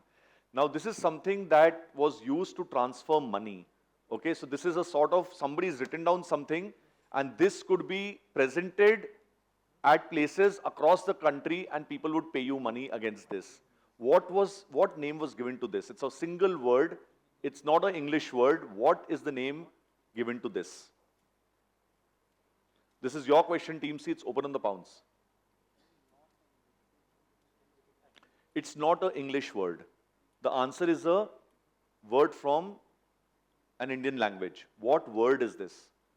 So it operated like an informal, you could take this and go from one city to another and present it to a branch of the person who issued it, and they would give you that much money. See, transporting money has always been very risky. Today it's fairly safe electronically, but of course you can lose money in that also. But what term was given to this? Yes, Team C, your answer. No? Okay. Passing to you, Team B. Team A. Very confused us with the hand, otherwise we were going with demand draft. It is not demand draft. Team F. Demand draft is an English word. Yeah. Team F. Hundi. Is the right answer. Well done. Hundi is the right answer. And if I may ask you, how did you get this answer? कहाँ से आया ये? हाँ, तो ये आपने कहीं सुना था, कहीं पढ़ा था? Well done. Okay, brilliant answer. It's a hundi. That's a 10-point thing. So my grandparents would talk about things like this, and I'm sure they had some of these papers somewhere or the other. There it is. Look at this. Okay, this is a hundi. You could present this somewhere else, and you'd still get paid for it. The next one comes to you, Team B. Introduced by King William III in 1696 as a way to tax the affluent without requiring an intrusive income tax. Although it aimed to act as a progressive structure, strict compliance by all classes of residents made them subject to epidemics of typhus, smallpox, and cholera in an attempt to save taxes. Which tax, whose imagery is being depicted through the visual, is this? मैं थोड़ा आपको ये simple language में समझाता हूँ. सरकार को होता है कि हमको टैक्स चाहिए. अब नए-नए taxes होते हैं. तो इस किंग ने सोचा मैं एक नया टैक्स बनाता हूँ. Okay, and he taxed people on something. The result was that people started avoiding that. Okay, they started avoiding doing that or using that. The result of that was that people started suffering from epidemics of typhus, smallpox, cholera, and so on in an attempt to save taxes. What tax had the king introduced? What was he taxing? That is your question. And this picture is supposed to help you identify that. So different countries have taxed people for different things. So Russia they introduced a tax on beards. If you had a beard, you had to pay a tax. So people cut off their beards eventually because, I'm asking you how much money would you pay as tax on your beard, right? Beyond the point you'd say, I don't want to do it. So what was this tax on? Is anybody going for it? आपको एक बढ़िया picture भी दी है हमने to tell you the answer. Okay, Team C, Team B, yours. Property tax. Property tax. Not property tax. Health tax. Not health tax. Team F. Think of the picture. Why have you given you this picture? Team F, I need an answer. Team E. Medical tax. Medical tax. Team D. House tax. Not house tax. Team C. Window tax. Window tax is the right answer. Well done. They started taxing windows. So people started building walls instead of windows, and that prevented air movement and, fresh air in their houses. And so they started getting diseases. Well done. Plus 10 points. You see that? You will still see houses in England which have windows that are blocked over to save window tax. That tax does not exist today, but they've not changed them since then. Well done, Team C. What did you want to say? Window tax. Today late ho gaya, but 10 points to Team C. Okay, and the last question this round comes to you, Team A.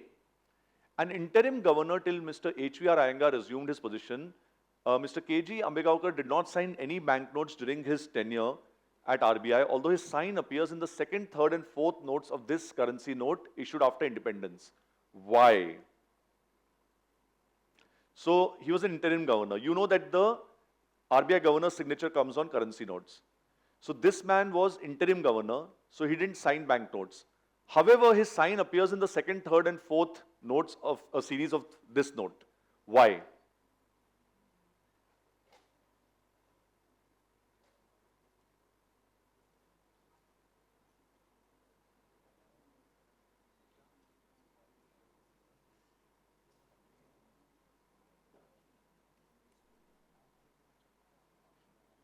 Anybody pouncing? No. Okay. All yours, Team A. Sir, because he didn't took charge till them, and this note was not issued during his. That's not the right answer. Team F. And Team E. And Team D. And Team C.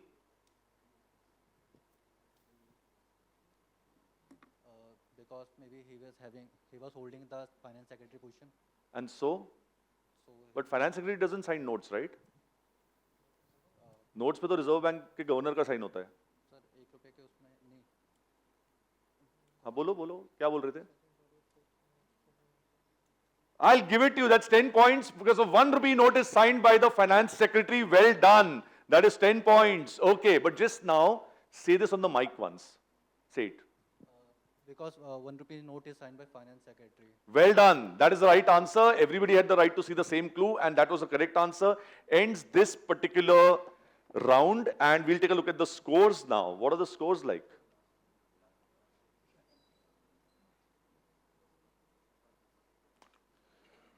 Okay, so has there been some movement? Yes, Team C has come forward. They are now on 50 points, leading the quiz at this stage. Well done. Department of Finance, New Delhi Institute of Management. In second place is Department of Management, Mittal School of Business with 40 points. In third place is Department of Management, Uttaranchal Institute of Management with 30 points. And then we have 3 teams with 20, 17 and 10 respectively. I'm going to give you a bit of a break. Please drink some water, compose yourselves before we start the last round, which is the buzzer round. I'm going to ask the audience a couple of questions. Right. Audience, are you looking sharp? Audience is looking like they want a cup of tea now. Okay.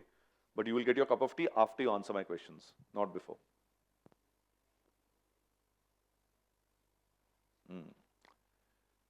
Now, very interesting question coming up.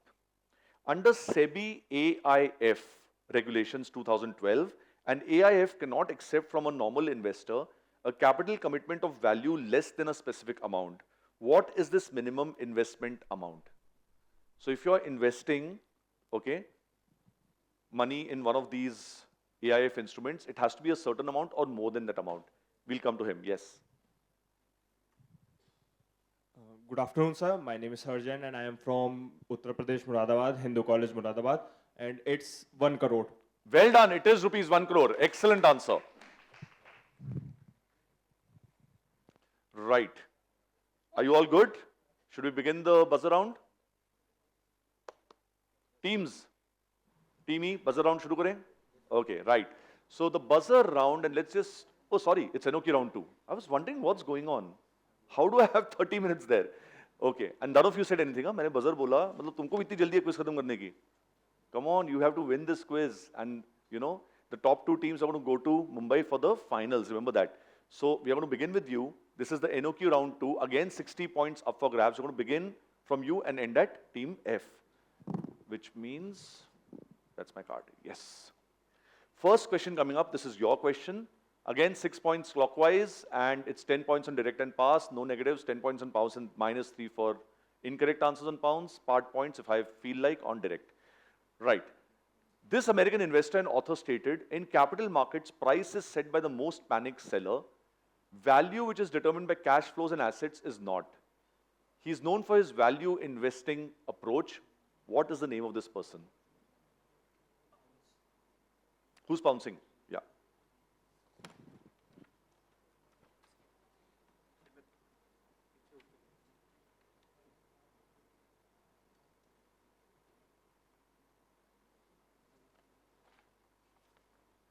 Okay. That's one team pouncing, which is team D, and they've picked up -3 for their troubles. I feel really sorry. Okay. I don't think anybody else is going to go for it. Team A, what's your answer? Warren Buffett. Is the incorrect answer, which is what they also thought. American investor, and you would normally say that. Team B, what's your answer? No? Yeah, pick up the mic and answer. Yeah. So, investor name is Munger. Incorrect. Passing on to you, Team C.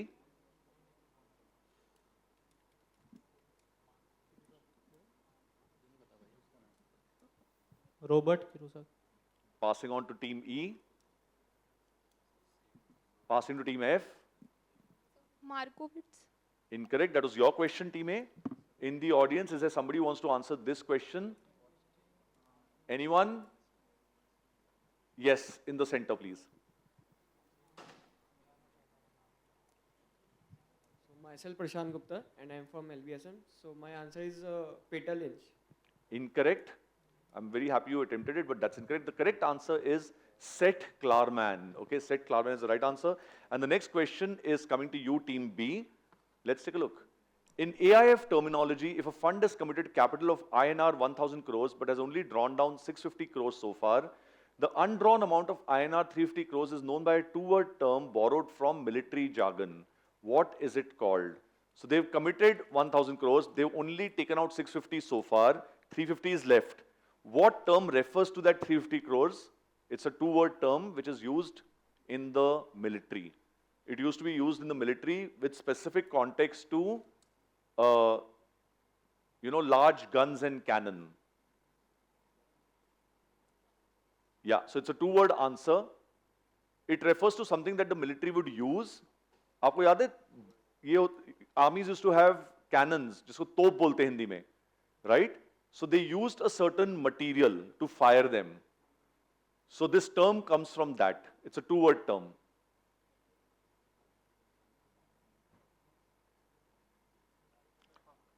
Write it down.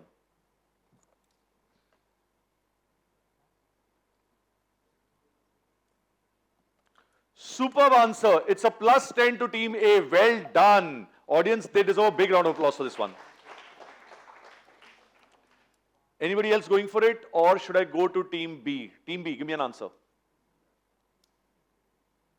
No? Passing? Or you want to answer? Yes, they want to answer. Good. Surplus. Surplus. No? Team C?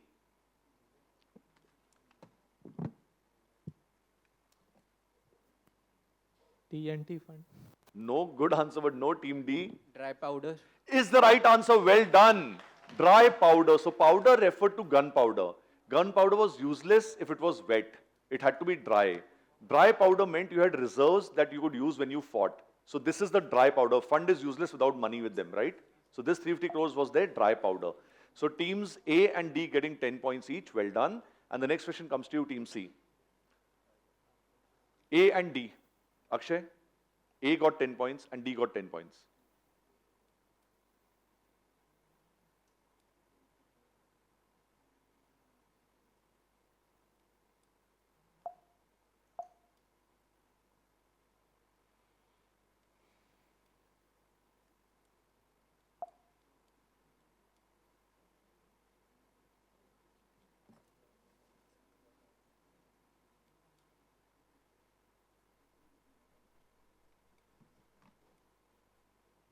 This is very complex scoring.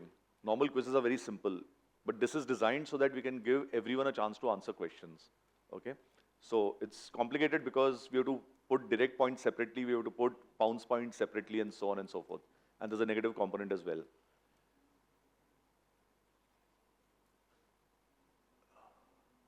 So a truly fair quiz is a quiz which is a written down quiz, where everybody does the same questions at the same time. But that's not fun to watch. So we've tried to make it as fair and as equal for everyone, but yet turn it into something that people can watch. So that's the thing. So once in a while this will happen. Okay. Wow. Two teams are now on 50 points. One is on 30, one is on 27. This looks like a repeat of the last quiz, almost. Anyway, so the question that's now going to come across is the question to you, Team C. Tracing its origins to an early 19th century commodities exchange dealing in butter and eggs, this institution pioneered financial futures in 1972 and later merged with the Historical Board of Trade in 2007. Which entity, now a global derivatives powerhouse, promotes the tagline, "Advance with confidence"? So this group recently started offering single stock futures, which enables investors to trade stocks for nearly 24 hours daily. Okay? Which is this group?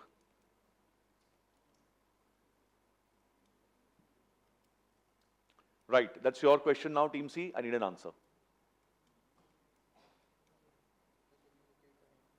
The hint was that they've recently started offering single stock futures, enabling investors to trade stocks nearly 24 hours a day.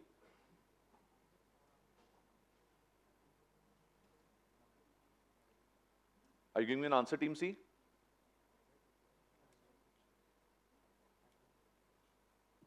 BlackRock. No. Passing on to you, Team D.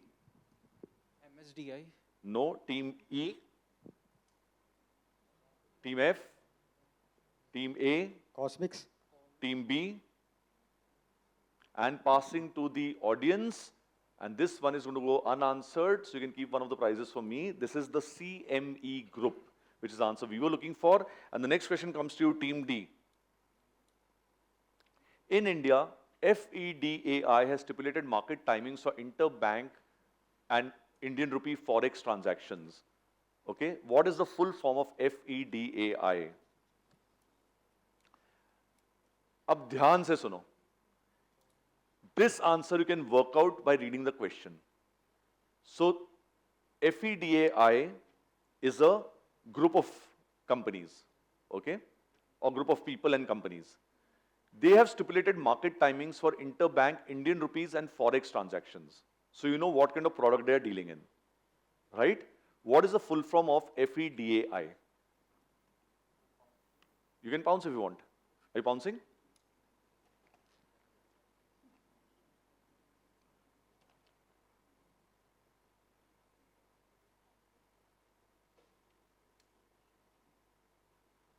No. -3 to Team C. Anybody else pouncing? It's your direct question. You don't need to pounce. Team C pounce, they got a -3. Right, Team D, what's your answer? Foreign Exchange Development Authority of India. That was their answer as well. No, I'm going to move to you, Team E. Read it out, Team E. Take the mic, read it out. Federal Equity Distribution Authority of No. Team F. Team F, pick up the mic and answer. There's a lot of stake at this quiz, yeah. Come on. Sir, Forex Exchange Development Authority of India. That's what they said. Team A. Sir, Foreign Exchange Derivative Authority of India. Team B. Foreign Exchange and Development Authority of India. Team C. Oh, you already pounced. Yeah, you got it on, you got -3. You not answered. I'll come to you after that, yes. Next time you raise your hand, I'll come to you. Okay? Good afternoon, everyone. My name is Pragati. I'm from Hindu College, Muradabad. And the full form for it is Foreign Exchange Development Association of India. I'm going to come to you. Dealers Association of India. Well done. Well done. That's going to get you a prize.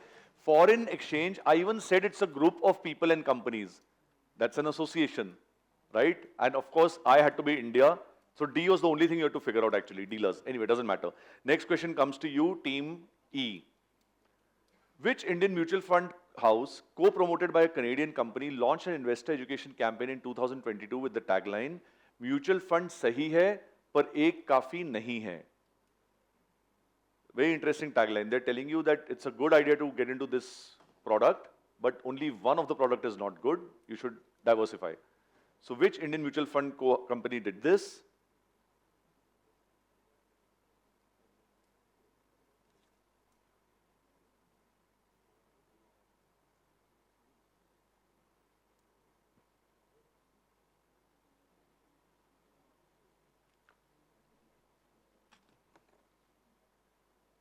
Okay, whose question was this? Team E.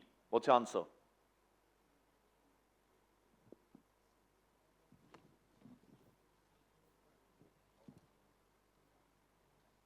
you giving me an answer?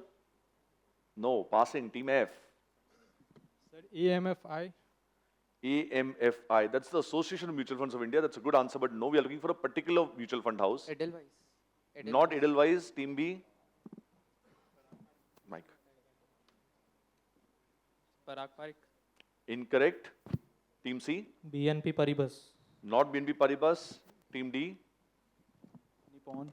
Not Nippon. Team, that is your question, Team E. And somebody in the audience, yes, I'm going to come to you. I promised I'll come to him. Yes. Hi everyone, my name is Nishchay. I'm from IIM Kashipur and the answer is Aditya Birla AMC. Absolutely. It's Aditya Birla Sun Life Mutual Fund, Aditya Birla AMC, and that gets you a prize, I hope. And the last question comes to you, Team F. The binomial option pricing model, known for being flexible enough to price both European and American options, was developed in 1978. Which Nobel Prize winning economist developed it? He's famous for an eponymous ratio used to measure risk-adjusted returns. Eponymous ratio का मतलब होता है, it is named after this person. Okay? So, whatever this person's name is, that name is used for a ratio that is used to measure risk-adjusted returns. Who is this person? तो ये जो ratio होता है ना, ideal range of this ratio 0.0 and 0.99 is considered low risk or low reward. Okay? 1 and 1.99 is considered good, 2 and 2.99 is considered to be very good. Now, what is the name of this person? He won a Nobel Prize as well. This is your question, Team F.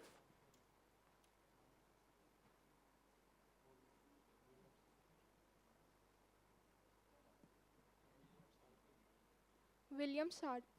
In William? Sharpe. It is. Ma'am, थोड़ा जोर से बोलना, please. Okay?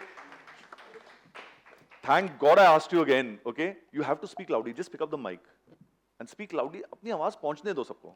William Sharpe. थोड़ा जोर से. William Sharpe. थोड़ा sharp. It's William Sharp. Just say it loudly. William Sharpe.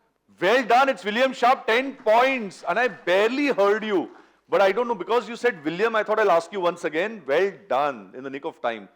तुम William Sharp तो नहीं बोलने वाले थे? बोलने वाले थे? इन्होंने Sharp लिखा हुआ है यहाँ पर. Okay, बच गए. Right. Anyway, 10 points to Team F. And with that, we end this round. We'll take a look at the scores once again before we begin the final buzzer round. What has happened? Okay, this is turning out to be a very, very interesting quiz. Okay, we have 3 teams now very close to each other. And remember, 2 of them are going to make it to the national rounds of the NFLQ. So we have Team A on 50 points, we have Team C on 47, and we have Team F on 40 points.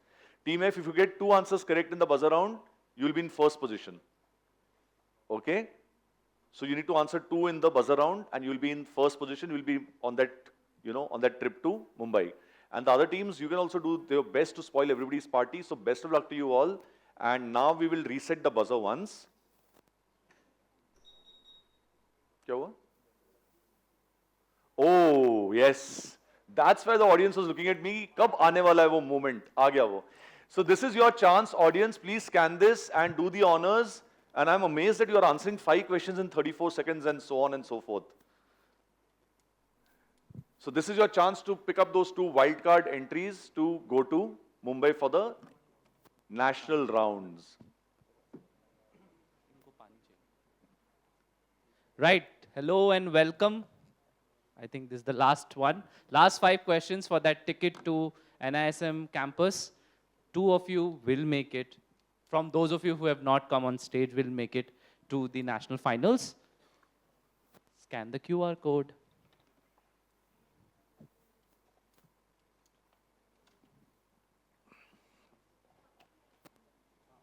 let's switch then.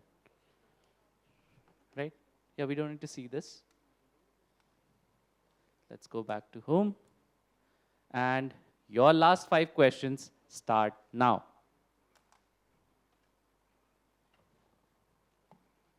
Okay, first one seems to be an easy one.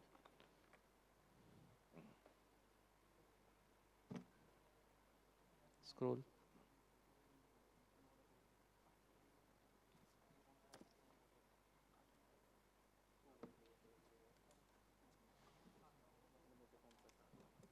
Right. Those are the 5 questions.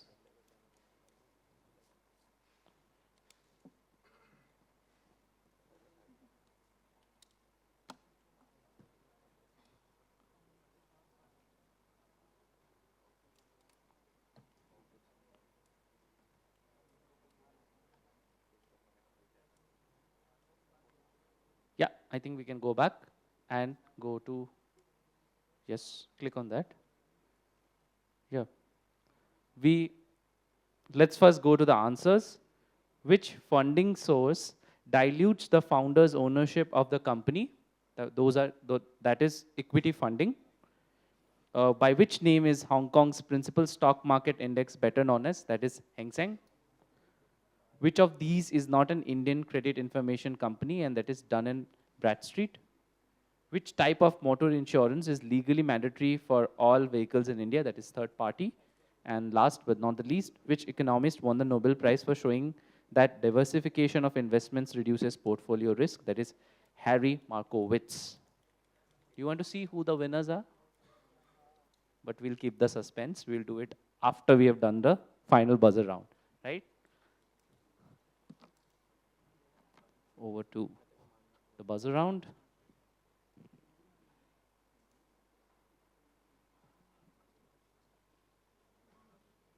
Right.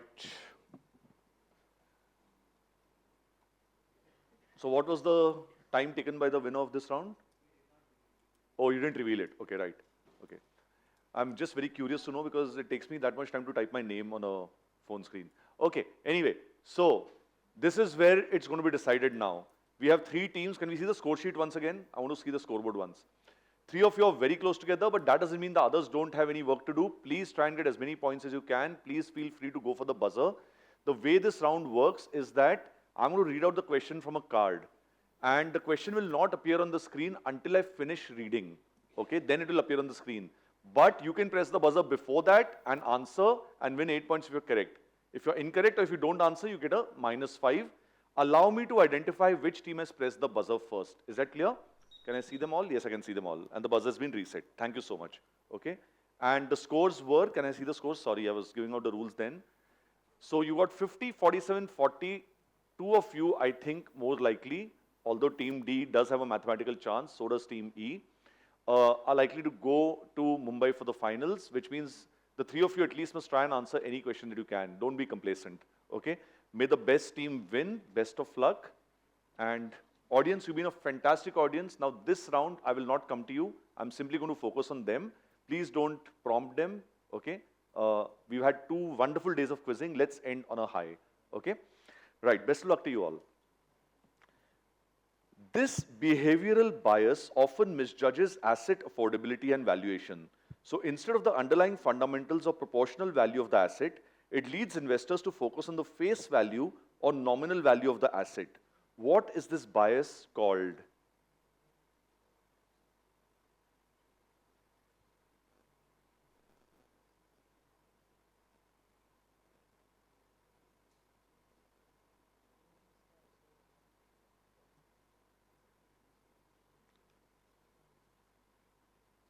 So this is a 3-word answer, okay? The first 2 words are nominal price, okay? The first 2 words are nominal price. What is the third word?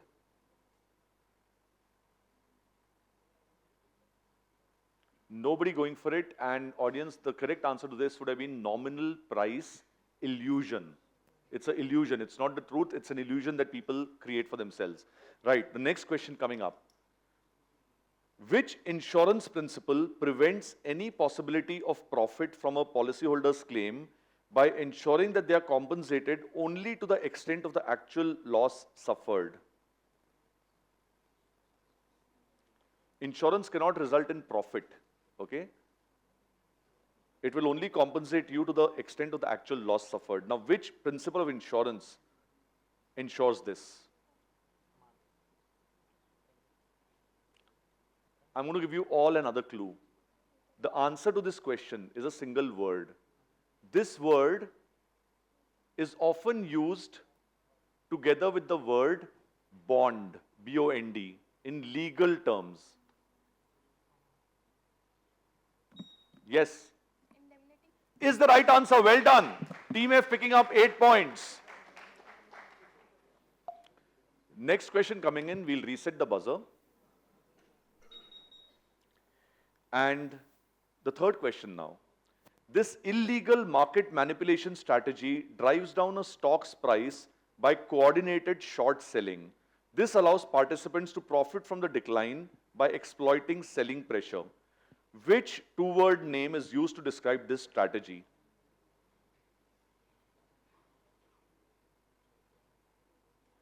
The answer includes reference to an animal. The two-word answer includes the name of an animal in it.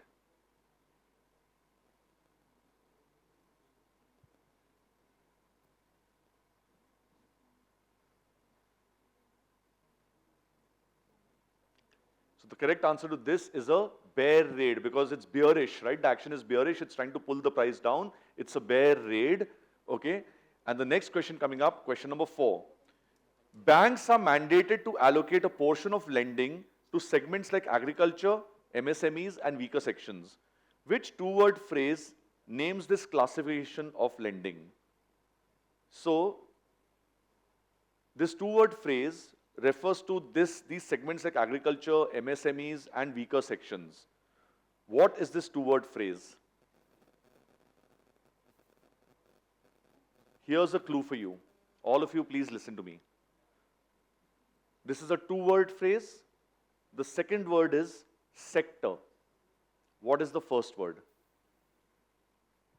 The second word is sector. What is the first word? If you're mandated to allocate some funds to these, why is it happening? Because, therefore, it is a dash sector. Anybody going for it? And that is not answered. It is, yes, what's the answer? Priority sector. It's a priority sector. Well done. That's the answer we were looking for. It's a priority for the government to, move these sectors forward. And the next question, question number 5 coming in. This derivative instrument is usually a short-term simultaneous borrowing of one currency and lending of another between counterparties and functions effectively as collateralized funding between currencies. Both parts are agreed upon at the very outset. What is the name of this forex derivative instrument?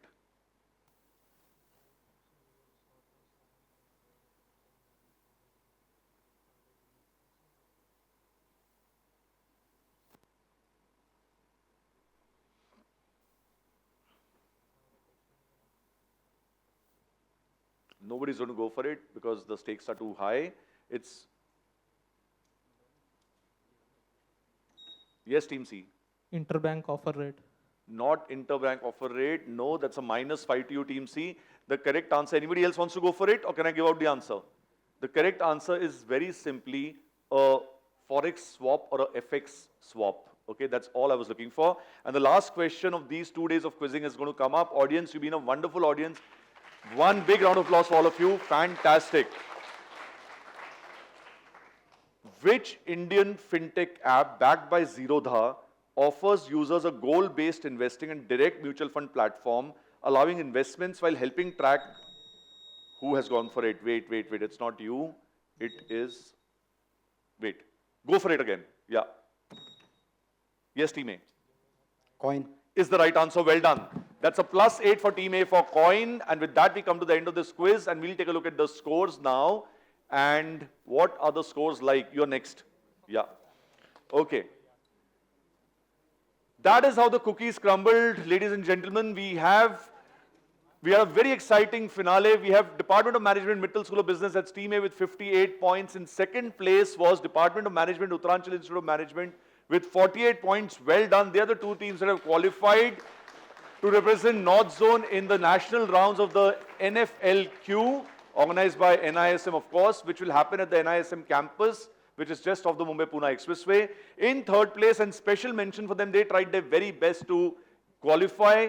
That is Team C, that is Department of Finance, New Delhi Institute of Management. Very, very well done with 42 points. And our other three finalists, of course, were PGDM Lloyd Business School and University School of Management Studies, CGS Indraprastha University, which finished fourth actually, and School of Management Studies, CGS University, Mohali. With that, we come to the end of these 2 days of quizzing, particularly today, which was a day of quizzing for the postgraduate cohort. And just before we finish, I'd like to tell you all that all these episodes can be seen on YouTube later. And the ultimate objective of this quiz series is to promote financial literacy.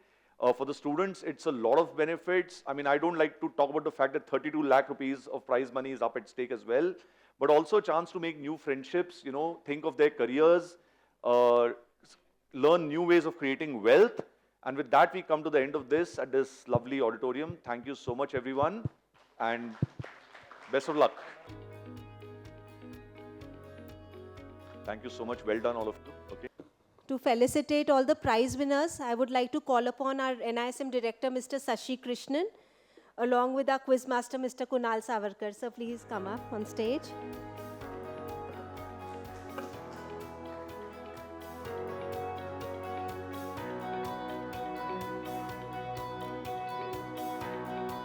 So the second runner-up is Department of Management, Mittal School of Business. Can we please have you on stage? Can we have the photographer to click the photographs from below? Oh, Akshay has only taken the thing.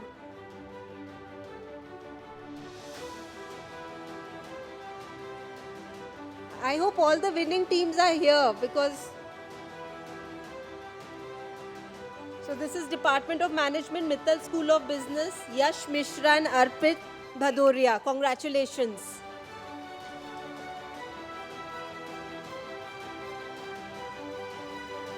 They win a prize amount of rupees 20,000. We have? If the mentors are there, please come up on stage, the faculty mentors.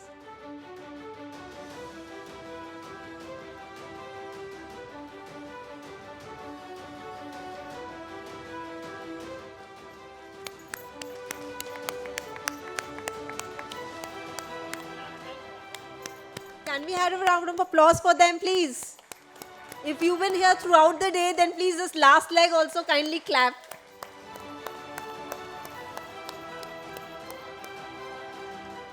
Time for the first runner-up, which is Department of Management, IIM Kashipur. Can we have up on stage Nishant Bajaj and Nishchay Goenka?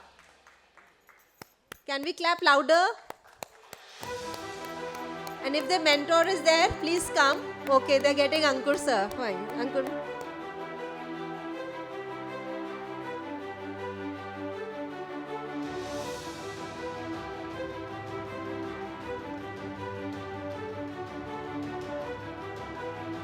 They win a prize amount of rupees 30,000.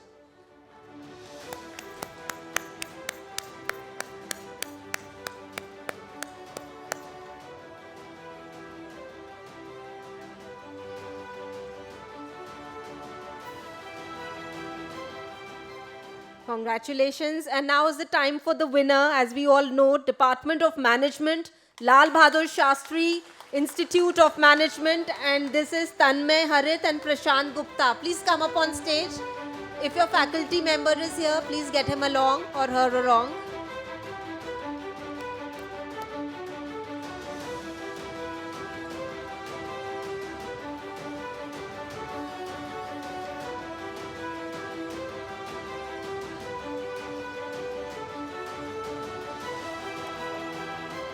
Congratulations. And they have a prize amount of 40,000.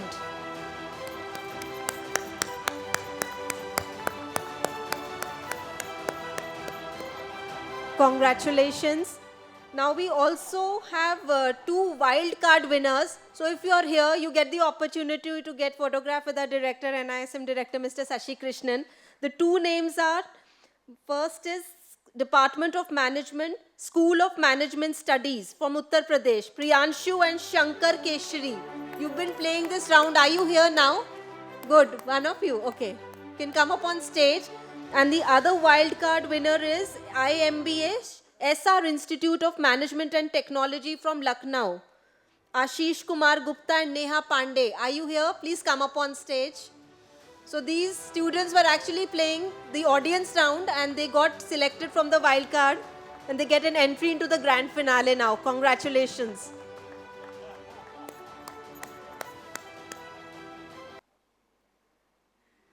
So can we all please rise up for the national anthem to conclude today's day?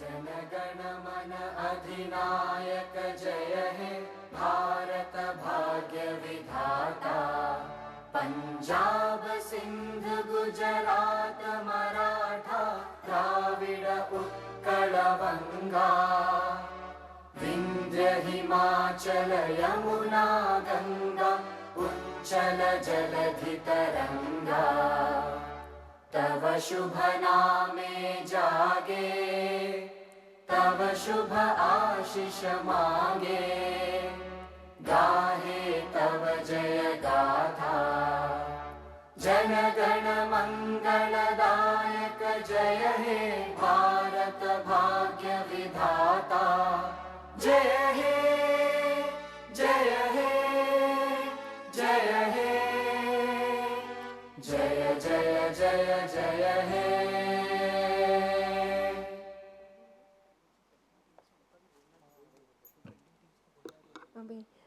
Thank you very much, everybody.